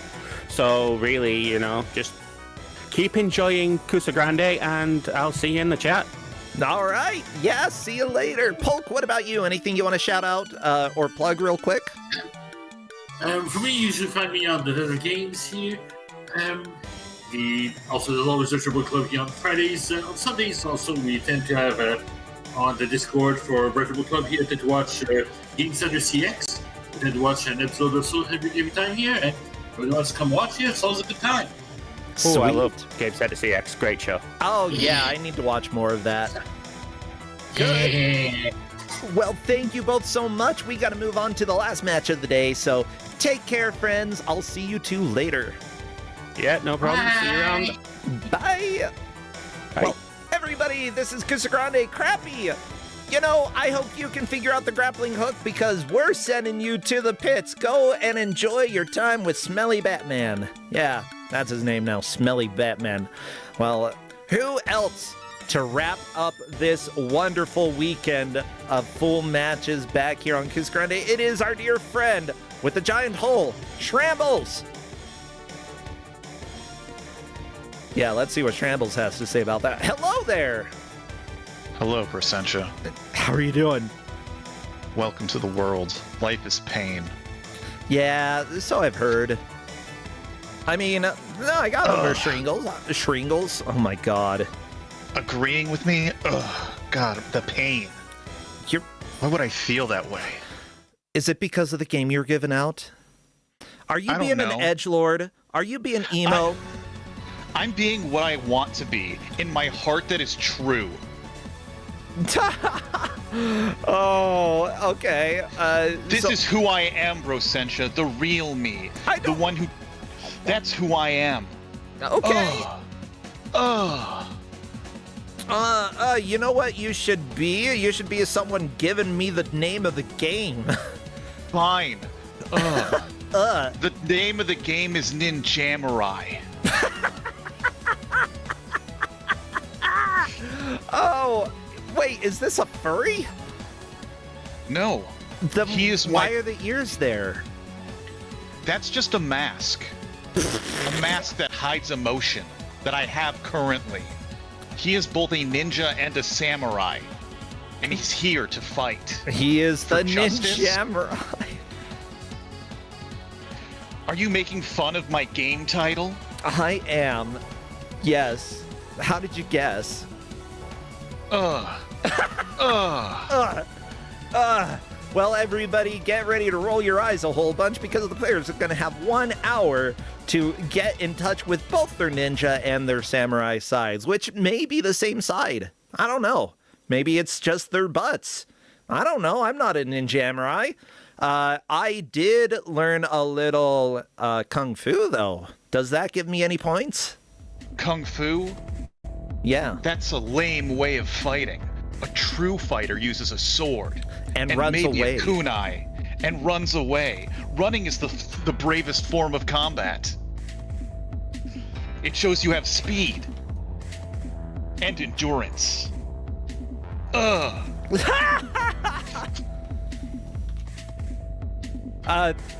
By the way, just from the last match, Radamafort's like, I'm eliminated, right? No one is telling me, and this is kind of concerning. And I just replied, oh, yes, they'll get the placements out soon.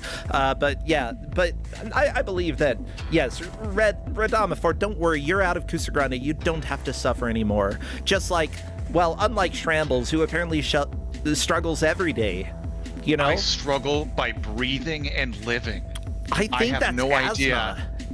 I have no love I only have pain. We'll see how long I keep this going. Yeah, well, everybody get all your emotes ready. Yes, your emo. Your emotes. Because we're just about ready to start the countdown. And I'm not even going to worry about correcting capture until we get started, because it looks like something changed on one of our players, and that's fine. Big. Now I get to do it. You feel that, Brosentia? Yes. The true sound of a ninjamurai. We're doing the countdown. Best of luck to the players: Blasphemous Roar, M Sparkly, Julo Ninja, and Kerma7. Go kick some butt. Be the best ninjamurai you can. So this is Ninjamurai. It's a PSP mini game. And yeah, it looks like it was pulled directly from DeviantArt. Maybe it was. So is the life of a ninjamurai. Okay. But yeah, you have very little like frame animations, which it can be cool in certain styles. But for like an action, it's not really a stealth game, even though you can stealth. Okay. It's barely an action game. It's a platformer for the most part, but just it seems really scrunched for the PSP. It has a lot of like vertical and horizontal jumping, but your character is in the direct middle of the screen, and Roar just fell directly into a pit, which we will see a lot of in this game. Yeah, mind you, having the character in the exact middle of the screen can work in certain cases. In general, if you plan the levels out so that you can actually see where the platforms are, generally moving a little bit slower than this, I would say that this camera is not correct for this game. No, there is no camera movement. It's just locked to your character. Yeah, oh my god. I'm making an NES game, everybody. I don't know if I've told you yet, but camera has been a butt, let me tell you. Cameras are the hardest thing to make in games, so it's not surprising that. And then is Roar gonna go down the pit? Yes, he goes down the pit. Everybody goes down the pit. So question, obviously all of the players hopping into this level or into the game pretty quickly. This is going to be relevant very soon. Continue situation. What's our situation with that? So you have, I believe, 5 lives, and if you get a game over, it just kicks you back to the title, and then you can continue on the level that you lost your last life on. Okay, so not punishing. So it's not terribly punishing, but some levels do have checkpoints. You will lose your checkpoints if you die, and like if you full game over. Yeah, and then just the geometry, like the level design is so cruel for what this game is trying to do. It throws you spikes in places that you're clearly going to jump off of for wall jumps. There's pits everywhere. And since you have to like trust, and there's Roar probably dying again, because Roar was trusting that the game design was bringing you down. Yeah, you can't trust it. You can't trust the design of this game. Did this come out on a cart? So no. So PSP had a series called PSP Minis, which are sort of like Nintendo's eShop downloadable games, or like Xbox Live Arcade. So they're really small games that never got physically released, but you could download them. You could buy them for like very cheap, like under $10. Okay, you know what? I'm more on board with this. I was going to say, if this was a cart release, like, I would be absolutely baffled. Minis, this works as a mini game. It definitely works as a PSP mini. I mean, if this was like an actual release, I think it'd be more questionable. But even still, like, there's a lot of choices that this game makes that are just rough. Yeah, I agree. First off, design. They made a mistake of not having that. Second, okay, that's an insult. There is design.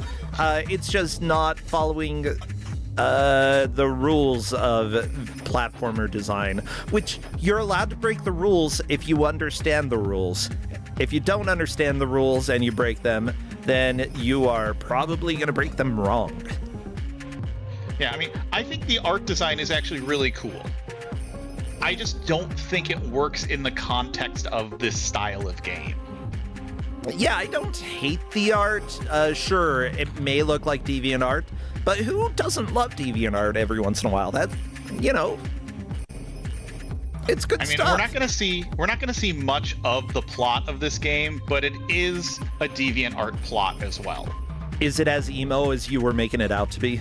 Oh, definitely. Oh, yes. Like, I think in the second, like the first scene you see, you're like with your sensei master. The next scene, he gets beheaded. Pah! I mean, okay. Oh, sad. I shouldn't laugh about a beheading. But like, it is overly dramatic. It is that type of writing that you would associate with that kind of style. Yeah. And here I think Roar is on the first boss fight of the game. Okay. It's not really a boss fight. He just walks back and forth. No, that's a boss. You can tell because it's got different music. He struts. Okay, programming bosses is hard. Kerma's also on this boss fight. While Julo and M. Sparkly are still getting the struggle. M. Sparkly is, I think, doing the unfortunate choice of switching into combat mode and taking out these enemies. No, as opposed to doing what everyone else is doing and just dodging them, not even interacting with them. I want you all to know, by the way, since we've been talking about the heavy emotion that is in this game, the name of the studio that developed this is Open Emotion Studios. They made other games like Mad Blocker Alpha, Revolt in Youth, and I Kill Zombies. The only thing I kill are my emotions. Yeah, just like a Ninjamurai. But Kerma is through. Roar and Jula Ninja are still fighting the boss, but Kerma has a definite lead right now. Ooh. And into the pit Kerma goes. Fun fact, one of the people who worked on this also worked on Borderlands 4. Didn't really work on a whole lot of other games, but they worked on Borderlands 4, so that's cool. What else? That's amazing. The music? Oh, the story. What else did they... No, they only worked on this game. Okay, the person who wrote the story also was the lead artist and the game concept. Cool. Get Out of My House. Somebody is credited with Get Out of My House. They also worked on Shroud of the Morrigan. Wonder if they got out of that house as well. And Patty Murphy. Oh, that's the same person who did the music. They were credited with Get Out of My House. What a song title. Is that a song title or is that an actual game? No, that is the credit that they got in the game. Get out of my house! Exclamation point. Oh, wonderful. Yeah, our players, I mean, this is a 10-point match, so I'm not surprised that our players are doing really well with it. Which is why I'm going to also make them play hardcore mode if they beat the game. Oh, yeah, I was going to say, like, I saw something saying over 20 levels, and I'm like, I think we're maybe halfway through the game already then. We're at, like, level 6, maybe 8. Okay. There's a few more, like, boss encounters that we will enjoy. Yeah. And I say we will enjoy them. Because they're a little bit more intricate than walking back and forth. Blasphemous Roar, though, definitely doing well here. Kerma 7, though, in the same league, very close to each other. This is a 10-point round for players. They all took first in their first match, so, you know, this is a highly competitive group it's kind of fun to have a game that, like, I know that there's probably no randomness, at least up to this point in this game. So it's all going to be learning the mechanics and getting, like, to know how this game works. And whoever does that the best is going to be the victor. Yeah, I think our players are kind of like catching on to this game's level design as Roar unfortunately falls directly into another pit. I mean, took damage from something. Sometimes you just die as a ninjamurai. Yeah, but as I was saying, our players are really like getting the idea of like Roar is using the stealth. Everyone's using the stealth mode pretty much to avoid combat at all costs because combat is slow. It is, yeah.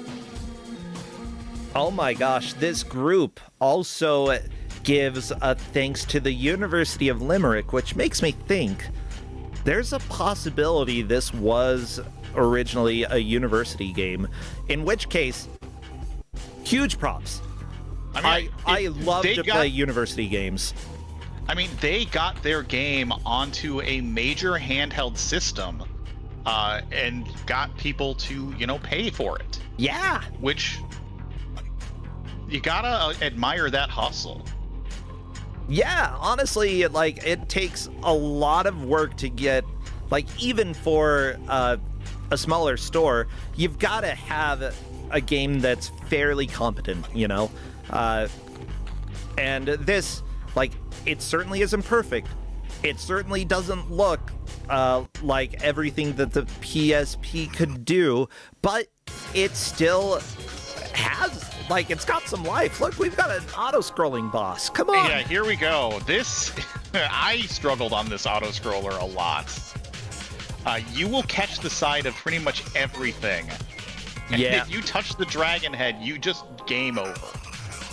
Yeah, it seems like speed when you're a ninjamurai is difficult, like maintaining a specific speed. Either you're moving in this too fast or too slow, which I kind of dig, not making it so that you like run a single speed, like making you slow, like speed up and slow down throughout this.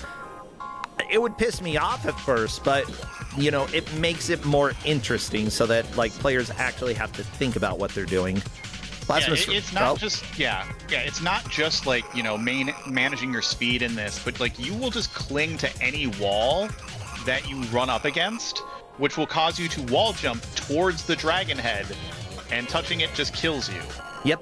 Roar quickly learning spikes better than dragon. Touch spikes, not dragon, you can live. And I swear this is like a 2 to 3 minute auto scroller. Are you serious? It's long. Oh my gosh. So we're gonna be here for a while. Yeah, Kerma's also on this auto scroller too. It's the only auto scroller in the game. I mean, that's fair. I think very few people here would say, hey, we need more auto scrollers. But honestly, I don't hate auto scrollers. I think that, like, I talked to somebody earlier this week. On Monday, we recorded a podcast episode for their show and talked a little bit about auto scrollers and speedrunning auto scrollers, and they're like, but you can only go so fast in an auto scroller. I'm like, yeah, and in Mario 1, you can only go so fast in that. It's like, Yeah, I mean, it's all relative in a sense. Yeah. Like, I don't think auto scrollers are necessarily bad. They have a time and place, and I think it's appropriate in this game. It makes sense, like, context-wise and lore-wise. We're not going to know the lore of this game, but lore-wise, it makes sense. Uh-huh. And Zephyr is also saying sometimes you can break an auto-scroller, which is really fun if you can break auto-scrollers. Like, I approve. But, like, there's a limit for how fast any game can be completed, so I don't care if it's an auto-scroller or if it's a game where you hold right. All right, Julo is also here on the auto-scroller, so we have 3 of our 4 players trying to outrun the dragon head. Ah, Ninjamurai is dead! Blasphemous Roar making a fantastic push there. Yeah, right now, M. Sparkly is behind, but not by much. Just so y'all know, we do have multiple referees who are watching this match to make sure we know how far the players have made it. The refs for this one are Jerry Eris, a ninja wearing obvious clothing. Do you want to wear obvious clothing when you're a ninja? Well, they'll never suspect it. They'll never suspect it. Oh my gosh. True. Just wear no clothes at all. Okay, Ninja Shade 12. We've also got Linker. Wow, your name just gets harder to pronounce every single time, Linker, and I love it. Salmon Buffalo activates Kunai with Chain. Ooh, very nice. And Mendez Samurai. All these referees are given their time in order to make sure that we see and know how much progress has been made, and I very much appreciate their hard work. Thank you all so much. And thank you for making me say really difficult things to say. Difficult words. And also, looking through the ref sheet, I'm seeing a lot of weird stuff now, and I love it. Unfortunately, there is no checkpoint in this auto-scroller. You have to do it all in one go. And if our players do manage to beat the game and have to play on hardcore mode, this is where they will not get past in hardcore mode. Hardcore mode cuts your HP in half. Okay. That is it. That's it? Yeah, yes. You need to get good at not taking damage here in that case. Hardcore mode is gonna be a wall. And Sparkly, you know, still a little bit behind, but really the auto-scroller is gonna be the big wall until somebody can actually get through it, after which, you know, we're gonna start seeing some solid progress after that.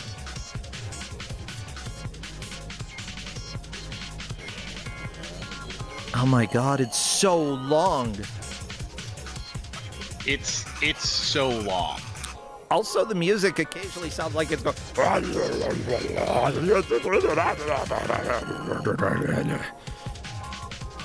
Like, I mean, maybe that's the dragon singing the song. I don't know. It might be. I mean, the soundtrack in this game, I think, is perfect for what this game is. Yeah.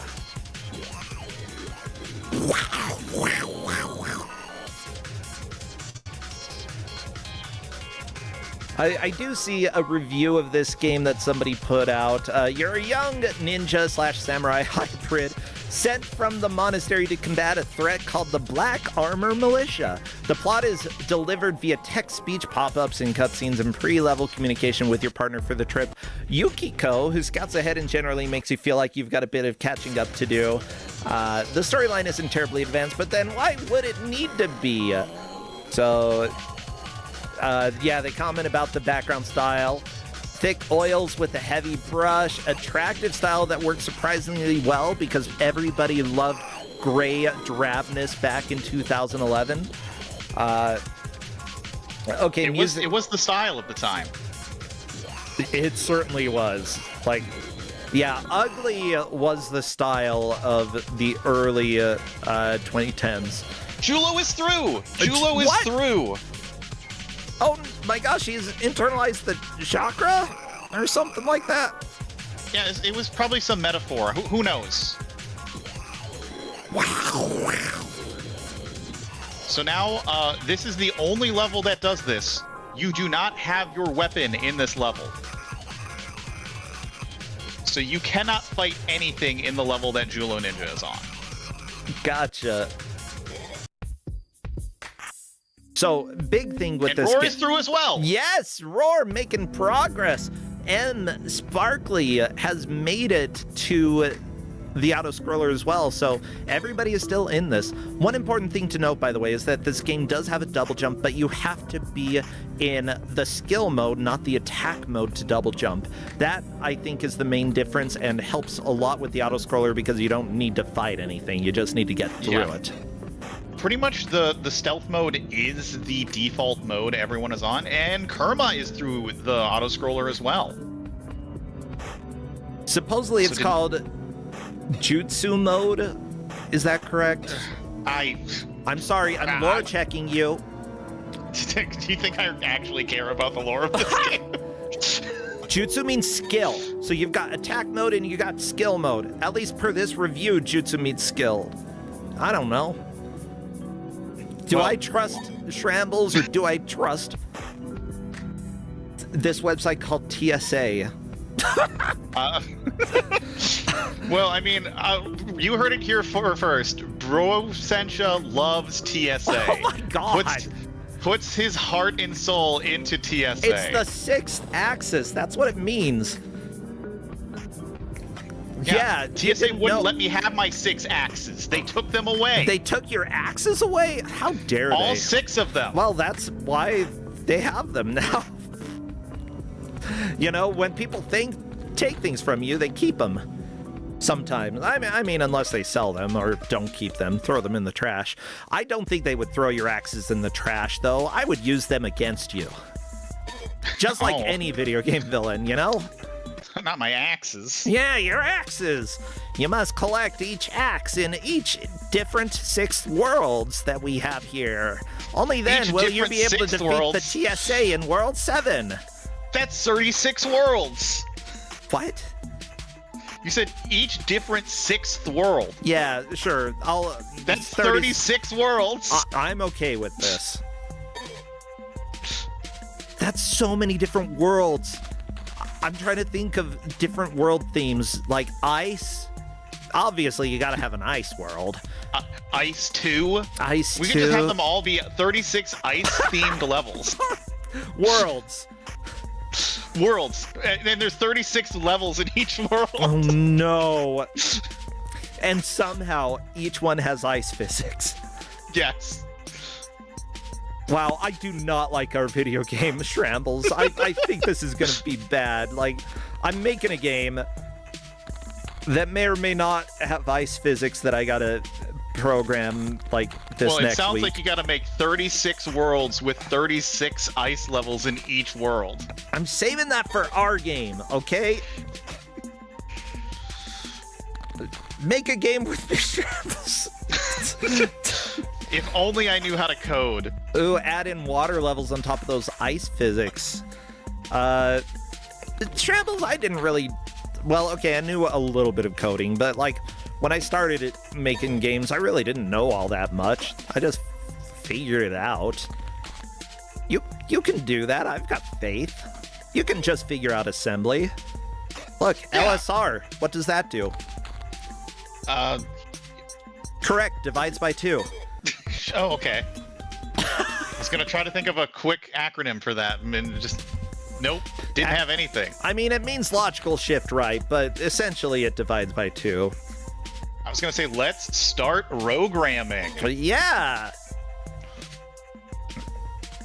Rogramming. Yeah, rogramming.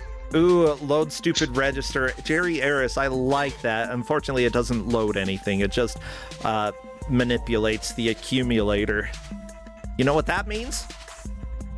No, I don't. I sort of do. And it's a little concerning. Julo is on. All right, Julo's what? Look at this boss. This boss has so many frames. He has 3 frames. Yeah, that's 3. All right. Okay, he doesn't even have a left arm. You know, that makes it very easy to stay on the right side of... No, his left arm is just scratching his back. He only fights with one arm, and his other arm is just scratching his back the whole time. I need some lotion. Right here. I hate mosquitoes. All right, so this is where you actually do want to be in attack mode. Attacking in stealth mode is very, very slow. Yeah, you deal a lot less damage, right? You do less damage. Your attack, it comes out like a second after you push the button. Whereas in the attack mode, you can get 3 attacks off in that same time frame. Yeah, you can tell that you're in attack mode when you're wearing the black clothing, right? So there's an icon in the top left. Like, you can see the guy that looks like they're running. Yeah. If you hit L or R, it changes into like a pattern thing. That shows that you're in attack mode. Okay, pattern is attack mode. Running man is running mode. Correct. Gotcha. But, like, I mean, Julo's gonna get this. He is, taking his time. But unfortunately, he does have a whole second health bar he has to take out. Okay, good thing this boss isn't slow to attack or anything, Yeah. otherwise this might take a long time. Yeah, imagine. Yeah, ooh, but is there phase 2? Oh, Yes, there is phase 2. His arm's shaking. Uh-oh. Fireballs. And now it's not that hard of a pattern to dodge. Yep, this But section again, is really easy. If you are in attack, then there we go. Julo mode goes into Julo mode. Going Yeah, into Julo Julo mode. mode. Unfortunately, moved back to action mode or adventure mode. Whatever. So your jutsu mode. attack mode is limited by the amount of like jutsu you have. So that blue bar determines how long you can stay in attack mode. Gotcha. So you want to build up your blue.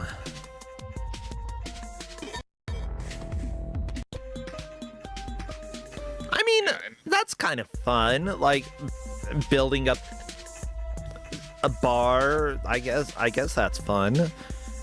Who doesn't like to have like different modes limited for how much time you can spend in it? I hate that. Okay, just let people be in the mode that they want and let them have fun. And if it's overpowered, then like weaken it a tiny bit. Well, Kurma is now also on this boss, so we have some definite positions at this point. Yeah, with Julo Julo in in first, Kurma in second, Roar in third, and M Sparkly is having a rough time at this auto-scroller section, which all of our other players also have a rough time with. Yeah, like M has not been on the auto-scroller as long as everybody else, so it's not a big surprise. If she can beat it fairly soon, she's got a good chance of catching up. But unfortunately, a lot of this Ninjamurai can is change. dead. A lot of this can change because there is still a hardcore mode. This game I figured was going to be quick enough that players would finish it. So lots of things can change. We still have 35 minutes left. I like that Kurma has found a place where essentially they didn't need to move. Just stand there, swipe.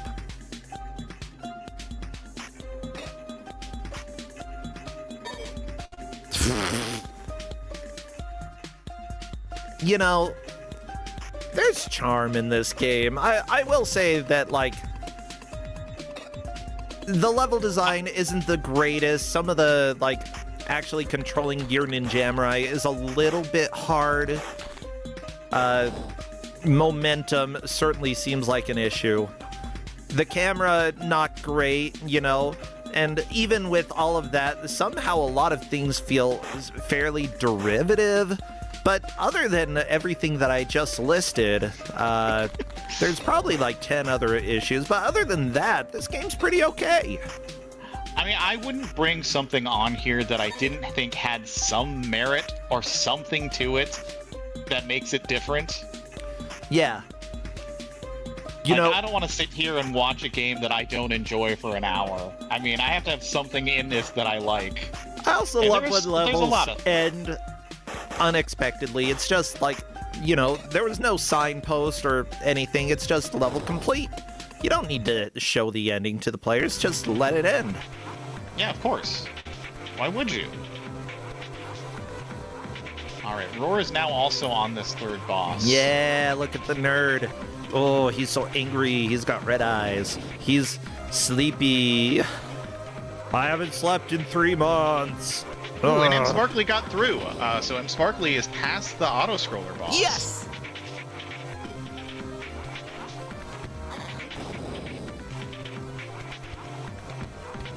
First, he's got to figure out how to damage this guy. There we go. And I don't think we have another, like, what I would call stopping point or just a major wall until the final boss. Ooh, okay. So, Yeah, we're going to see progress from Julo and Kerma. At least up until that point, they'll probably both be making some pretty quick progress. And then at that point, we'll have a good idea who made it first there. We'll determine who is currently in first place. After that, you know, let's see who finishes it. Because then we get to go into the hard mode. And we get to do it all over again. Julian is on our...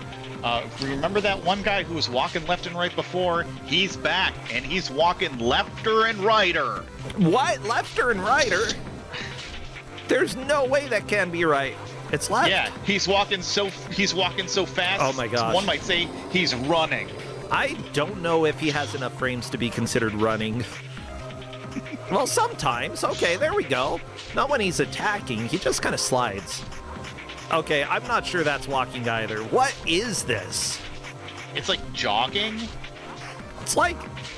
jaunting? I think he's doing the two-step. Okay, now that's a run. He was doing two-step, now he's running.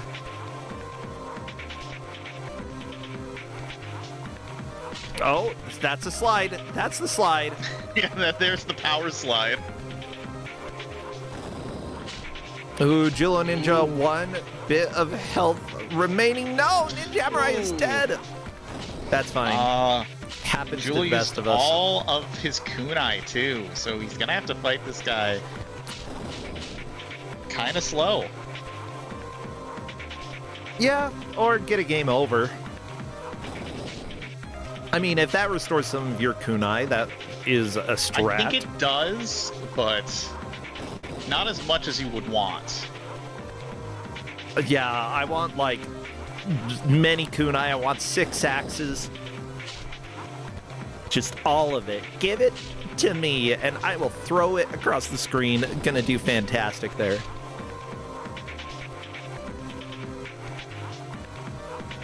By the way, I was looking at the review. I need to give you a little bit of a sense of what this review from TSA says. They say, pros, a lot of game for your money. It was £2.50 in the UK PS Store, which pretty cheap, yeah. Looks great and sounds even better. Okay, this is 2011, so I'll go ahead and say that for $2.50, sure.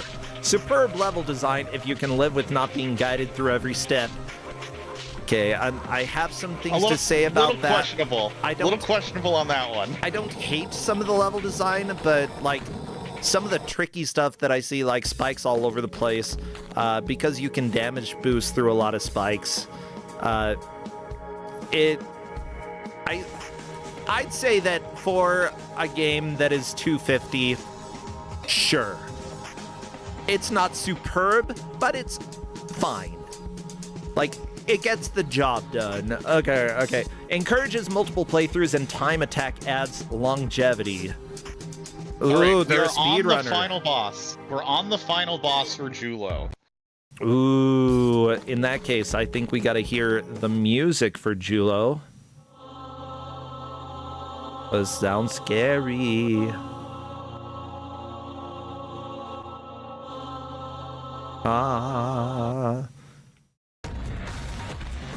Ready? It's ready time, Ninja Samurai. Ready? Go! That sounded like Mario Party? I don't know. Monkey Ball.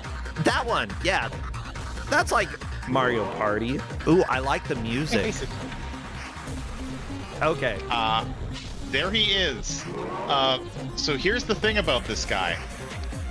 How many health bars do you think he has? Okay, if this were a sensible game, I would say 3. 4. Okay. Not as bad as it could have been. I was hoping you would say like 8. I mean, I wish it was 8, but like, no, it's just a little too long for a boss that really doesn't change anything that it does. Yeah. Yeah, if you don't have additional phases, then just die. Just die already. Or, you know, let somebody else be the final boss. Like, giant statue with fist, he was kind of cool. All right, there's the first health bar down for Julo. Okay, another health Probably bar. a little shocked of that. Through the kunai, and then just another health bar appeared.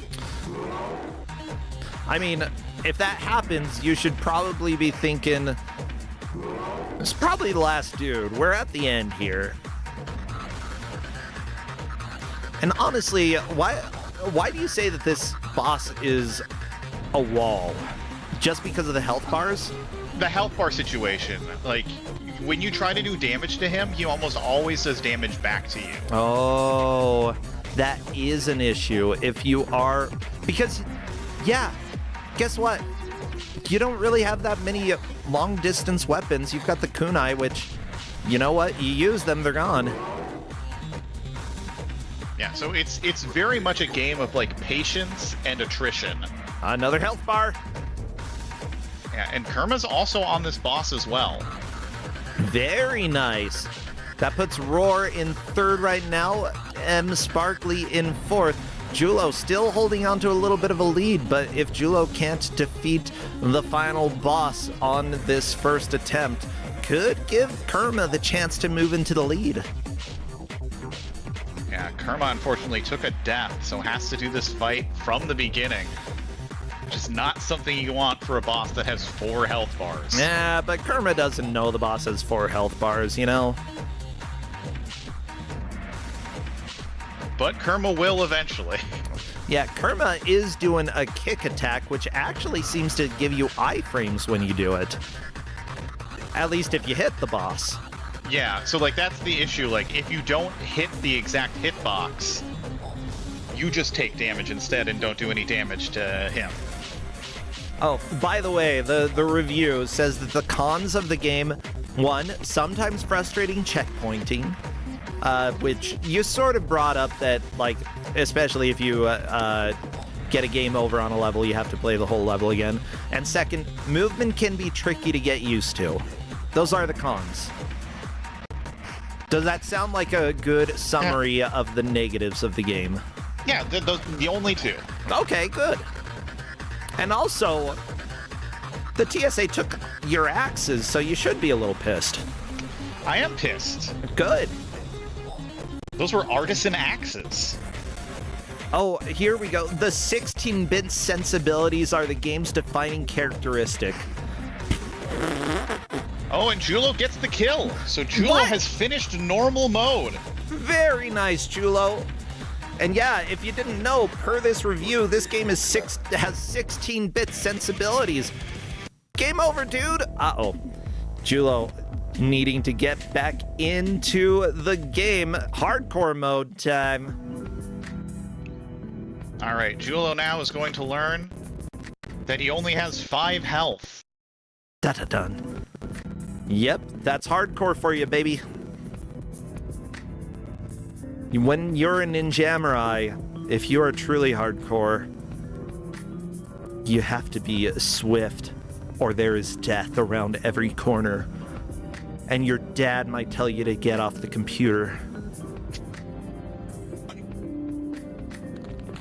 He's all like, we're not paying for this internet for you to goof off online. But Dad, that's where my friends are. Oh, those aren't your real friends, son. No. Real friends are outside playing ball. Look, she said she was real. That's what they all say, son. Yeah, I know. Her name was Eliza, and I know. Oh, yeah, it's even in the name. Eliza. Eliza, one of the first chatbots ever created, FYI. I remember I chatted with Eliza back in the Atari days. That was fun. She really didn't have much depth, though. She'd just ask the same questions about everything, you know? A lot of how does that make you feel? I'm like, well, I don't know. There's a correct response to that. It's, don't even ask. I bet Eliza probably would like ninjas. I wonder, can I pull up Eliza right now?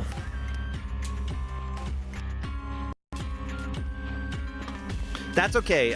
She was not a language model. She was not an LLM. In fact, she was probably like maybe 2 kilobytes. She was very small. Okay, Roar is on the penultimate boss. So Roar is catching up to Kerma. At this point, Julo is running away with it. Okay, so I just asked Eliza, what do you think about ninjas? And she said, you're not really talking about me, are you? Eliza's a ninja! Oh my gosh! What a slip-up! What a slip-up by Eliza! I said, are you a ninja? And she said, would it matter to you? Oh my god. Eliza, the ninja. Not only the first online chatbot, but the first online ninja. Well, I love ninjas to begin with. Okay, would it matter to you? I love ninjas to begin with. Do you say you love ninjas to begin with for some special reason? I have reason to suspect that you are a ninja. And she says, does it please you to believe I am a ninja? Ooh. Oh my gosh. Very. Does it please you? I said very, and she said, please go on. Oh my gosh. Okay. I'm sorry. I'm in love now with Eliza, the ninja. It's a little too spicy for me, bro. I think we need to come back to this later. Okay. Let me say, Shramble told me to stop talking with you. And she says, oh, I? Yes, you. Oh, you seem to be quite positive. Yeah, bye. Goodbye. Okay, well, at least she was polite. Mystery Funhouse, thank you for the raid. I'm just talking to Eliza, the first program chatbot ever made back in the 60s, who has made me suspect that she is a ninja. It took very little time to suspect that. Yeah, and I'm already in love with her, and it took like 5 questions. All right, and Kerma is through, so Kerma has completed the game and is going to be moving on to hardcore mode. Yeah, Kerma, fantastic job. Chief Eccentric Officer, of course, Patty Murphy. Let's see if Kerma skips past the credits or... Oh. Yep. Yeah. Too busy jamming out on the final song. I mean, sometimes you gotta give yourself a little breather, you know? With that said, Julo9rande currently in the lead doing the hardcore mode. Kerma7 starting hardcore. Blasphemous Roar on the final boss of the normal mode. And finally, M Sparkly a little bit behind, but not too much. Gonna catch up to Blasphemous Roar pretty soon.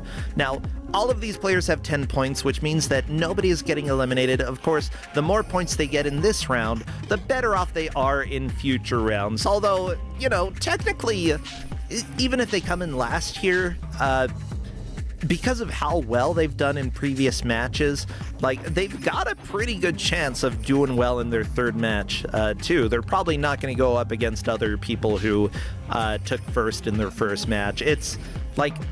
You know, it's always a little bit of a give and take. I don't think anybody is sandbagging at all here in order to try to have an earlier match later. They're all trying to do their best because the best way to guarantee that you make it to the bracket is to solidify it in your first 2 or 3 matches, you know?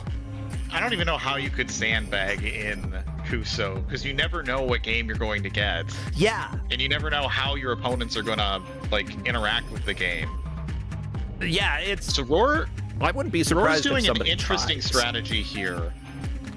Roar is trying to collect as many kunai as possible, but I think it maxes out at 10. That's so many kunai. That's more than you took to TSA for, well, axes anyways. Axes are like worth 4 kunai. Okay. You know what? That's better. That's a better rate then. 6 times 4 is 24. You can't have that many kunai in TSA. No, but you could have 36 ice levels in Oh my TSA. god. Everybody, we're going to have a game with 36 worlds, each world with 36 levels, and every level has ice. Aurora's going to find out soon that this guy has more than one health bar. Oh, yeah. Yeah, I think as soon as Roar figures that out, it's going to be like, well, this is BS. And then Roar is really going to have to change the strategy because, yeah, you are not going to be able to damage race this dude. He is too much of a floaty boy. He floats around. There's no way you can tell where he is at any time. Oh, there's the health bar.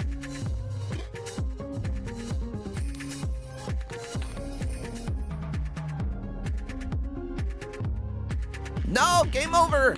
That's okay. I think Blasphemous Roar was accepting the fact that I'm not going to beat it this time. Let's go ahead and just die and get back into this because I have 1 HP. Meanwhile, both Julo and Kerma are making very steady progress now in hardcore mode. Yeah, it's possible that Kerma will pass up Julo Ninja. I've heard this music for a long time. And that usually means that we haven't moved on to the next set of levels. Game over? Oh no! Julo, the ending was right in that little cage. No! And it just decided to not go in it. You know, sometimes a ninjamurai doesn't want to be caged. Who can cage this lonely heart? The only thing I keep caged are my emotions. Ugh. You know, I thought that it was really powerful to show how you feel. It's 2011, Brossentia. Emotions haven't been invented yet. Ninjamurai is dead. I love that, like, if you touch the kill plane, it just thrusts you down. Like, straight down, you're dead. Which the kill plane just eats you. I believe that was a vertical kill plane, so that it's like, okay, no sneaking under this terrain, you sneaky sneak. We're gonna kill ya, because if we don't, you might be able to find a way to skip half the level. Oh, new music, okay. Ooh, I like this. You know, that's something that, like, I joked. Oh, no, I didn't really joke about the music. The music's fine in this game. Like, yeah, no, the music fits this game perfectly. Yeah, I never know what to expect with the music, and yet it all works. Mostly because, like, it does seem like DeviantArt the game. And simply put, any music that isn't like normal video game music is gonna fit DeviantArt the game. And this, maybe I would hear it like on the Aladdin world in Kingdom Hearts, or that's called Agrabah. Other than that, no.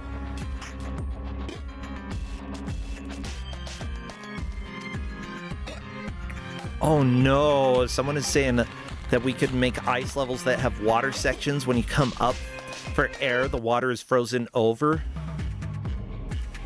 I'm trying to remember if Donkey Kong Country did that. I don't think it froze the surface. Like, when you froze the surface, you walked on top of the water. You didn't go underneath. Yeah, Hedgemaze is pointing out that this game is kind of good for a PSP Mini, and that's something that I think is worth acknowledging, because any sort of, like, budget system for selling games, you're probably going to get a lot of very simple either puzzle games or, like, very simple platformers that don't have much depth to them. And this, compared to what you would expect, actually has substance. It's not the best game in the world. And for some reason, my voice was trying to crap out on me for a second. But it's compelling. I don't hate it. And the man just walked through the wall on Julo Ninja's screen. That was cool. Spirialis is saying they think that Echo the Dolphin does that with ice. Oh, freezing over. I think that you're right. That's scary. But dolphins can hold their breath for a long time. Echo's just weak. Echo is a weak dolphin. Yeah, crappy dolphin. You could have gotten bigger lungs. I turned into a bird? Oh, that's cool. Honestly, I wouldn't mind being a bird. Depends on the bird, though. Don't make me an ugly bird. There are a lot of ugly birds. But there are cute birds.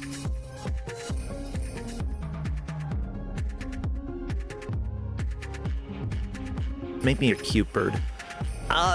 Not a Q-bird. No, shut up. Not talking about that, man. Not a Q-bird. Oh my gosh, I am exhausted. It's been a long weekend. What can you say? You know, I finally got over the shingles, and it you know, after you take a little bit of a break from something, it always takes a little while to get your energy back. So long weekend. M Sparkly actually takes the lead over Roar. Wow. Has beaten the boss before Roar did. Holy cow, M starting the second playthrough on the hardcore mode because, you know, if you're a Ninjamurai, you gotta be a little hardcore.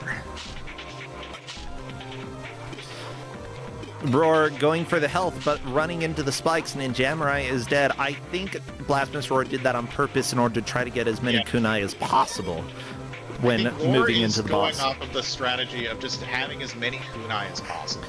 Yeah, as many kunai as possible. Try not to take any damage while getting to the boss, and then let's use the kunai and try to heal using the items here, and also use the jump kick because the jump kick is good. Yeah, the jump kick is going to save you in this fight. Yeah, if you can land it. The unfortunate thing in this game is that because collision isn't the best, you might not actually land the kick and take damage from the boss instead. I mean, it's either you or him, and he'd rather it be you.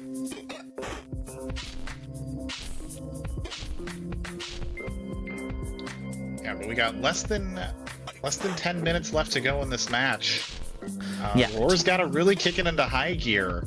Yeah, quite literally. Oh, good jump kick. Has the opportunity to pass Kerma at this point. Julo, I think, is going to be untouchable. Julo is doing a fantastic job here, yes. Just so y'all know, looking at the ref sheet, that's the wrong page. That kind of scared me. Right now, Julo is on Hardcore 5, Kerma on Hardcore 3, M Sparkly Hardcore 2, Blasphemous Roar on the last stage of, I don't think it's called Softcore for Ninjamurai. No, it's just called normal. Normal? It's just called normal. Okay, Justin's giving me a look. Whatever. Yeah, I mean, maybe we should start calling our difficulties softcore and hardcore. I mean, it's called hardcore for hard. Shut up. Oh. Maybe soft shell and hardcore. Ooh, I like that. Soft shell hardcore. See, that doesn't make people ask as many questions.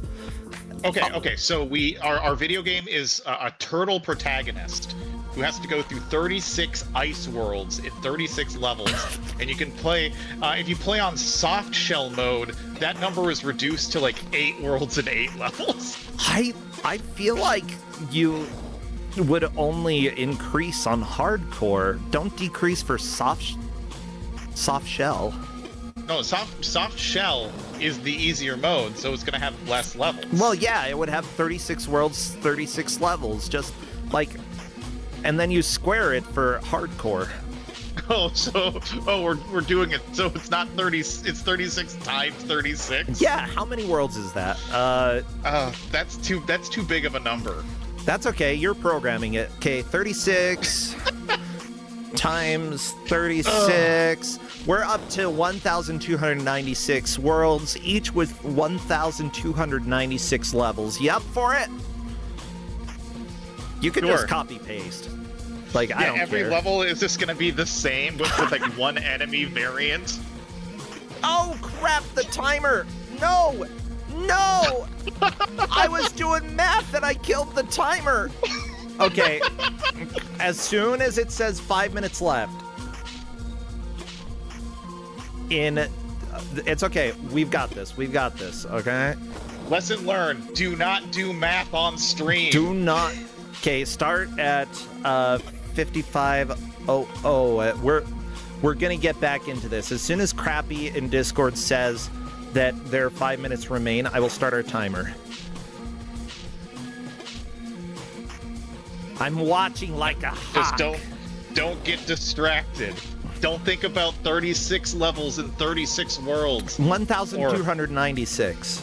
Or 1,296 levels in 1,296 worlds. And this is a terrible idea.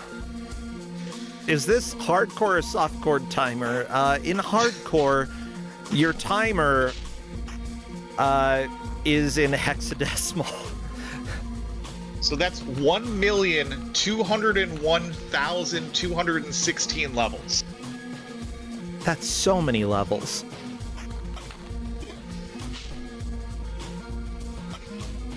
I feel like you're gonna have a fun time making this, Shambles. It'll be my life's work. Yeah, unless you die before you finish it. I'll probably die before I finish it. Good. You've heard it here first. Rosentia wants me dead. Now, with that said, Karma... That's probably not the first. Plenty of people probably... Karma's, catching up. I think they might be on the same level at this point. Okay, let me just say, literally as soon as Crappy popped up for me saying 5 minutes remain, I started the timer. I'm doing as good as I can. Maybe the stream's a bit delayed for y'all, but I did it as soon as I saw Crappy saying 5 minutes remain, and I was watching like a hawk, or maybe like a blue jay. So yes. All of our players have completed normal mode, aka soft shell. Yeah, now we're on to hardcore. And just so that we have it for the end of the match, I keep talking about the placements here, and I am getting confused because people are yelling at me for various reasons. I would never yell at you. You always yell at me. You don't want to make a video game with me. I didn't. When did I say that? Just now, you're like, that's too long. That doesn't say, that's not a no. Oh, that's too long. Let's do it. Yeah, okay. Kuso9rande and Kerma7 are on the same level. There is a chance at this point that we could have a lead change. And Kuso9rande is a ninja, as chat pointed out. That would be upsetting. If Kerma beats this level before Julo, Kerma is going to take the victory. Now, mind you, Kuso9rande is a great player, and most of the time, if somebody is struggling with the level, other people are going to struggle with it too. So I wouldn't just say that Kerma is going to move into the lead, but one good push is all you need. Blasphemous Roar, by the way, on to H-2, same level as M Sparkly. None of the places are locked, and we've got 2.5 minutes left. It's a fight for first and a fight for third at this point, which is really cool to see. Yeah, and I will say it's about 2.5 minutes left. Discord will accurately tell us when time is up.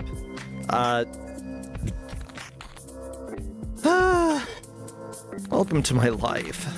And Kerma actually takes the lead. What? Kerma into the lead? It's a Kermageddon, everybody. I saw the level complete on Kerma's screen, and that start was different from the start of Kuso9rande's. Oh, baby cakes. I love to see it.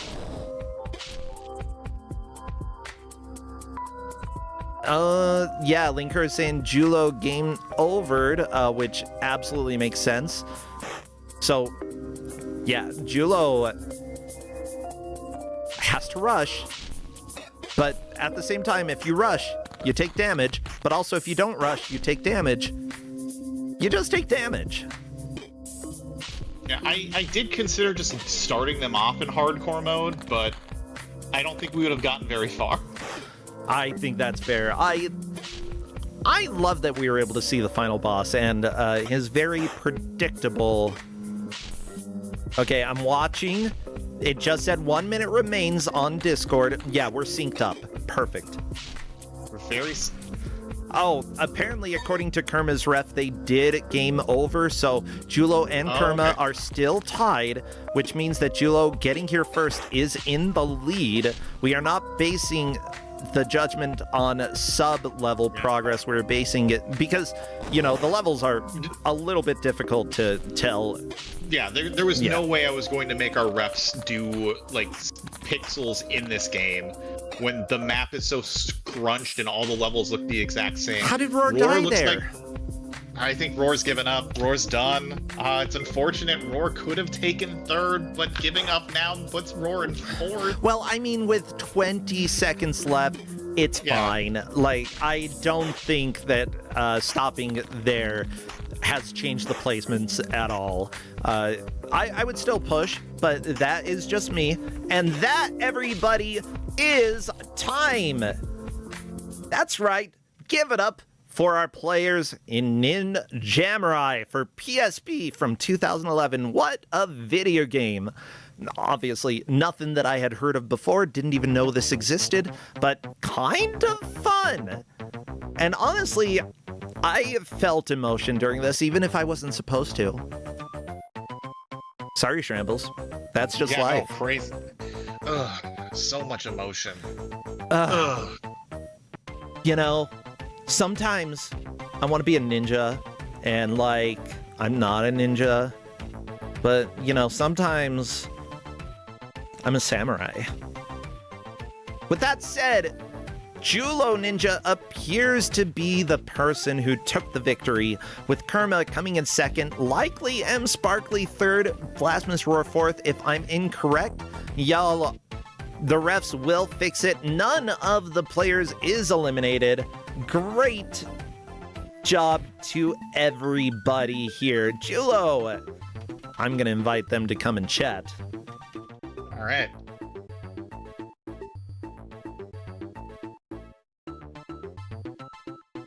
Oh my gosh.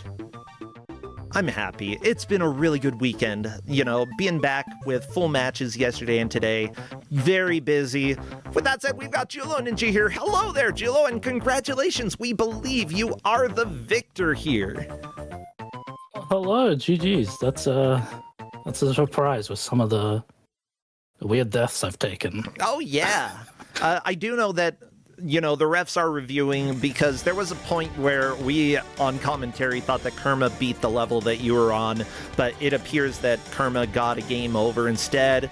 They're probably double-checking just to make sure, so that's why I say we believe you took first. As far as we can tell, you did, but that's kind of how it goes. So, oh my gosh.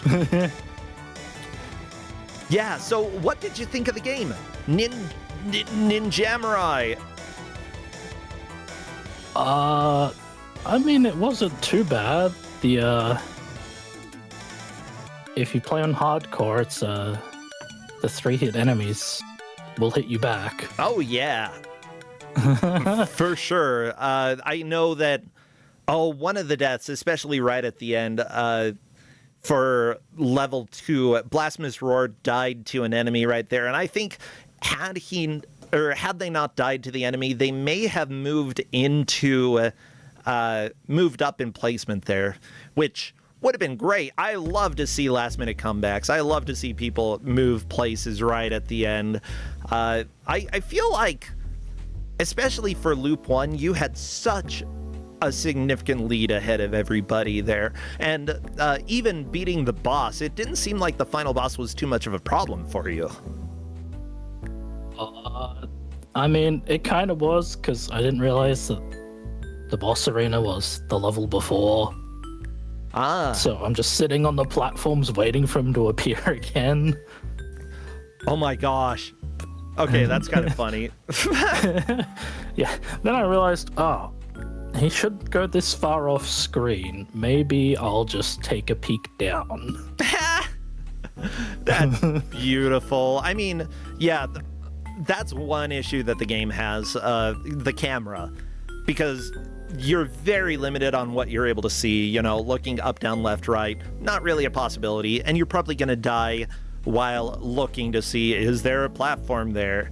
I don't hate it too much, though, because, like, it's really fast to get back into the game, and if you, especially since level 1 and 2 sort of get you used to that idea that you're probably going to die, it makes it a little less worrying, you know, just you accept death and you move on. Yeah, I mean, it kind of felt like attack mode was a little bit useless. Oh, really? I think that most people would agree with you. I don't know, was that what you felt, Shrambles? Or was it the other way around, that you're like, attack mode is best? Attack mode is only good when you need to kill something. Okay. So, attack mode, mostly useless unless you're killing stuff, in which case you can attack really, really fast. Yeah, I mean, against bosses, sure, but regular enemies, yeah. You use up too much chakra. You need the stealth. It's true. I was reading through a review and they're like, oh, the number of times that you need to switch through different modes and such. I'm like, I don't see anybody in this race doing that. I think the reviewer was like way excited about the game, more so than I or anybody here was. Yeah, chat is noting that it's appropriate for the ninja to win Ninjamurai. Yeah, I suppose so. I believe we need to change your name, Julo, to Julo Ninjamurai.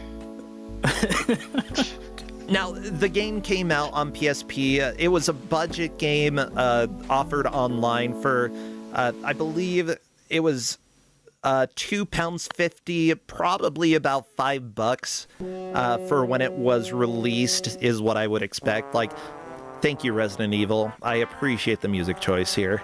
Does that sound reasonable? Like back in 2011, $5 for a game like this? I suppose it could be. Okay. If you really wanted the hardcore. Or you just can't breeze through it. Yeah, that's fair. Like, going through the base game, it's pretty fast. But, yeah, other people are saying that for the PSP mini games, this one's actually pretty high up there for quality. Again, like, we had plenty to say about the art style, that it felt like DeviantArt, that, you know, the music was interesting, but the gameplay itself, not the most cutting edge. The bosses, a little simple. Especially man walking back and forth. I like that guy. Well, he threw 2 daggers at you. Scary. Oh. And the hitboxes were not what the daggers were, so you'd still get hit. Yeah. Well, cool. I'm glad that you came and played, Shrambles. Thanks for giving the game. Julo, before we let everybody go, what are you doing these days? Do you have anything that you'd like to plug, any of your own stuff or anybody else's?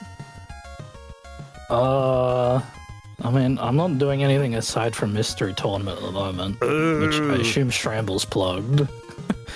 No, Shrambles didn't. Shrambles was being too emo. Wow. Thank you for the emo side. We heard that a lot during this match. Your match is tomorrow. What time? It's like 2 hours from now tomorrow. Oh, okay. Wait. 26 hours. Okay, 26 hours. Good. I can do that math. I can't do 36 times 36 times 36 times 36. We were calculating how many levels we were going to make for a video game, and it turned out to be over 1 million easily. So that, yeah, look forward to that one. And it's all ice levels. All ice levels. No, sure. That's the hardcore, not soft shell version of the game. But yeah, everybody, Julo Ninja playing a mystery tournament tomorrow. That's going to be 9 p.m. Eastern. Feel free to check that out. What about you, Shrambles? Anything you want to plug that you failed to do earlier? I have nothing to plug. All of my outlets are currently full. Oh, no. I don't have anything to say. Not your outlets. Post your favorite portmanteau. Yeah. Is it Ninjamurai? It should be now. I was going to say, I think it's Kusogrande, but that's just a personal preference. Nah. Ninjamurai is pretty okay. It's more than okay. It's... True. Well, that is it for Kusogrande. I'm looking to see who we are going to raid because I was assuming that Tai Tuesday was going to be streaming still, but perhaps that ended? Or am I lying? Tai Tuesday. Bam. Yeah, they're done. That did end. Dang it. Well, that's okay. You know what? Kirby Master is playing Fire Emblem, and it's been a long time since I've said hi to Kirby Master, so let's go do that. And let's go ahead and yell. What can we say that sounds really emo? Hi, I guess. No caps. Go and tell Kirby Master. Hi, I guess. Hi, I guess. And you can say ugh as well. That's another one. Okay? Some people say ugh, some people say hi, I guess. And otherwise, I will see you all later this week. Got some more NES Dev work to do. Thank you for everybody who subscribed, including Stream Hatman, who I missed. And I will see you all later this week. Take care, friends. Bye, Shrambles. Bye. Bye, Julo Ninja. Bye. Woo, bye. Emotions. Okay, we're offline.